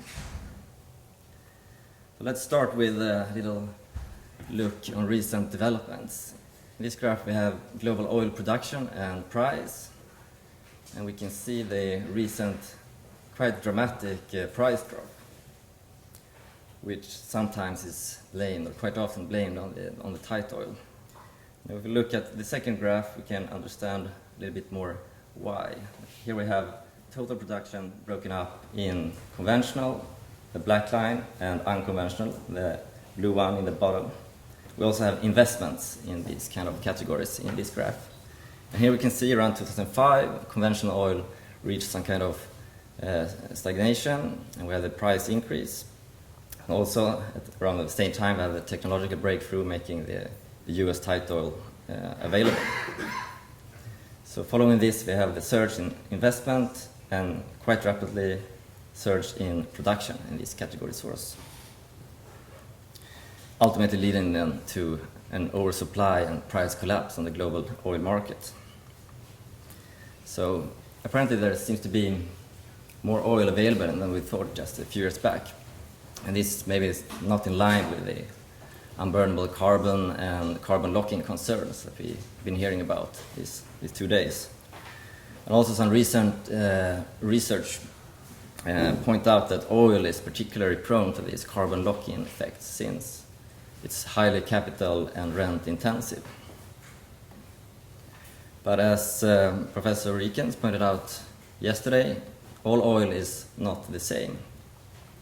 So now tight oil having this very fast dynamics, could it be that it's actually better in some of these carbon locking concerns? So that's simply the aim of this study, to document the difference and explore if it has any implications for carbon locking concerns. So we do this in 4 steps. So we start with the individual study of fields and wells, empirical study, and then we derive some standard production profiles for conventional and tight oil. And then we use these profiles in a bottom-up approach to explore the aggregate dynamics of production and investments. And then finally we just discuss potential implication of this difference in production dynamics.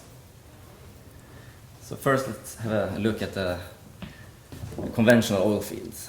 They look something like this. We have a discovery, then we have investments starting and decreasing, and then following we have production building up, reaching a plateau, and then decline. And as you can see, these kind of giant oil fields have very long lifetimes. It could be several decades. And also we have the capital structure, so you have the initial investment before most of the production, and then we know we have quite low operating costs. So with this kind of cost structure, the incentive is to keep on producing even though oil prices go down quite low. It has to go below the operating costs. If you look at unconventional, on the other hand, these kind of individual wells declines very, very fast. So here we look at monthly production data. So this is only 3 years of production. And as you can see, in practice, it starts declining immediately. After around 3 years, only about 10% of the initial production rate is still there. And we know that drilling and fracking a new well could take only a matter of months, so it's very fast if you want to hit a new well. And then from looking at several thousand of tight oil wells and hundreds of fields, we come up with these kind of standard production profiles that we can compare. And first of all, you can see the different scales. So a conventional giant oil field equals several thousands of tight oil wells. But also there's a similar initial capital cost structure and low operating costs. So both these kind of sources has incentive to keep on producing while investments are spent. And but here we have the same kind of, here we have production on annual basis. Now the difference becomes very clear how fast, first of all, the investment production dynamic is, and also the very, very high decline rate compared to conventional fields. So even though these kind of production types can have similar per barrel capital cost, which is sometimes used as a metric of carbon lock-in strength, since the tight oil has such high decline and short lifetime, that should entail that tight oil has actually lower carbon lock-in effects or strength. So these kind of individual fields and wells translates to some different aggregate dynamics. So this bottom-up approach is just simply adding fields and wells on top of each other, and then we can see the aggregate behavior. So the first one is conventional oil.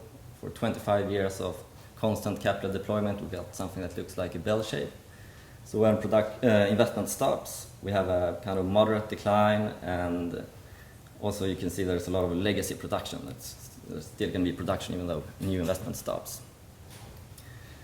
Unconventional, on the other hand, it looks more like a shark fin or something like that. And you can see there's very, very fast increase, and then when new investment stops, production declines very fast and not as much legacy production locked in. And in the paper we use this kind of approach to investigate some real-world examples. For example, constant investment, constant production, also investments constrained by a 2-degree scenario. And this kind of exercise, 2 points, 2 main results, and it's simply that tight oil can deliver required production flow in the near term at a lower amount of annual investment rate, and this is just a direct result of the more front-loaded production profile. And for a 2-degree scenario, investments need to start increasing quite soon. So what kind of conclusions can we draw from this kind of exercise? First of all, I think it's very important to consider these kind of lifetimes when assessing carbon lock-in strength. And since tight oil has less capital and production locked in, it should entail a weaker carbon lock-in effect, which in turn should mean less resistance to transitions and less risk for stranded assets. So this kind of flexibility should be good for both sides, so both for oil developers and also climate policymakers, for example. Maybe there can be some common ground here. And also this fast investment production dynamics could lead to shorter periods of oversupply and undersupply, which would entail less volatility. And I think Christoph told us this earlier, that volatile prices is probably the worst kind of scenario for a transition. So that in itself is good. And if marginal costs of production is coming down, this kind of production source could give a period of moderate prices, which in turn would reduce rents for low-cost producers, which could weaken their carbon, like more institutional carbon lock-in. So here's just some points that came up while doing this research, which I sent out to the audience and the panel for further discussion and investigation. And first of all, the location of tight oil being in the US, what does that mean compared to production in other countries, OPEC countries or developing countries? And also the organization of the oil sector, the tight oil sector. It's mostly small and medium-sized companies doing this. It's not majors or NOCs, national oil companies, so power is not as concentrated. And this in part because of this kind of technology which involves not that much capital for a new well, for example. So it's low barriers to entry, kind of lesser returns to scale, which according to some literature is like the main driver of institutional lock-in. So this question I posed to the audience and myself, and my fellow panelists. Might title actually provide a helpful first step in an oil transition, or is it only bad news? I'm not sure, but let's discuss it. Yeah, thanks.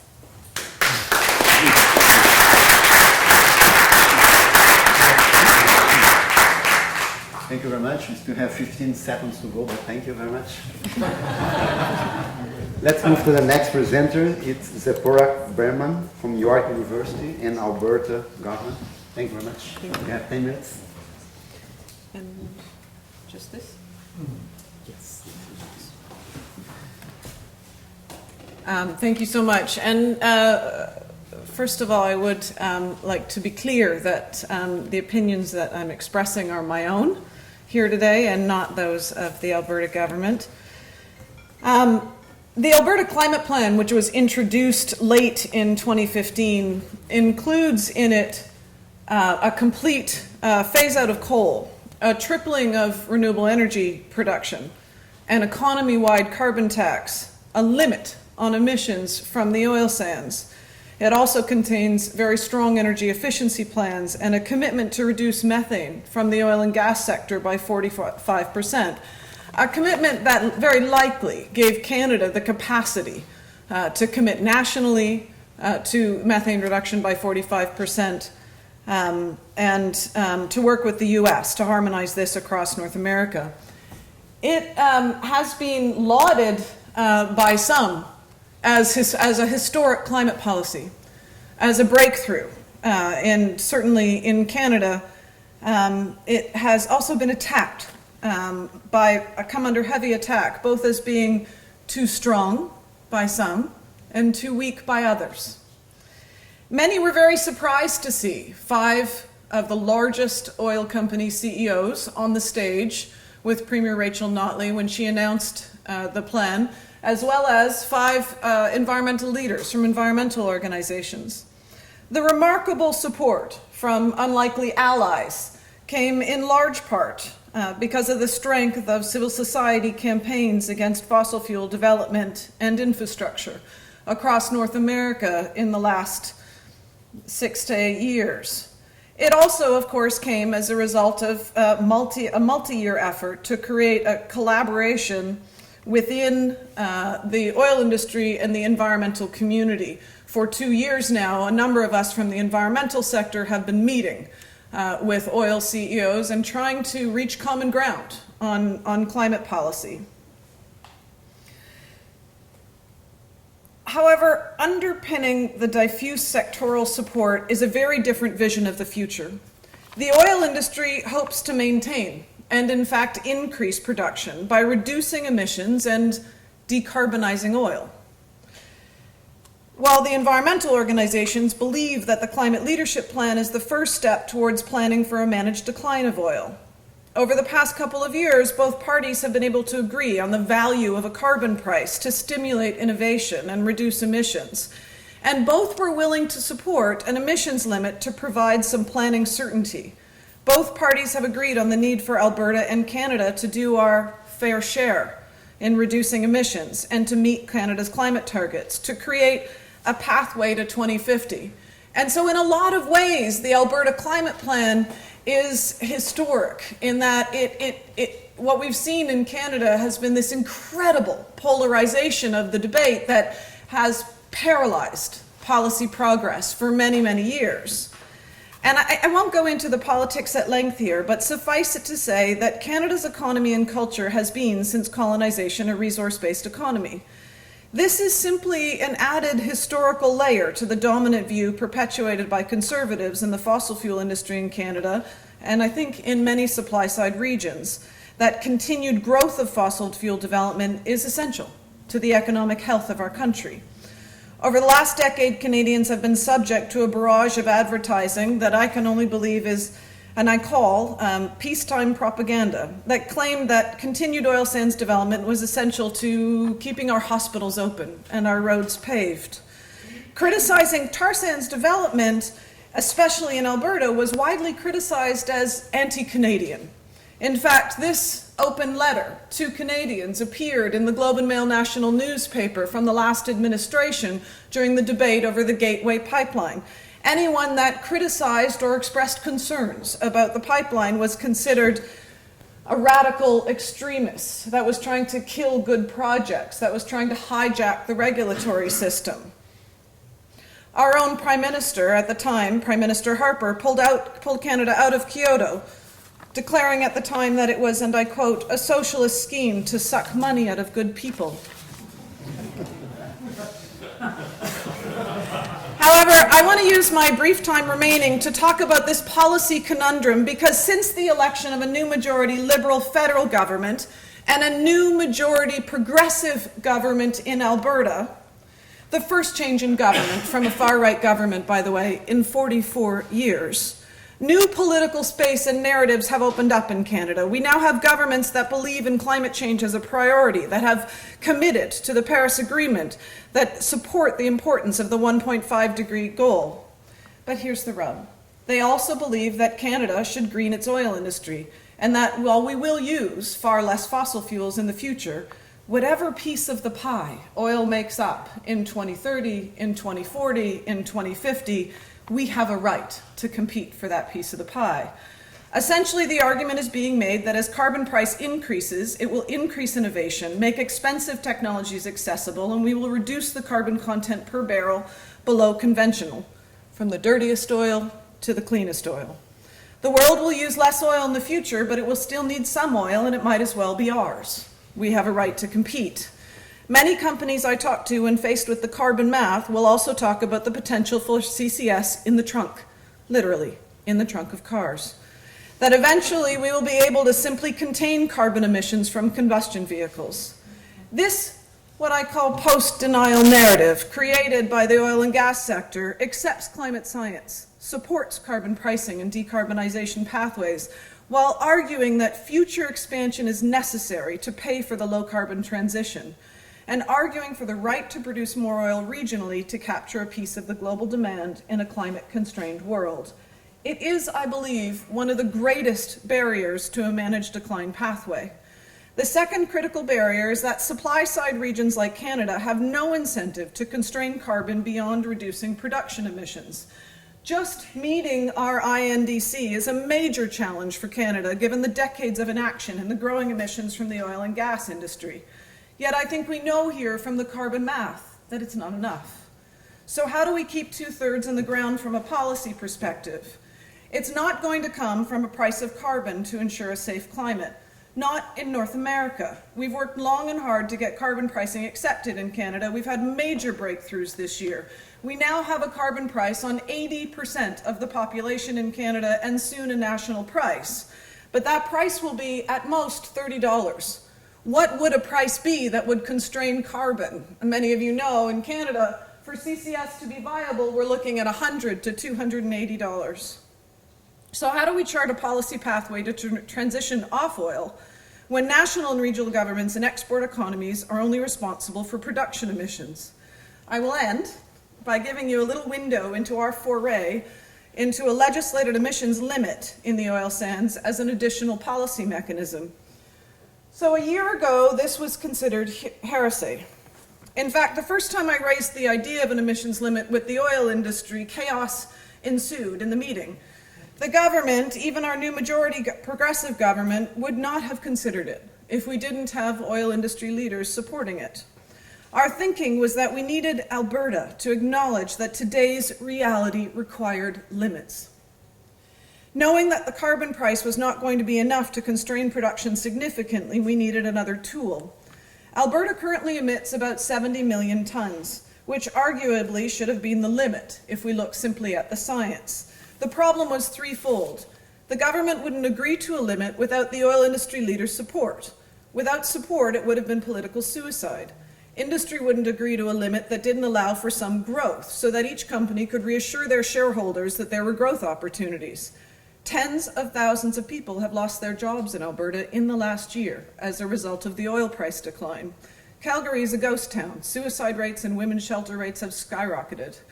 And a good portion of the difference between 70 million tons and 100 million tons, which is where we set the limit, was already under construction, steel in the ground. So what does 70 million tons actually mean, 100 million tons actually mean, though? I argue that, in fact, it is the first keep it in the ground legislation, because we have about 2.3 million barrels a day now in the oil sands. 100 million tons with current technology is about 3.8 million barrels per day. We have already approved permits given out, 5.4 million barrels per day. We have 7.2 million barrels per day under approval. So this limit with current technology essentially mothballs a third of the existing permits. Okay, so let me wrap up then. So from a culture and from a policy perspective, the limit is extremely significant, but it has forced divisions within the oil industry, many calling the 5 CEOs traitors. But it has created a public conversation in an oil jurisdiction about limits in the climate era. But it's not enough. Many argue that it's put Canada on the map to meeting our INDC. Alberta has gone from this emissions trajectory to this with the new climate policy. But at the same time, we know that Canada is projected to produce more oil production than many other jurisdictions in the next 20 years. And we also know that this is what it would look like if we produced no new tar sands. This, because when you invest in the oil sands, it lasts quite a long time. Once that infrastructure is in, it produces for a significant time. So the fact is, we haven't done enough to ensure that we meet the challenge set out in the Nature paper, the challenge that we've talked about here on carbon budget. And of course, the conversation on global equity is not penetrating at all. So how do we ensure that the conversation on carbon budget and global equity penetrates into national and subnational policy development? The bottom line is that there's a huge disconnect between what we know needs to be done and what even this stable economy, this wealthy economy with a progressive majority government is doing. As long as doing our fair share is defined by decision makers as meeting our INDC, and constraining carbon is not counted in any way in a supply-side region, then we will only work on reducing our production emissions. So what is the policy pathway? Until we can chart that course, we'll continue to have these, what some say is only incremental policy gains and growing civil society opposition to new infrastructure like pipelines, which, while quite successful, I have to say, in constraining new development, is draining resources from frontline communities and further polarizing our communities at a moment in our history when we need to be coming together to develop resiliency plans for community safety in the face of a changing climate.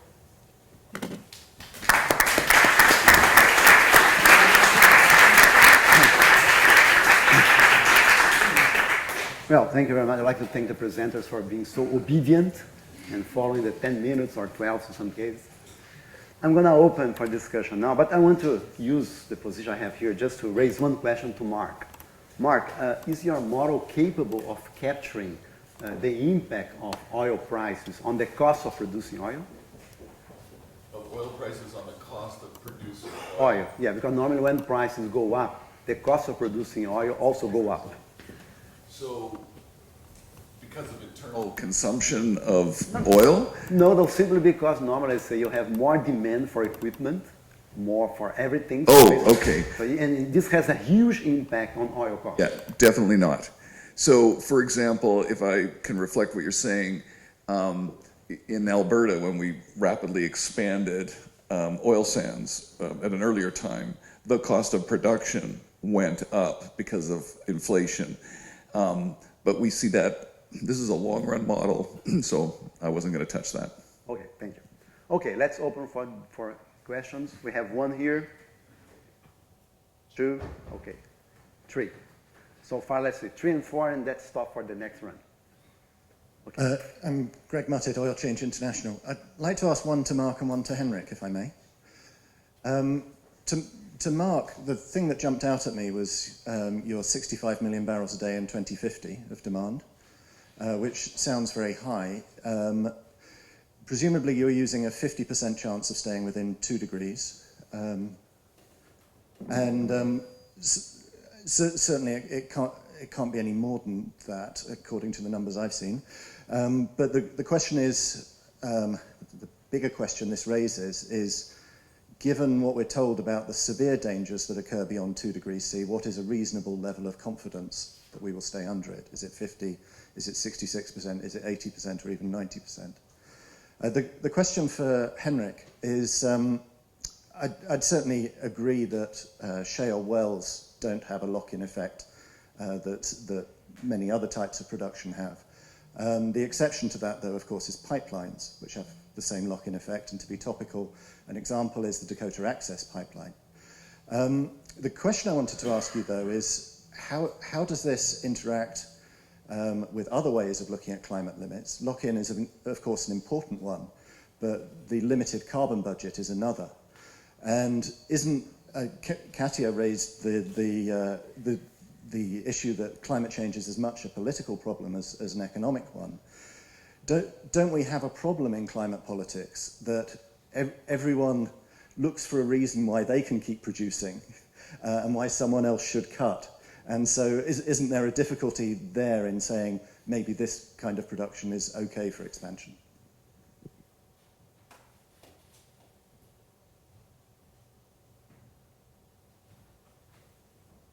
Hi, Doug Coppola from EarthTrack. My initial question is for Sephora. It sounds like Alberta is doing some very positive changes, and I was interested in hearing whether there's a risk of backsliding.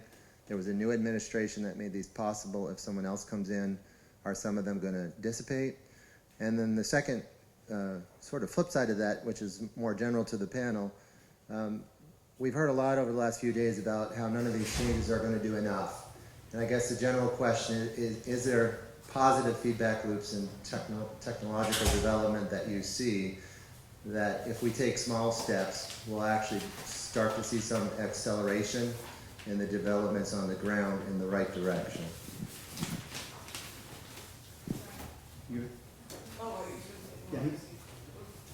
Yes, please. And then Peter, let's go. Okay. Can go Peter first and then we can go back. Okay. Good exercise. Hi, Boel with Cicero. Just a very quick question also for Sephora. I wondered if you can expand on this 100 million ton limit and how specifically how it's envisaged to being enforced on. Will it have consequences for approval of specific projects, or how is that going to work? Thanks. And then Peter, and then we start now. Peter, please.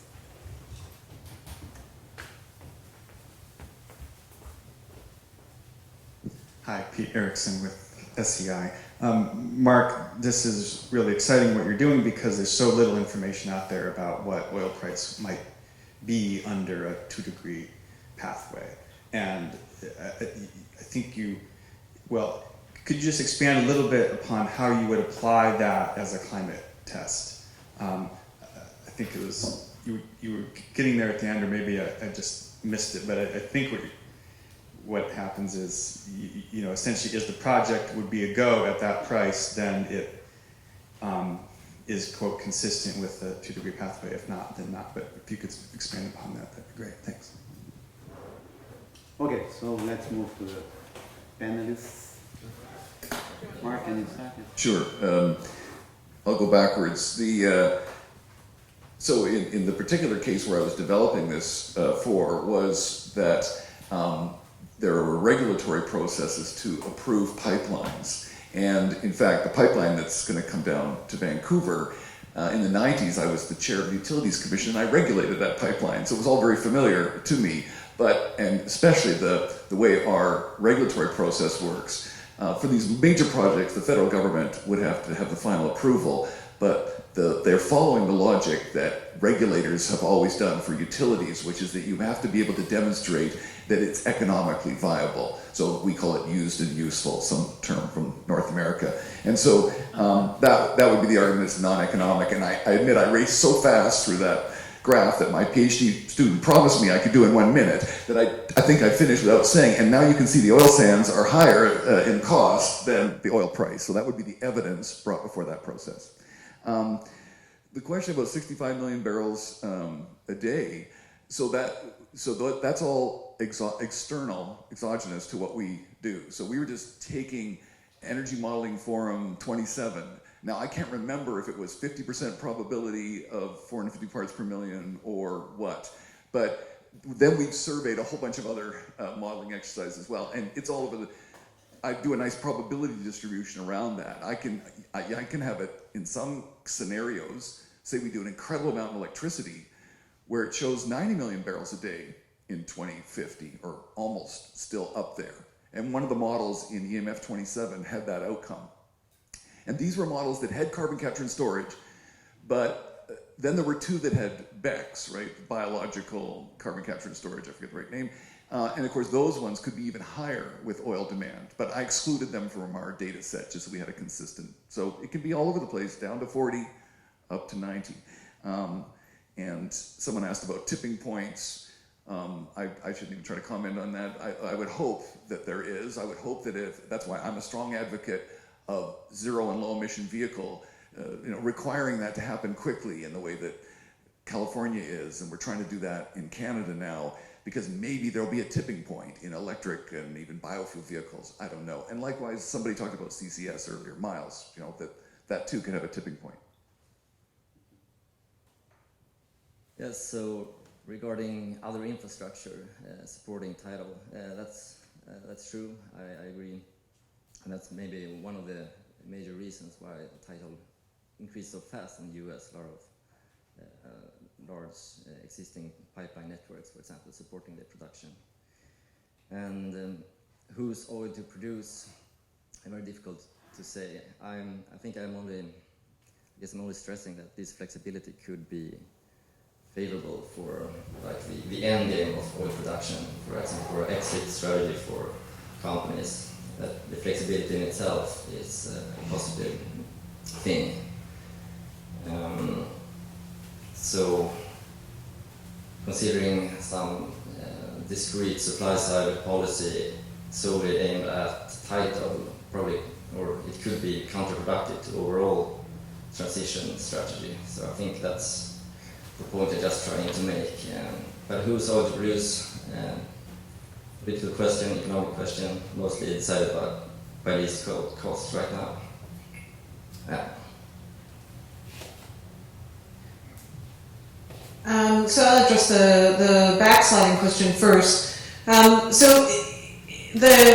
kind of can't underscore enough what a big shift this is from, especially inside Alberta. Part of the reason that I had notes today is because we are live streamed, and every comment I or anyone from the Alberta government makes at this point relative to climate change or the future of the oil industry is scrutinized by the opposition. There have been 3 press releases in the last 30 days calling for me to be fired in Alberta from the opposition.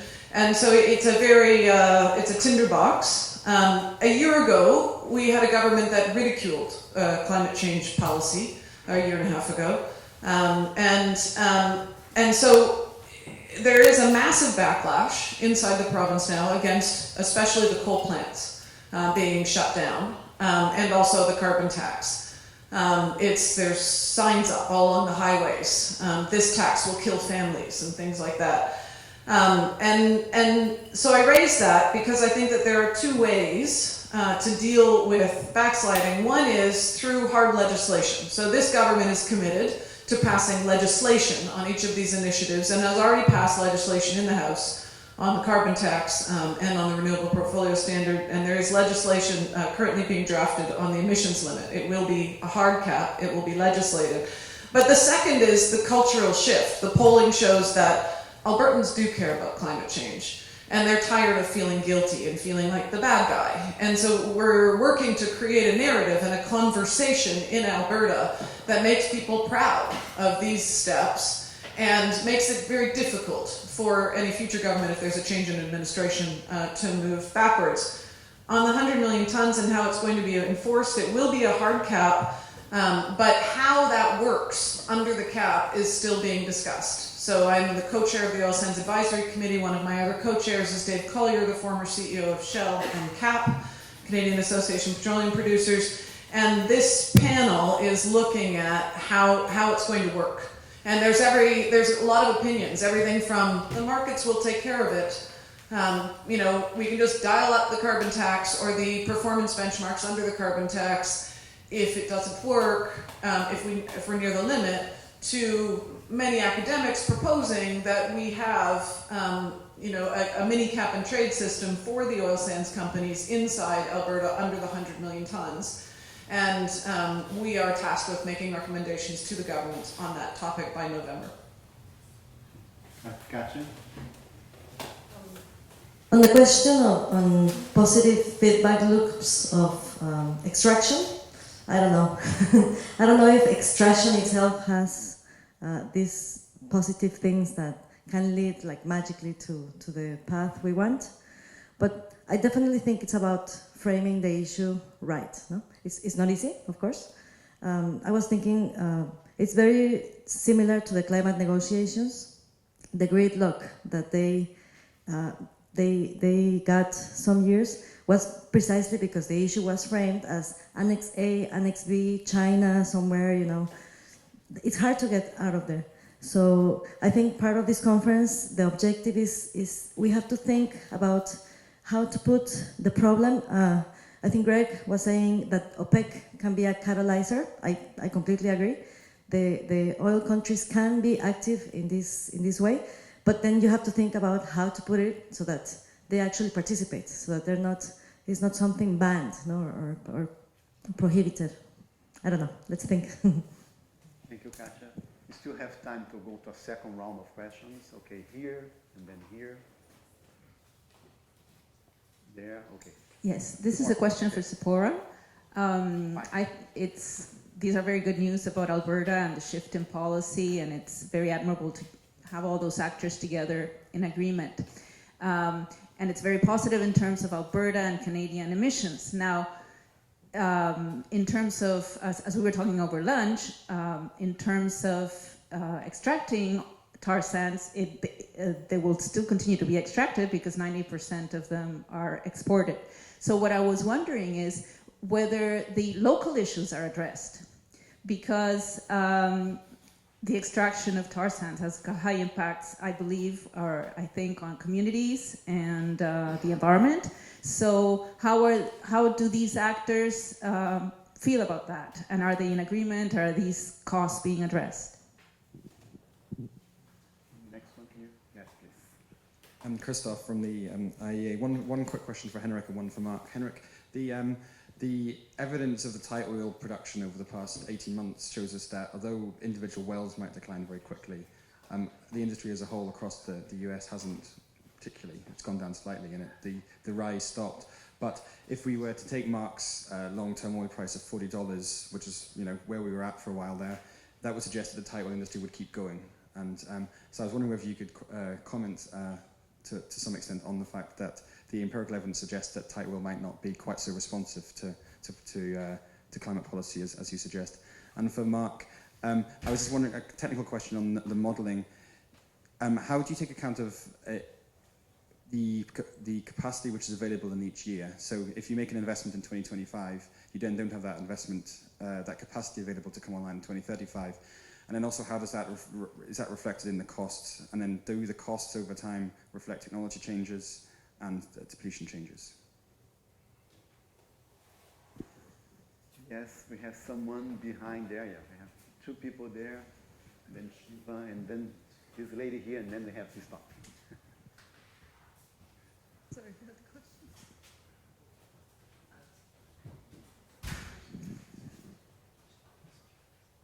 So I have two questions. One is, all tight oil the same, or is there any differentiation between that in how you calculated that? I think it's a similar question to what was just asked. And then for Katja, thank you for your presentation. I think it was extremely important addition to what we've seen today, maybe linked to the questions that we had at the opening of the session. Is the political economy here often ends up just as like a bullet when it's maybe the most important part of the discussion.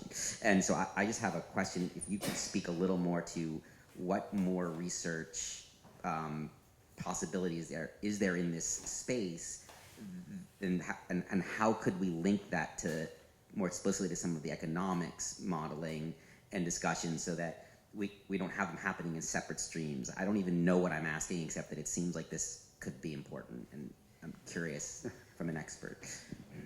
Okay, please, the lady here. Yes. For Henrik, another question about tight oil, how the increase in methane emissions factors into the analysis that you've done. And then for Sephora, from your experience engaging with the companies around the limit in Alberta, what, if any, lessons can we draw in terms of in terms of global companies aligning their own business models and looking at ways that they can limit their emissions and commit to hard caps on their own emissions? Shivan? Deborah, thank you. When you refer to suicides and mothers and children living in shelters, you really bring home the dislocation and the hardship that's associated with keeping it in the ground. And so I'm wondering if you could, one, mention any measures that the Alberta government has taken to try to help absorb that hardship, and two, if you can speculate about what would a solution to keeping it in the ground that's equitable to the, say, tens of millions of people in communities who are reliant on extraction, what would a approach look like that could be equitable? Then the final question here in front, and then we have to stop and move to the presenters. Thank you very much. I was wondering how in countries like Katya said, the climate change is not a priority feeling or problematic question to solve, as you said in Sephora, in Alberta, in Canada. People are tired feeling guilty about climate change and the pollution and so on. How to go there? Because in Colombia or in Mexico, we are not. No, people are concerned with more other questions. I wonder if it is because no Colombia or Mexico are petrostates, not even oil economies, because the weight in the GDP and employment so it's lower than that. Okay, but perhaps it is, I don't know, that oil in our regions is located in not densely populated areas, very backward areas in Mexico and Colombia, Indian population. And they have different problems. British Petroleum found in Colombia the biggest oil fields after Alberta, about 7 billion barrels. But people there ask BP, British Petroleum, to build hospitals, to build roads, to build schools and so on, and that is their social responsibility. It doesn't matter that if they ask for those expenditures to be discounted from the taxes, but those are the problems. People are not concerned there. Well, it is in the forest or it is in the planicies, sky is green, sky is blue. There is no concern about that. People in the urban areas feel that oil is a question of British Petroleum or the state company, and that is a question of the regions and so on. We are not concerned. How to increase awareness about our common problem, that is climate change? How to feel guilty? Thank you. Now we have to move to the panelists. Who wants to start? Mark? Maybe I'll start. I only had one question. Christoph, you were asking, how does the model account for, let's say I had a category there called OPEC, and there's depletion going on. So isn't the cost of OPEC also going to move up over that time because of investments to renew on that depletion?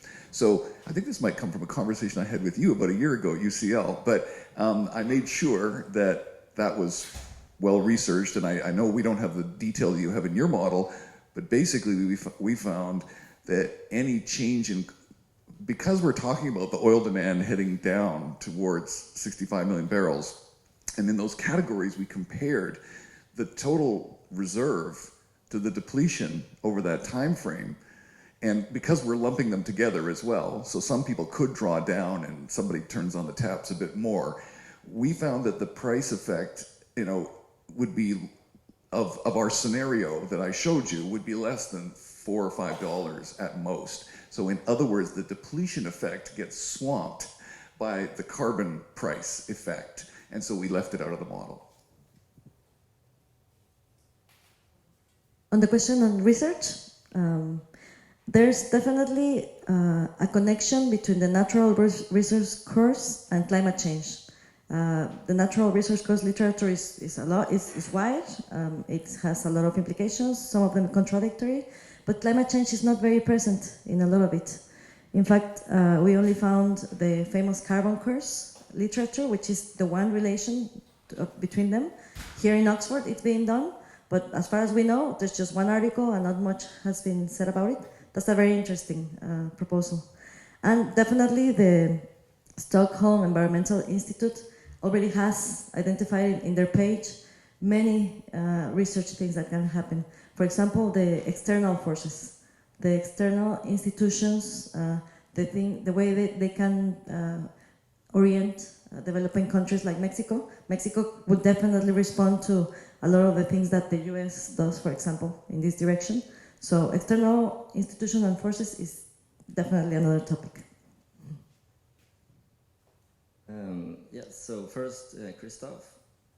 So the aggregate production, the real production in US tight oil is flat or decreasing slightly, so not very fast.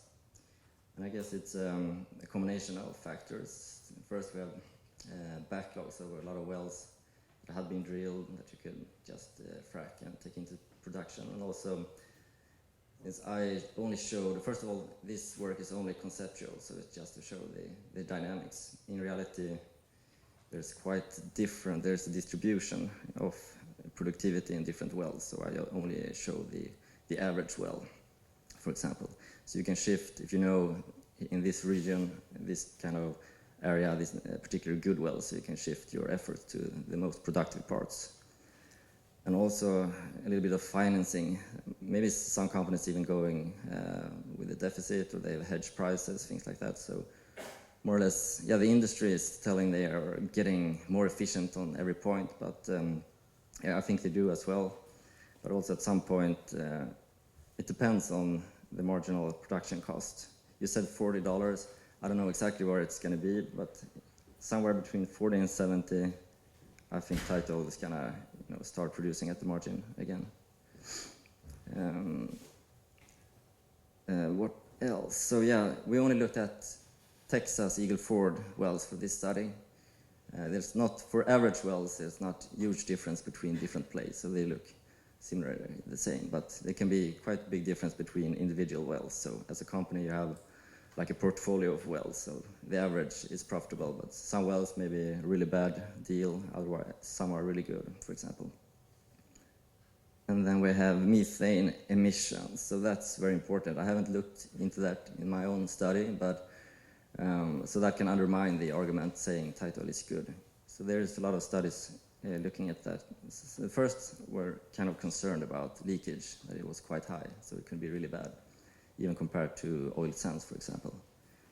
But these recent studies done by Stanford and Carnegie Endowment, they do some kind of oil climate index. They try to look at the production emissions from different kinds of oils. And then shale oil is quite low, actually, compared to many conventional fields, actually.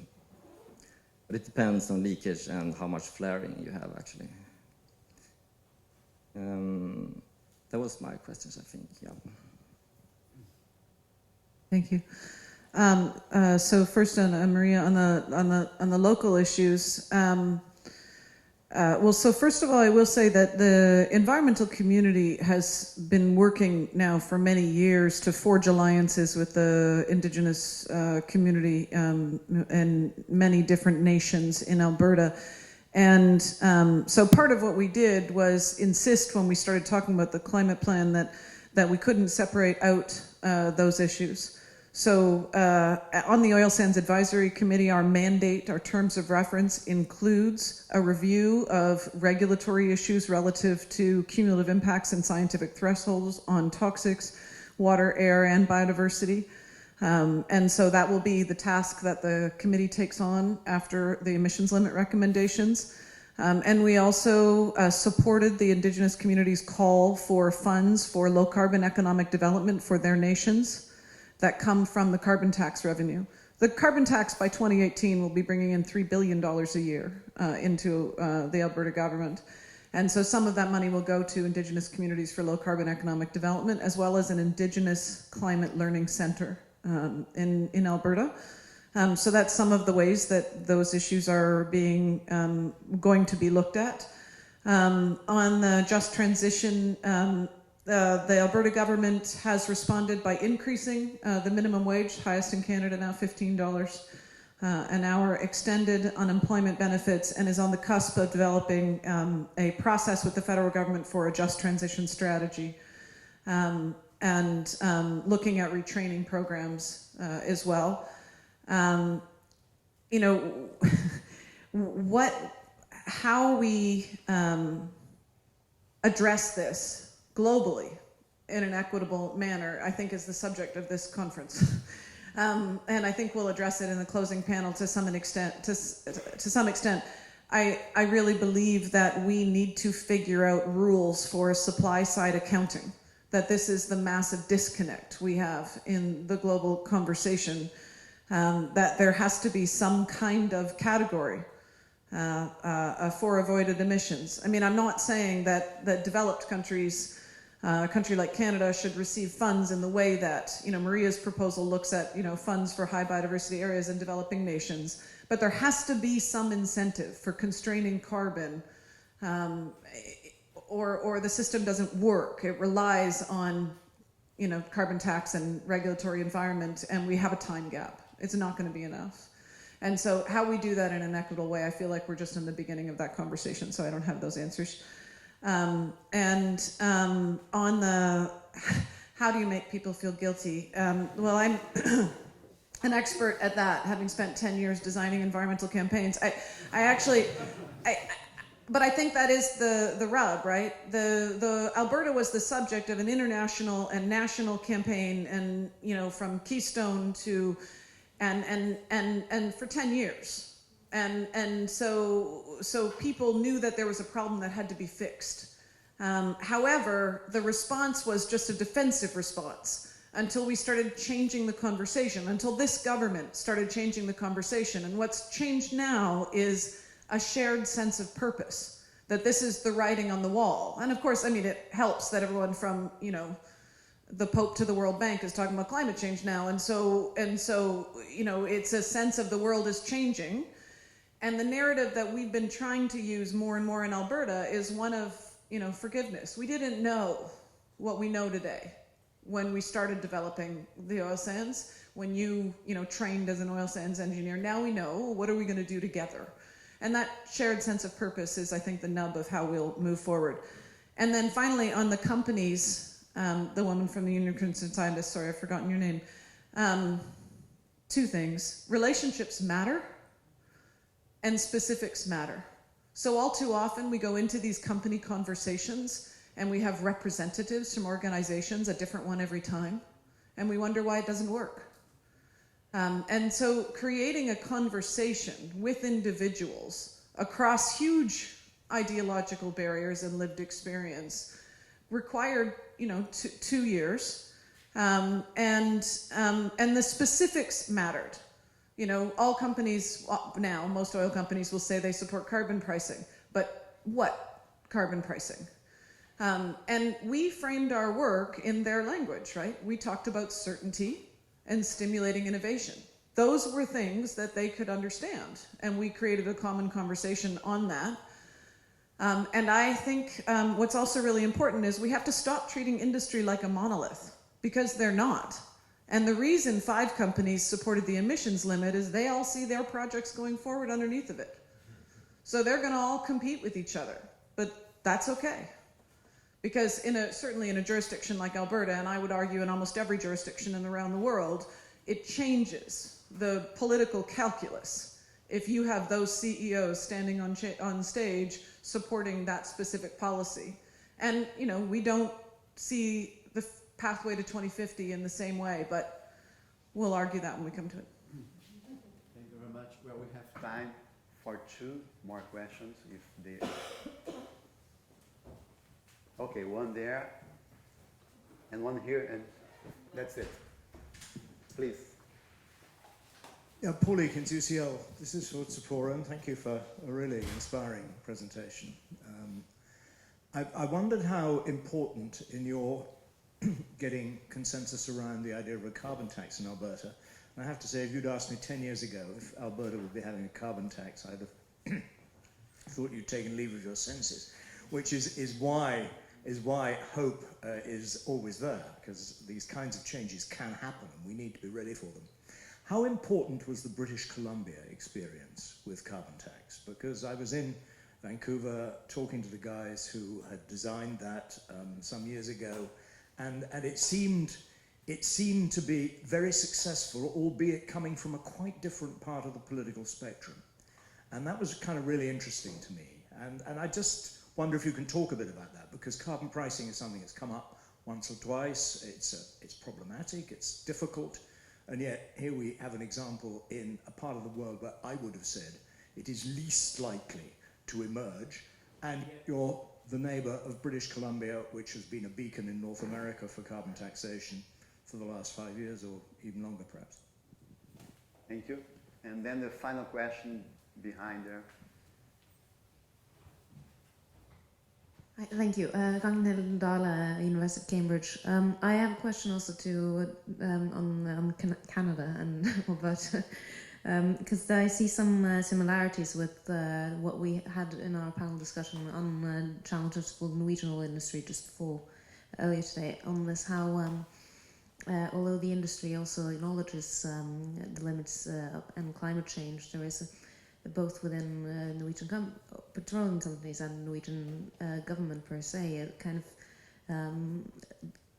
discrepant, like there is no connection really between our ambitions to, or the government's ambitions to develop further petroleum fields in the Barents Sea and the commitments that have been made in Paris and that also have been made before.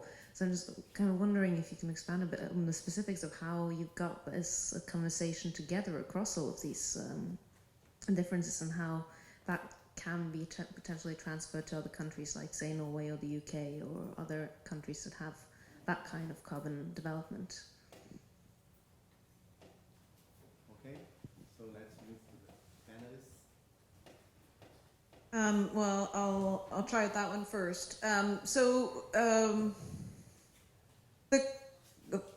The first step, I think, is really trying to find those leaders within industry who can hear you, who are already there. There's people within every company, who really actually want to have this conversation. They're good people. They want to do the right thing. They're inside those companies, and they understand and are studying carbon pricing and good climate policy, and so part of it is finding the right people to have the conversation with, who can be champions inside the company, and then sticking with it.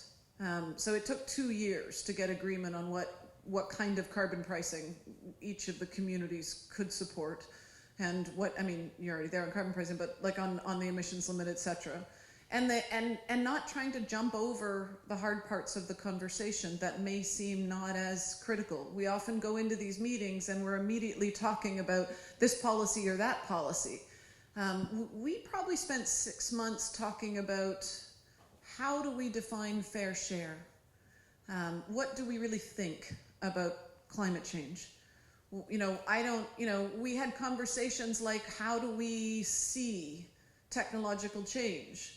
I can remember a specific conversation when one of the CEOs blew up at me and said, Well, all right, but you're saying that you have tremendous faith in the destabilizing technologies that you like, you know, electric cars and battery storage, and you have zero faith in our potential for technological change, and we're the ideological ones, you know, and so those types of conversations led to the creation of principles. So, okay, so we want to create policy that stimulate innovation, that give everybody a chance to compete, but they have to have limits. They have to ensure Canada does our fair share. And we laid out principles. And from those principles, then we started talking about how to meet emissions reduction goals, or what does carbon pricing look like. And so it's not fast. And it really involves, you know, creating conversations that are not necessarily linear, because people are just people, right? And I mean, I definitely had CEOs say to me after one meeting, you know, I don't, as a CEO, I don't, on any other issue, I don't surround myself with people who agree with me. And I didn't realize I was doing that on climate change until these conversations. And that, you know, and because you don't get to be a CEO of a major oil company unless you're quite brilliant. And so appealing to those people as smart people and trying to have that conversation really changed, I think, the conversation in Alberta. We had a rule that it had to be the same people, and that it had to be, like, once people started seeing value in the conversation, it had to be every couple of months, it had to be the same people, and we had to block out 3 hours each time because we knew the conversations were going to go long. And for 2 years, they were not public conversations. We literally met in you know, I remember the one restaurant we had to walk through the kitchen to get to, because we had to come in a back door so no one in Calgary could see us meeting together. Because, you know, the debates within the media are going to be positional. They're not going to be conversations, right? So we kept it out of the public. So that's, and so then on the BC carbon tax, yes, it provides an incredible example that I would offer more people should be using around the world. There are several really good studies that have been done on the BC carbon tax. I feel weird even talking about the BC carbon tax, so I'm going to hand the microphone over to the man who designed it in a minute. But I will say, because I know politics and communications more than policy design, that you know, we're not talking enough globally about how the GDP has not fallen. In fact, it's stronger than almost any other province in British Columbia, yet emissions have gone down. We've stimulated innovation. The carbon tax worked in BC. We have 8 years of data. It stopped working when the Premier refused to continue to increase it. So she froze it, our Premier that we have right now, and the result is that emissions started going up again. And we've started to see flight of clean tech and high tech because they don't have the certainty that a stepwise approach on a carbon tax. So hopefully that will be unfrozen soon with a national climate plan. But the fact is the sky didn't fall. But in Alberta culturally is just so different from BC that model didn't matter as much. I would say if there's one thing I can point to that mattered, it would be the work of the Ecofiscal Commission in Canada in working with conservatives. And so you had conservatives and folks from the right and business leaders talking about how good a carbon tax was for stimulating innovation and stimulating the economy. And we needed that to reach people in Alberta, for them to consider a tax wasn't just going to be something that would hurt businesses.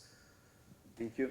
We have to come to a close. I don't know if Mark wants to say something. Just very quick, just to add on the sort of Norway-Canadian or Albertan comparison, so Norway, I don't know how it breaks out regionally, but I know the oil is off the coast, whereas in Canada there is enormous regional diversity in ideology and favorable, thoughts about how we ought to act on climate change. And so even right now we have Ontario and Quebec that have joined California's cap and trade system. So we've now got about 60 million North Americans under a cap and trade that covers transportation as well. So I don't think the European cap and trade has even gotten to that yet. So, and we had 9 dark years of government that was by someone who was elected in Alberta and is very conservative and was able to get a majority government because we have the British first past the post system. He never got more than 39% of the vote, and the 60 to 61% of the other people voting for the other parties were all the Greens, a Quebec party, the Liberal Party, and the Social Democrats, who are all very strong for climate policy. So in a way, Canada's kind of floated back again. That the Alberta government should be like that is quite fascinating, and I think Zipporah is able to explain a lot of that, but I just wanted to point out that regional aspect. The last part is, of course, you can talk a long time about climate policy preferences. We know it has to be effective policy, and effective policy has to be some kind of price or an implicit price from some kind of regulations. And ironically, when the Premier and his Deputy Minister, and it was really the Deputy Minister that I worked with, Graham Whitmarsh, came to me and said, we want to do a carbon tax, I said, are you sure you want to do that? Because I've been around people who are, political scientists who will say, will this backfire? Will it have staying power? Will it keep growing over time? Will you get unelected, as may happen to the Alberta government in a couple of years because of its carbon tax? So I'm not someone who says it's got to be the carbon tax just because I'm an economist and I want everyone to listen to me. I'm willing to take a bit of an economic hit to put in policies that might be flexible but regulatory and might not be that much inefficient compared to a carbon tax, like the vehicle emissions, the flexible vehicle emission standards in California, a renewable portfolio standard. So we do a lot of research on what is the efficiency hit of doing things that might score way higher in be way less troubling than a carbon tax for a politician. Because basically British Columbia put in that carbon tax, it was 10 years ago now, and no one's really followed us until Alberta is trying to do it right now. But we can talk for a long time on climate policy, and that's not the purpose. Okay, thank you very much. We have to...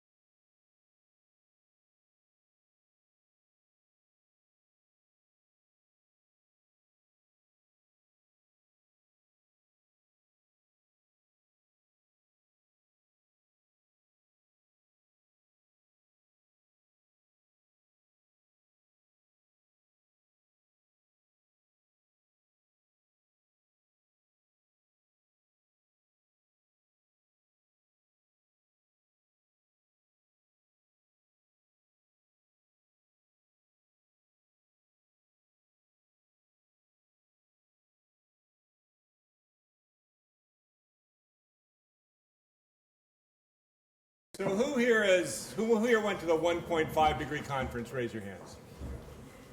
Okay, maybe 10%. Thanks for hanging in there for this long. So I have the pleasure to then introduce somebody who might be familiar to you then, Hazem Asghari. Come on up, Hazem. Hazem just got his MSc from the Environmental Change Institute, and he's now an intern at SEI Oxford. And we were delighted to discover that he's an artist of spoken word. And so he's going to share a few thoughts to sort of get your minds sort of thinking creatively as we engage in this last session to see where we go from here. So, and the other thing to note is that, you know, Hazem is an intern right now, but after internship, and if you know of any opportunities in environmental education, please come talk to Hazem. All right, take it away, Hazem. So this does not have a title yet.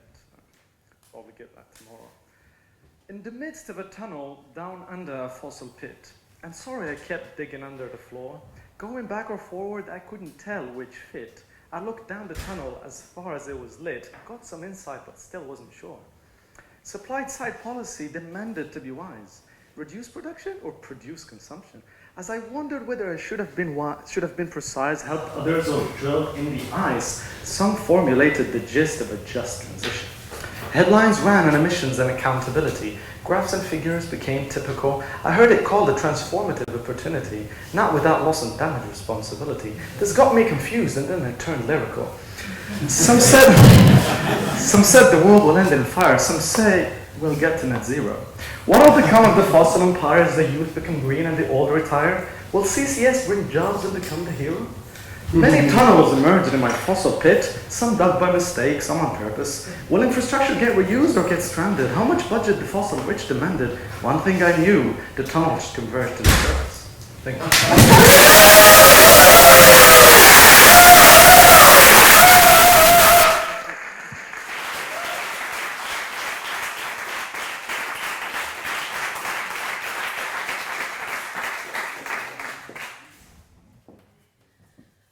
All right, my name is Marion Davis. Thank you very much all for staying for this final session.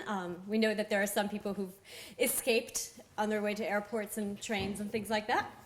So for this final session, what we are looking to do really is just to take stock of all we've learned and all we've reflected on here. This has been a pretty extraordinary conference. This came up as an idea more than 2 years ago when the initiative on fossil fuels and climate change was first being planned at SEI. And I have no idea whether you two could even imagine what this would actually be or who would be here. I don't think we expected it to be quite this amazingly awesome. So thank you all, because what made it awesome is the fact that you were all here, because we learned so much from each other and from all these different perspectives. So to try to get some of those ideas about what we learned and some of the ways forward from here, we have assembled a panel of really smart people. To start, Don Fernando Tudela, who is, give me a second, why am I suddenly missing this? Who is from the Center on Climate Change and Sustainability in the Southeast in Mexico. And then my colleague Claudia Strambo, who is a researcher at SEI in Stockholm, and she's been doing some work in Colombia on coal. And then Navroz Duvash, who is from the Center for Policy Research, and I just pronounced your name in Spanish, sorry.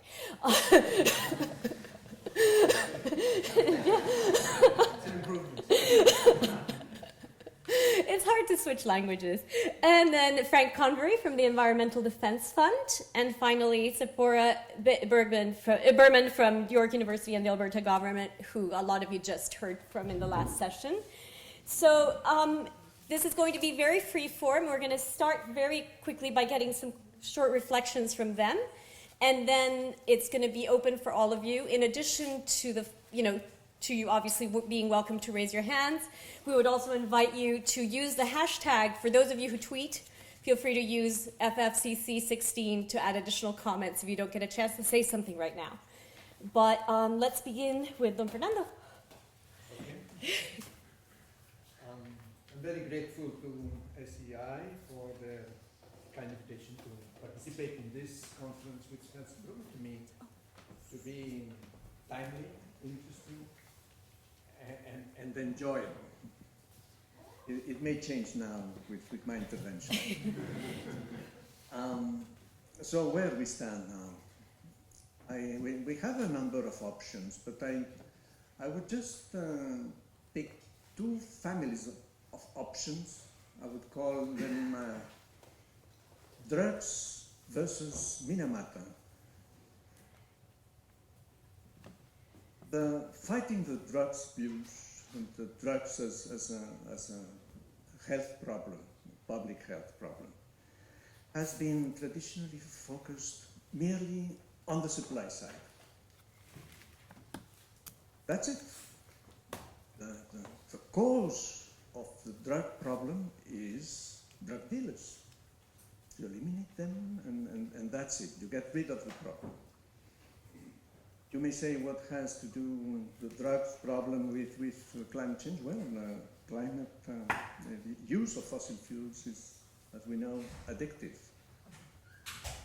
Some countries are more addict than others, and some fuels are more prone to addiction than others. But we always have said, from the perspective of countries south of the border, of the US border, that focusing on the supply side is hopelessly ineffective and inequitable. So unless there is a strong policy for managing demand, we won't have any solution there. They say, well, the drug dealers, those drug dealers are poisoning our people. We hear that. And from our perspective, they are also killing our people. And they are putting in jeopardy our state and sending the rule of law down the gutters. Okay, to fight that, we have to find a combination of supply side and demand side. And perhaps even in this case, demand is riding there. The other pole, Minamata. Well, after a few years of trying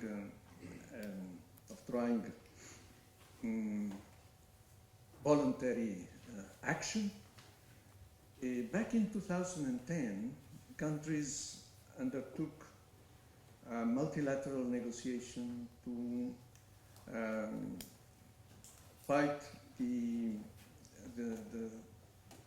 mercury and the mercury compounds problems. And we reached an agreement called Minamata Convention after the disaster that took place in Japan back in the 50s and 60s, that focuses straight into the supply side. During these 3 years of negotiations, no one ever thought of trying to put a price on mercury. We went straight through to the phase out of mercury and mercury compounds. Some may say, well, it's unrelated to climate change. What's the relevance? Think again, because the main source of mercury compound emissions is coal-fired power plants. That's the main cause. We have co-benefits and we also have co-damages, and this is a co-damage. So, okay, my guess is that in both cases, we are facing difficult transitions. The transition for combating drugs tends to be long, complex, conceptually complex, whereas perhaps the transition that is based on the Minamata Convention, which has not yet entered into force, by the way, will be perhaps much faster, but faces lots of practical, not conceptual, practical problems. It is my take, I don't know whether you share it with me, that we have to dissociate fossil fuels. Oil and gas may lean towards the drug perspective, while coal lends itself to be handled as a Minamata problem.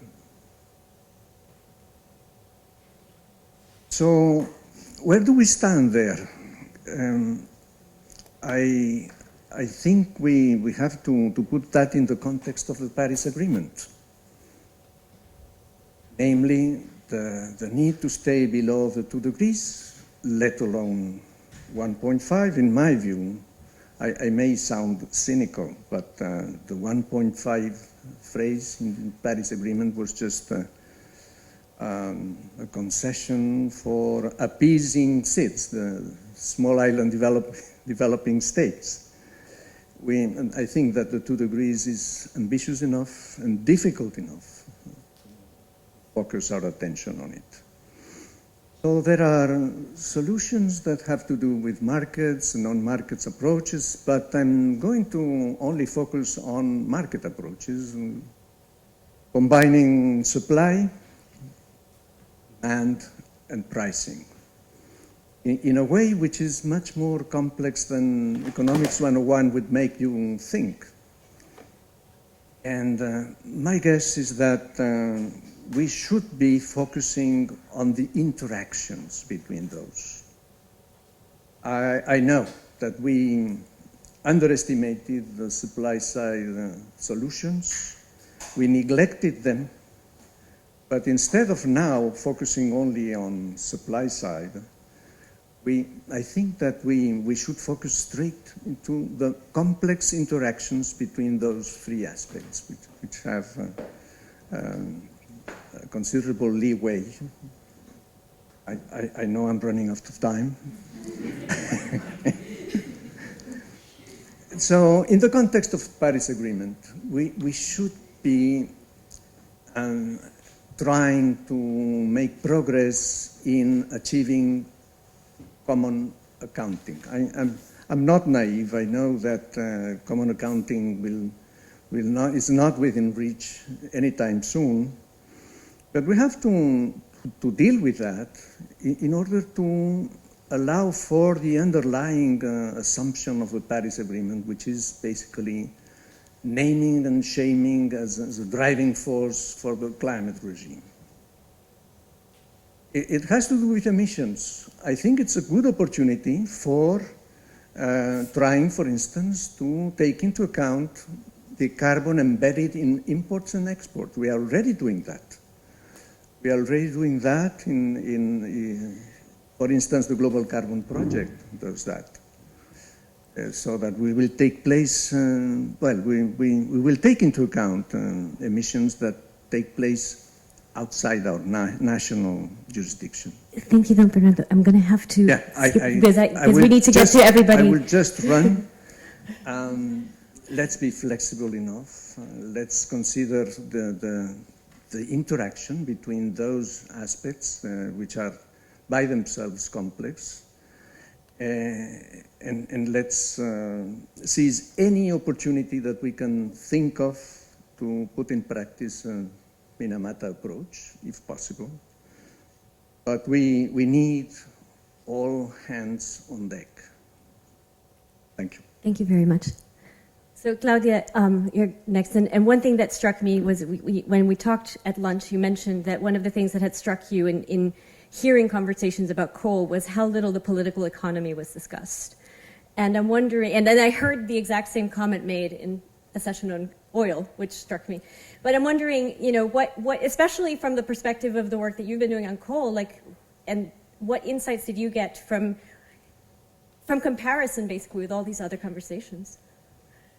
Well, first, I'd say that the situation has considerably improved after the last session we had on call just before, which was very much about political economy. And that really gave a lot to the discussions and to understand the state of what we know and what we know we don't know. So about that, one aspect I wanted to highlight is the legal battle. So it seems that more and more the battle between pro-coal development and other fossil fuel development and the resistances are happening in courts. And this, on one side, makes me happy because I'm thinking, wow, I mean, these companies have been so powerful that they just got their way around until now. I mean, it was fine. No problem. We do what we want. Nobody says anything. And that shows that something is changing here. And in the Colombian case, the proper companies, knowing that they don't have control on the outcome of these decisions anymore, starts to ask for clearer rules of the game, while before it was all about not having any rules of the game. So that's quite interesting. But at the same time, these kind of procedures are extremely expensive, as we heard, and also requires a lot of technical knowledge.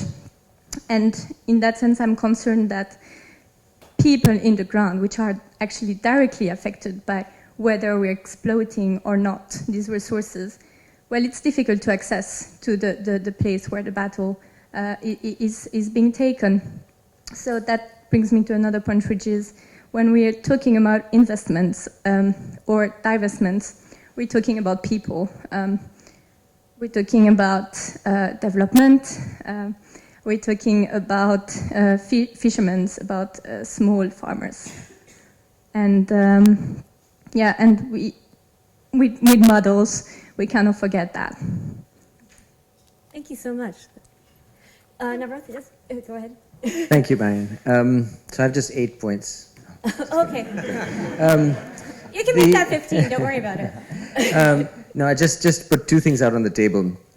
I want to start with one very specific session that I thought was really interesting, that would be nice to come back to, which is a session that Harrow organized on norms and legal measures and so on. And I want to particularly focus on the norms story. And I think it's been sort of a subtext of this workshop. We started with the McLeod-Eakins paper, and really that has been a paper that has lent sort of momentum to some of the civil society organizing. It has been sort of parlayed into discussions about disclosure of fossil fuel risks and so on and so forth. And I think if we're going to get this kind of big transformational change, it has to be tied to cognitive changes in how we think about things, which is a large part of what norms are about. It's a cognitive change along with sort of an ethical layering. And I think it's worth thinking strategically about how we bring about these normative shifts. I think that's much more powerful than assuming that we're in a world that we were hoping we would be in, where we have a top-down legal agreement on things. We're not in that world. But I think we are in the world where there's lots of space for these kinds of normative changes. And I think that actually we've talked a lot about models here, and the most powerful use of the models is not actually to directly inform policy, because too often there's just too many slips. And I think Richard from Australia has told us this again and again in ever more convincing and metaphor-rich language, which I've appreciated.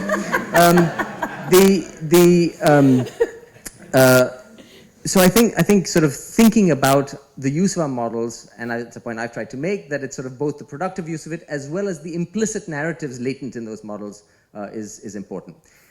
The second related point then is one of the, since we're in this norm-changing, narrative-building, nationally determined kind of world of Paris, it's kind of curious that Paris has been sort of relatively not part of the discourse here, not in concrete terms.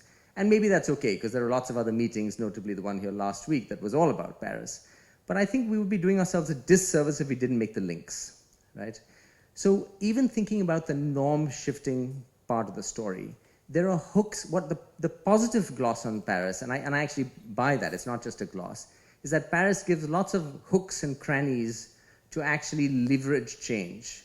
So if you are trying to norm shift, thinking about using the facilitative dialogue, thinking about using the global stocktake, getting your analysis in place beforehand so that elements of what you do, I talked to Shivan, for example, about how do you make sure that equity narratives in ways that make sense, because there are ways that don't make sense, are part of the global stocktake, right? How do we use that?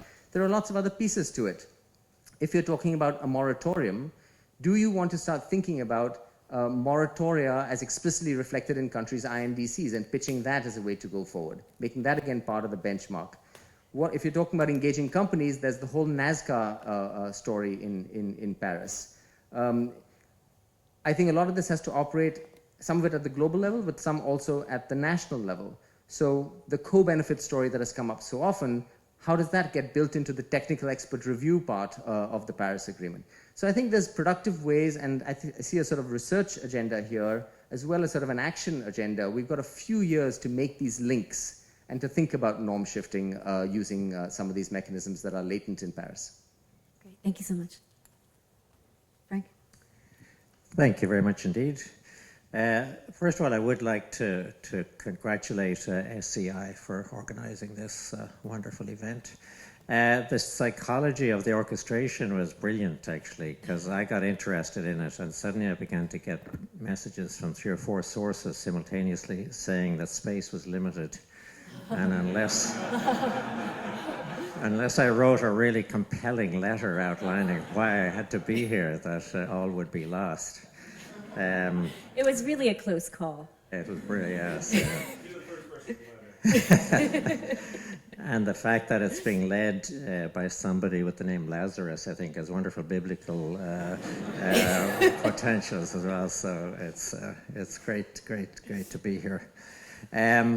I would also, I think, like to congratulate Paul Eakins and Christoph McGlade and the SEI team for, at least in my experience, and the Carbon Tribe. So the kind of 3 thought leadership pieces that certainly put this whole agenda and crystallized it in a terrific way for us at the Environmental Defense Fund. And I'm really grateful for that, because it takes a lot of time and effort to not just have an idea, but to convert it into substantive analytical thought and so on. So well done. My organization, the Environmental Defense Fund, its motto is finding the ways that work. And we take that very seriously in the sense that we don't embrace a proposition unless we see a way through to the outcome part of the jigsaw. And we have a predisposition towards getting markets, designing markets, so they do most of the work towards that end and so on. And in that context, I think my suggestion for the next phase of our endeavor here would be to focus most of our effort on the how bit. How do we actually, which is kind of what we've all been saying. It's very, so I think the analysis of the problem now is crystal clear, and I think it's been beautifully done. And diminishing returns have set into continuing to restate the problem. And I think the analysis of the solution, which, should be the next wave, so to speak. So it would be great to meet a year from now where that was the main event. The fact that we're dealing with sovereign states is a huge issue, and we economists have all the kind of free rider and all of that kind of issue. But it was crystallized to me by a Chinese friend at EDF recently, and we were talking about this, and he was saying when he listens to an Englishman who's telling him very wise and rigorous and thoughtful suggestions about what they should do in China, he's thinking of the Opium War. And there's this kind of drag of history that has a huge kind of issue, and I think we haven't, to me anyway, we haven't kind of thought our way through to that, the whole nuance of getting people to do things that at the face of it they don't really particularly want to do. I thought the last session we were at, which was the coal thing and focused on Germany and South Africa, was the first kind of module I was at that was singularly focused on policy instruments and how to move them forward. And I think to kind of articulate what the policy instrument set is, I mean, this is the way we think anyway in EDF, and then try to work through what role each can play singularly or in tandem, using case study evidence where we can do that. I love the Minamata and the drugs model because the examples don't have to come from our own kind of narrow perspectives. But if we could build an evidence base for what works and what doesn't work. The German case, as it turned out, was extremely depressing. So it was a case study where the polluters were paid for, so it wasn't what we would particularly end up wanting to advocate. But it was a very insightful, I thought, kind of story. But so we need stories from the past, and then I think the looking forward, the ex-ante modeling work and so on needs to become, perhaps the modeling itself doesn't need to become more sophisticated, but all the collateral work that should inform the modeling, I think, needs to happen in parallel. Finally, two themes that I think deserve more treatment than we gave them. We had one paper on trade, and trade management, the WTO, there's a whole infrastructure there that's very, very powerful that wasn't, I think, kind of developed subsequently. And I think it's kind of got pushed aside in the climate thing generally, but in this particular instance, I think it could have another role. Also, I would like to see the carbon capture and storage or sequestration issue, you know, back on the agenda rather than just kind of assumed away because it's not happening and can't happen. Thank you. Thank you. Support. Well, you know, I will say that after the last 2 days, I think that the predominant feeling I have is almost a feeling of relief. You know, they're for really since your paper came out, Paul and Christoph, in Nature, for me, there's been such an intense disconnect between my own country's level of ambition and what I think is politically possible, you know, in a jurisdiction that is sitting on a massive carbon pool. And what we need to do. So the last 2 days have, you know, if nothing else, have been like therapy. So thank you for the right conversation. But I think the essential thing that we have uncovered in this conversation that we're not talking about enough globally is that no one is accounting for constraining carbon, even though we need to keep 2/3 in the ground. And when I raise this with folks who work internationally at the UNFCCC process or with people domestically on climate policy, I frequently get, you know, the wisdom of the markets. We'll take care of that. And, you know, really, like, given where we are today, why do we continue to think that the wisdom of the markets is going to solve the tragedy of the commons? It makes no sense. And so having a conversation here, I think the critical pieces of the conversation for me is a recognition, which I think we need to do more publicly, that our accounting right now on climate emissions is demand-side accounting, and that we need a new accounting system for supply-side policies. And so are supply-side countries responsible for embedded emissions in the carbon we take out of the ground, or are we only responsible for production emissions? I thought, I think it's Peter from Norway, or Petter, sorry, who said this best, you know, who should be in the position to sell the last barrel of oil? And that's a critical question, you know, in the time that we have.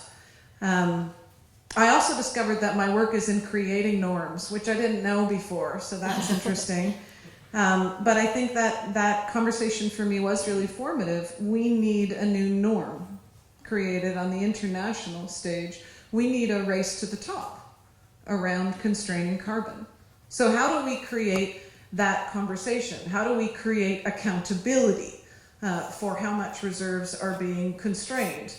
And I think this relates to the constant drumbeat that you have that is from the fossil fuel industry against climate policy. Because what I get every time I meet with an oil company is competitiveness and leakage. Right? Those are the issues that they're most concerned about constantly. So how do we start comparing countries, industries, companies in a way that addresses constraining carbon. And I really, even just on a basis of oil jurisdictions, we're not doing comparisons on climate policy to date and the impact it will have, so that we can address those arguments of competitiveness and leakage, let alone then create a conversation of how that relates to constrained carbon. I thought the initial results on the importance of subsidies in the US production that was presented, I think, by Doug Koplow, that was shocking. 50% of US production is not profitable at current prices without subsidies. For me, that showed that, and if we want to move forward now on some policies, as you talked about when you opened this conference, Michael, then that's clear that the subsidies are critical. And then I'll end with a couple of other policy options that I think need to be explored around creating rules for supply-side accounting. I think we need to think very creatively. Could we create a new category of avoided emissions? That can't be accounted for in an INDC, but could be in a voluntary market? Or are we looking at accounting for constrained carbon somehow within the INDCs? Do we need just a framework regionally for avoided emissions? Mandatory CCS as a potential to call that play.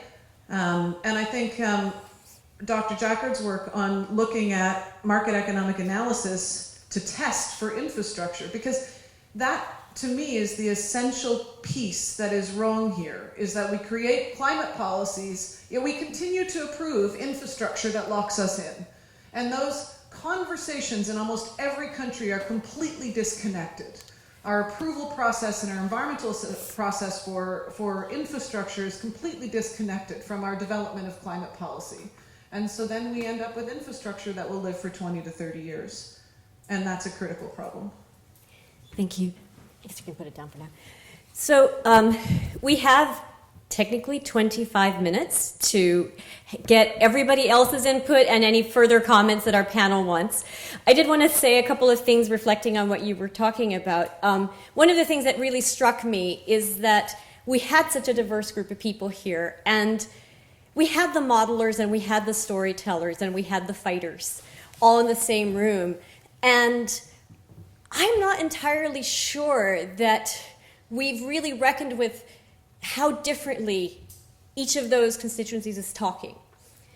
And, I thought it was interesting that, probably nobody said it more clearly than Arne Eik, who seems to have left already, but from Statoil, when he was saying, quite simply, when we're deciding what we're going to do about the oil, who gets to produce the last oil, it's a choice of whether, you do market efficiency or whether you do or whether you do it on the basis of morality. And that is the kind of tension that we're dealing with here, and yet we're not entirely dealing with it. And one of the things that I hope will happen from the conversations that have happened here is that the moral people and the efficiency people will talk to each other a little bit more. The math geeks and the storytellers and the fighters, But anyway, so one thing that I really wanted to get from everybody, and you're welcome, basically what I'm going to do is I'm going to invite you all to raise your hands when you want, and also our panelists in the exact same way to try to be as inclusive as possible.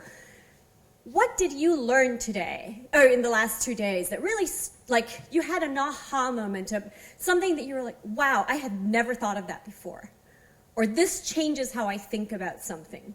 Can you think of a moment like that you had during this conference that you feel you will take away from here and will change how you think going forward? Richard?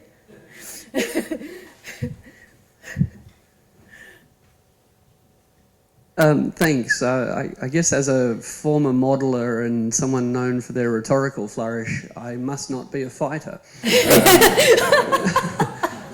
You managed to be all three in one body. Look, can I just, I got the mic first, so can I just say thank you to Mike and Harrow and Marion? I mean, what a fantastic event. And on behalf of no one or everyone, how about a round of applause for these guys?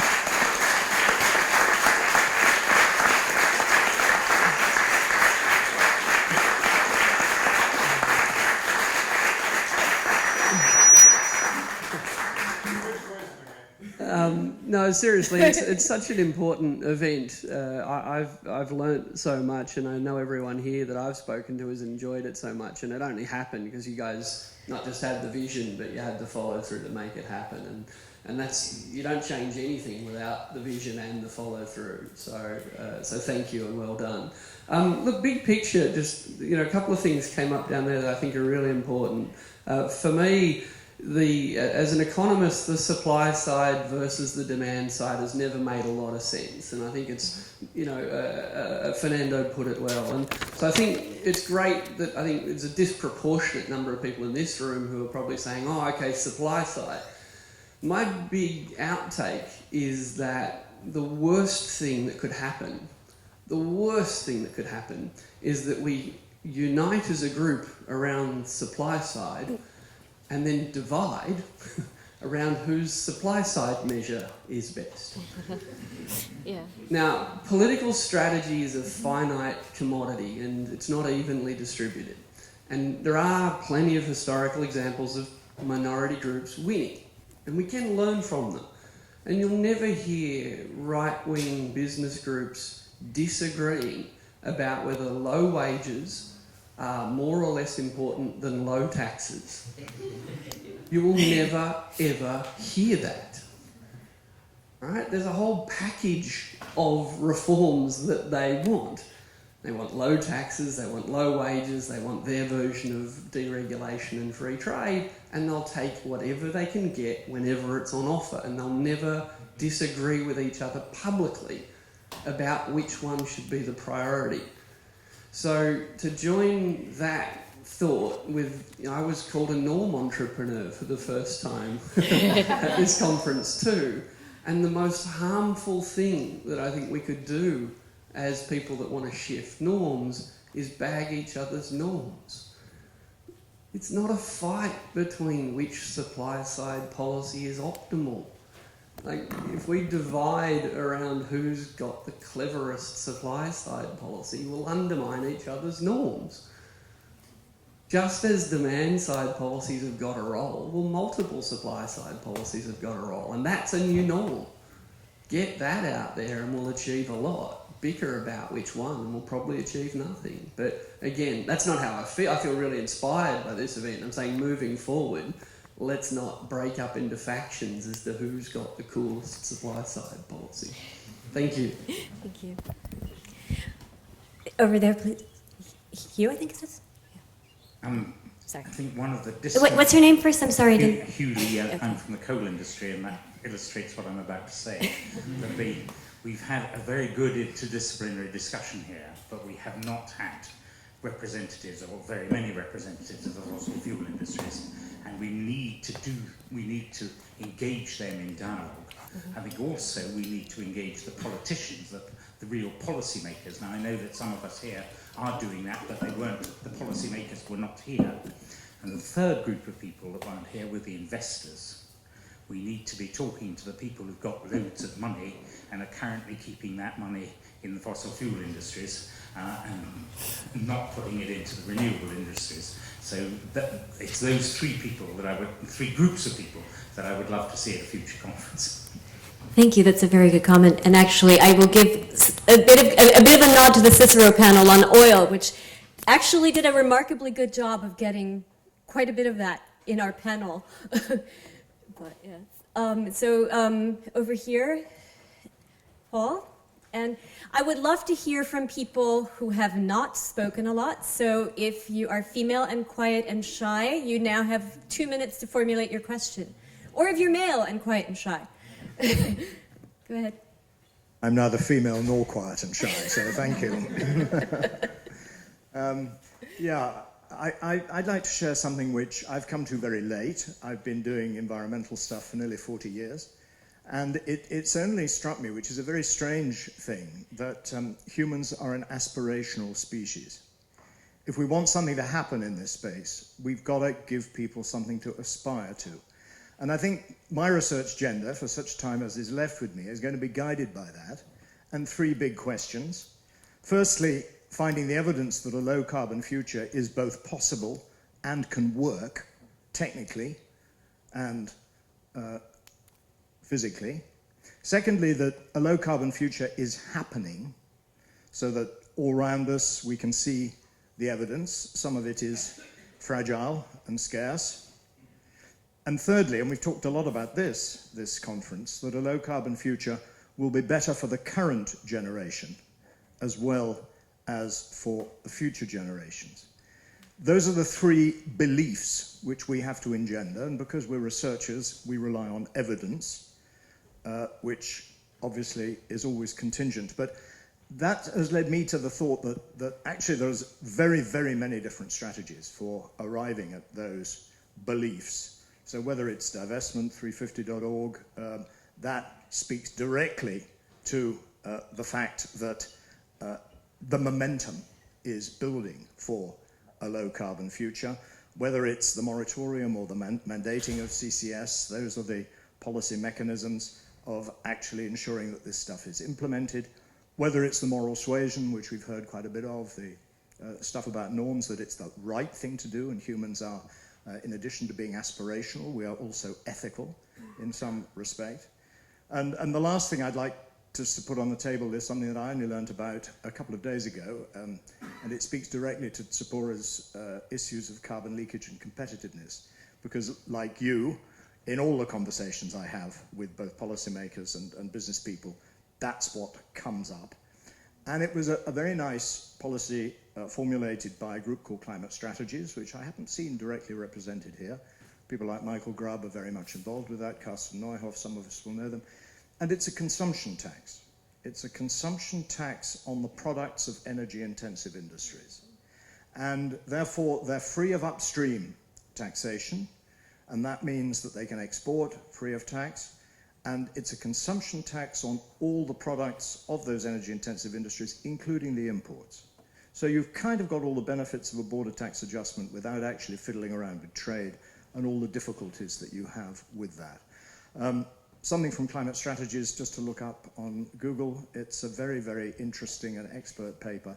And to me, it's the best solution I've found for competitiveness and carbon leakage arguments. Thanks. Great, thank you.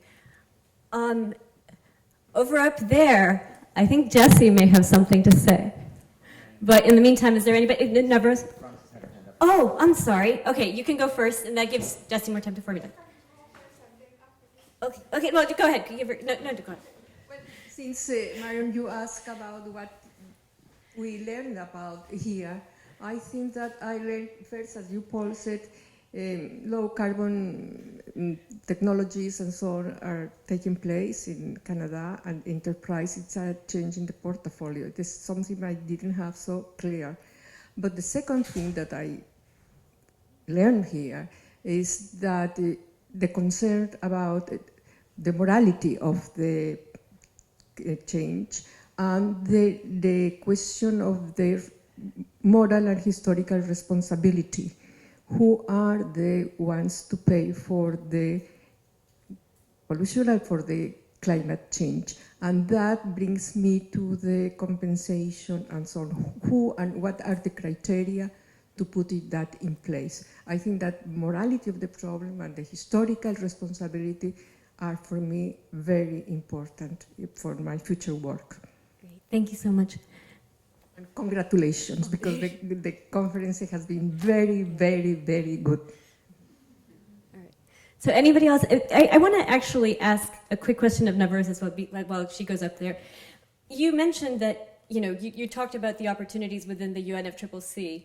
And one of the things that struck me is, I remember watching the last even faint oblique mention of fossil fuel investment being deleted from the Paris Agreement. And it was only oblique. The word fossil wasn't in there. It was like high carbon investment or something like that. What makes you hopeful? What makes you think that the word fossil can be uttered without somebody turning into sand? Fossil? Yeah. Look, the reason I said that is the sort of mutually agreed to ceasefire in Paris was, let's not try and judge each other right up front. let every country figure out what its dynamic is going to be, and then we'll come back and do some kind of soft judging, where everybody gets to have a judge every country gets to nominate a judge. It's a very soft competition, let's put it that way. But the game has shifted to basically saying, all right, we can't have a global political economy solution. You each have to figure out your national political economy solutions. And so the debate that's going on in Nigeria over oil and human rights, and that is going to be part of what Nigeria thinks about. In India, it's going to be trying to figure out this jobs transition. In China, it's how do you manage the investment to keep the government stable and deal with air pollution. And it's in that context that Paris provides sort of ways for lots of different stories to emerge. And then overlaid on top of that are kind of global narratives. So this whole battle about the transition is going to play itself out in country after country. And I think our job is to try and find ways of nudging it along from the international level to the extent we can, but the drivers have got to be national political economies and mobilization in countries. Yeah, okay, because and those national mobilizations are entirely about the fossil fuel transition. Because I think of India as a particularly prime example of a country that is considerably more progressive and open-minded when it's talking within its own family than when it goes to, when India does not like to be told what to do, but is quite willing to do very nice things when not being told to. And I think a lot of countries are like that. Nobody likes to be told, and I think we heard that again and again. Yeah, so I'd be really, Okay, Jesse, I know I put you in a corner. You're still thinking. Okay, all right. Richard Heedy with Climate Accountability Institute. And of course, I applaud everyone here and the conference organizers for a wonderful event. And I just want to open it up to the panel and to the rest of us about how to think about making the investment choices and the performance of oil and gas, and for that matter, coal companies, more transparent to the end users by transparency at the gas pump, for wholesalers to airlines or trucking fleets in terms of what are the investment choices and the impacts on the carbon intensity and the methane intensity of those kinds of investments. How do consumers discern between the good performers and the laggards? And how do we inform that whole field as well as the consumers themselves? So who from the panel would like to answer that?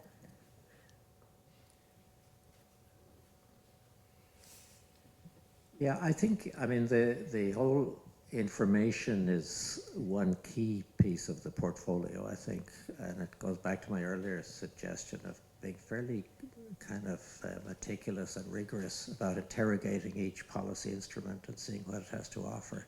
Certainly in the financial community in New York, and I think it's reflected in London in this, Bloomberg initiative with the G20 or whatever, there is a kind of proposition that if the investors have credible, kind of independently verified information about the stocks, flows, and so on, that you could go a long way towards the transition just with that one instrument directed at that one pool of.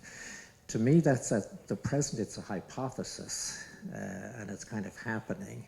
There's a great guy called Bob Litterman who was the head of risk management with Goldman Sachs. And of course, when you say that, half the audience usually starts booing. But he saved them, literally billions in that job when he was in the bank. But he's now working largely on climate risk, basically. But he's created a vehicle for WWF, on whose board he is, which has made the NGO a large sum of money by betting against fossil fuels, basically. It's kind of a hedging vehicle. But there is, that's just to answer, I totally endorse that proposition, but it's one among many, and I think there are many flowers that need to bloom on the policy side, of which that's one. Mm-hmm. Does anybody else want to add in? Okay.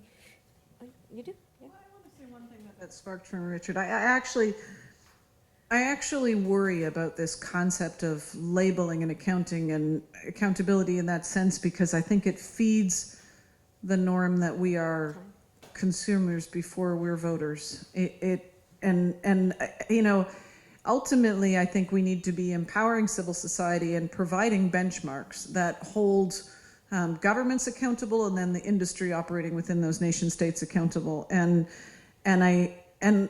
I'm starting to wonder whether it's as simple as creating a norm about how much carbon you're constraining. And because, you know, okay, so let's say it's not accountable in the UNFCCC process right now, but does it have to be? Because what is the UNFCCC process right now? It's a peer-to-peer race to the top, right? And ultimately, countries are arguing for social license within their countries and externally in terms of their reputational capital, right? My prime minister is trying to make it seem to Canadians like he's a good guy, because the majority of Canadians want climate action. The majority of Canadians believe in a low carbon development. And so what civil society and all those campaigns need is a bar, is an accounting, is to figure out who's a good guy and who's a bad guy the next time there's an election. And we make it so difficult for them. You know, like 80% by 2050, but he's using 2005 benchmarks, so he's a bad guy. Like, if I've got 5 minutes before I pack my kids' lunch, you know, at night before I go to bed, I don't have time to figure out then who's a bad guy and who's a good guy. And it doesn't become a vote determinative issue. So part of our job is to set criteria that makes this accessible. And so can we set criteria, at least for the developed countries, around how much is being constrained? How much of a good guy are we? I don't know, but I'm more excited about that than by accounting, by corporations and labeling, because I don't think we have time. Speaking of time, we now are down to the last roughly 4 minutes. So if anybody has one last comment so there are two questions that I don't feel like were sufficiently addressed, and this is partly because all these people have had such nice things to say, but one thing was what Hugh mentioned briefly: who is missing from this room that we should have had? And question number two is, where do we, you know, what do you hope happens next? So very little time. Like, basically, anybody who gets handed the microphone and speaks for more than 30 seconds will have the microphone walk away from them. Now, all right, whatever. Okay, how do you want to start?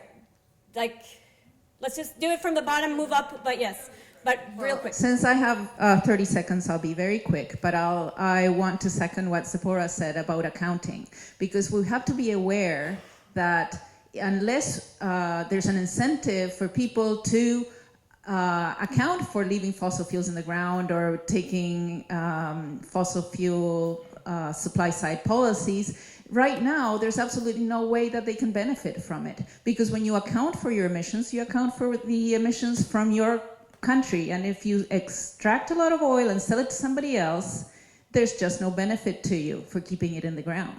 Someone else gets that, accounts for those emissions. So an institutional policy and accounting framework is what is needed to give this initiative some incentive in the ground, in action. Great, thank you. I think Sheila's next, okay, you can, no, to your right.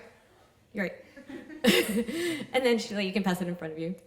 Yeah, just very quickly, in terms of people who are, I don't know if they're necessarily missing, but it would be great to have next time, is around potentially people who work more on economic history and those working on economic transformations in other sectors. So trying to understand how this has happened in the past and how this is happening in other sectors. And we discussed this a bit with Claudia at the coffee. So. Great, thanks. Hi, Neil. And in terms, again, of who's missing, although we had some representation, very little representation from developing countries. And yet the vast majority of countries are not really wrestling with climate change as their top agenda. They're wrestling with poverty, they're wrestling with service provision and so forth. So we need Indonesia in the room, we need Kenya in the room, we need an awful lot more developing country representatives. Thank you. All right, now there's a whole other row up there. So just work your way up, along. So just two quick things. I was going to try to make a joke, but I can't fit it in. I think we need to look a little more, so it's kind of two research areas maybe, or more publication areas, is how supply-side interventions can be a tool to address the socio-political dimension of this, because I think that that came up a lot here and was really inspiring. It's, you know, there's this debate over rational or irrational actors, and I think we need to look at whether, you know, there's this political dimension, and can our supply side interventions may be a tool that's optimal for discouraging the individual actor from behaving so-called irrationally, but it's only irrational from the broader perspective, but it's rational from their self-interest, and maybe we can use supply side for that. So more research into that, and then I think the more research into how supply side interventions can, you know, the dynamic between supply and investments in renewables and what the pace of adoption of the climate policies we want. So those are my two ideas. Great, thanks. It's right behind you, directly behind you. Who's missing? Somebody from Saudi Arabia, more people from Russia, more people from China, maybe some of the policymakers who have already put in place moratoria, frontline communities who are fighting against fossil extraction. And in terms of this accounting, that's something that we've been looking into, but we definitely want to do that, adding up different supply side policies and say, okay, how much does that take off the charge of this huge carbon bubble, and how far do we get in implementing the Paris ambition by adding all these different supply side policies together. So if you're interested in that, I think that's something we should be talking about. Great. All right. Anyone else? Okay, literally two more people, that's it. So you'll have the last word up there. So very quickly, what I'd like to see next is a bigger body of research and analytics supporting the things we take for granted. We need more hard thinking that we can point to on things like the notion that leakage is not, doesn't completely displace demand. Notions that, for example, in the oil and gas sector, that supply infrastructure really does get locked in. This reflects some really very high-level conversations with the Obama administration, where the dearth of things to point to that we believe, the common sense things that we take for granted almost, was really evident, and it was clear that those assumptions are not shared by high-level policymakers. Great. I think I will literally be wrested away from here if I don't stop now. But just to thank you all for being here, and please, if you have additional comments, tweet them, email them. We don't want, this is not the end of the conversation by any means. Oh no, oh no.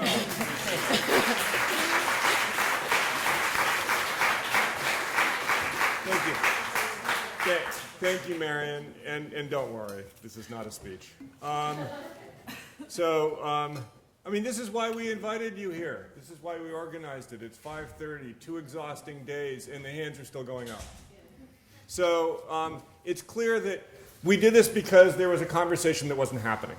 And we wanted to bring everybody together. I won't go through the various reasons why we think the supply side needs to enter the conversation. We don't know where that goes. You have a lot of great ideas. Let's keep going with this. So I just want to say thank you all for the energy you bring to this. I mean, it's been tremendous, and that's what's made this event so fantastic. So congratulate yourselves, I guess. And in a sense, we've just whetted appetites. And so where do we go from here? The pub, of course. So Hara will fill us in on the details of that in a second if you've still got the stamina for it. But there are some more concrete things. Where do we go from here? We're going to continue with this fossil fuel initiative at SEI. Will there be more events like this? Well, it's kind of up to you. Clearly, we couldn't invite everybody, or we couldn't get everybody here. We did invite a lot of folks from these underrepresented communities here. Should there be more events? We need to hear from you, and we're glad to share it.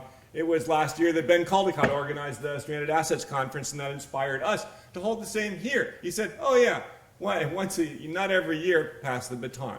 So we've got a baton to pass if anybody wants to grab it. We will make the PowerPoints and the webcast generally available, and when we send out that email, we're also going to solicit your ideas, and maybe in a forum when you all can continue to talk to each other. We'll also get your contact details shareable so you can reach out to each other easily. You don't have to be asking each other for cards as you head out of here. And Haro?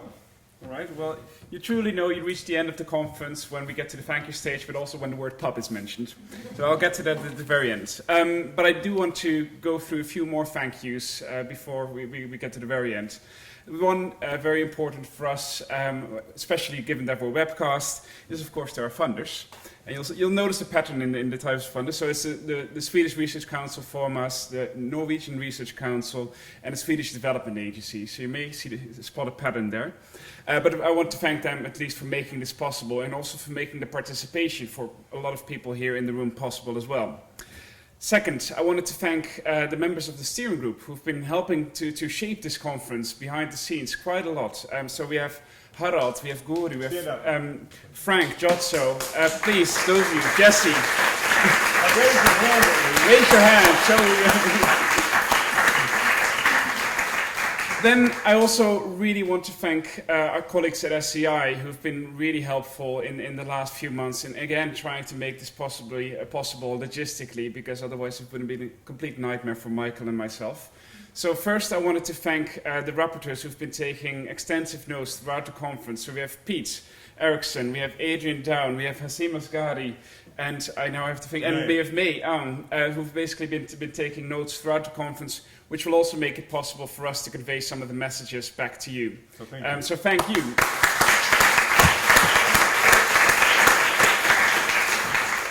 Last but not least, 3 other people who have been very, very important. I am not forgetting them. First of all, Julia and Stefan, who have been basically answering all your questions.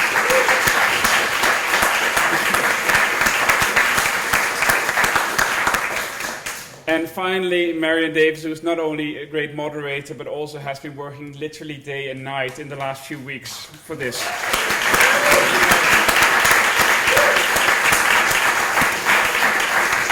And then very, very finally, thanks again to all of you for basically making this possible. Like, it's the speakers, the moderators, but the conversations in these rooms, in the corridors, and these are the kind of conversations that we want to keep going also in the next years. Whether we're organizing another conference next year or not, I think it's very important that the conversations are being had. To start with, in the King's Arms, let's say half an hour from now. So whoever wants to come there. And at the COP, of course. Yes, sorry, plug, important plug. COP22 Marrakesh. There will be at least several supply-side climate policy events. One organized by SCI, ODI, and OCI, and another event organized by Siobhan and Greg from OCI on equity. So don't forget that as well. But in a more immediate future, King's Arms in about half an hour, 5 minutes walking from here. If you don't know where it is, just follow us. Right, thank you.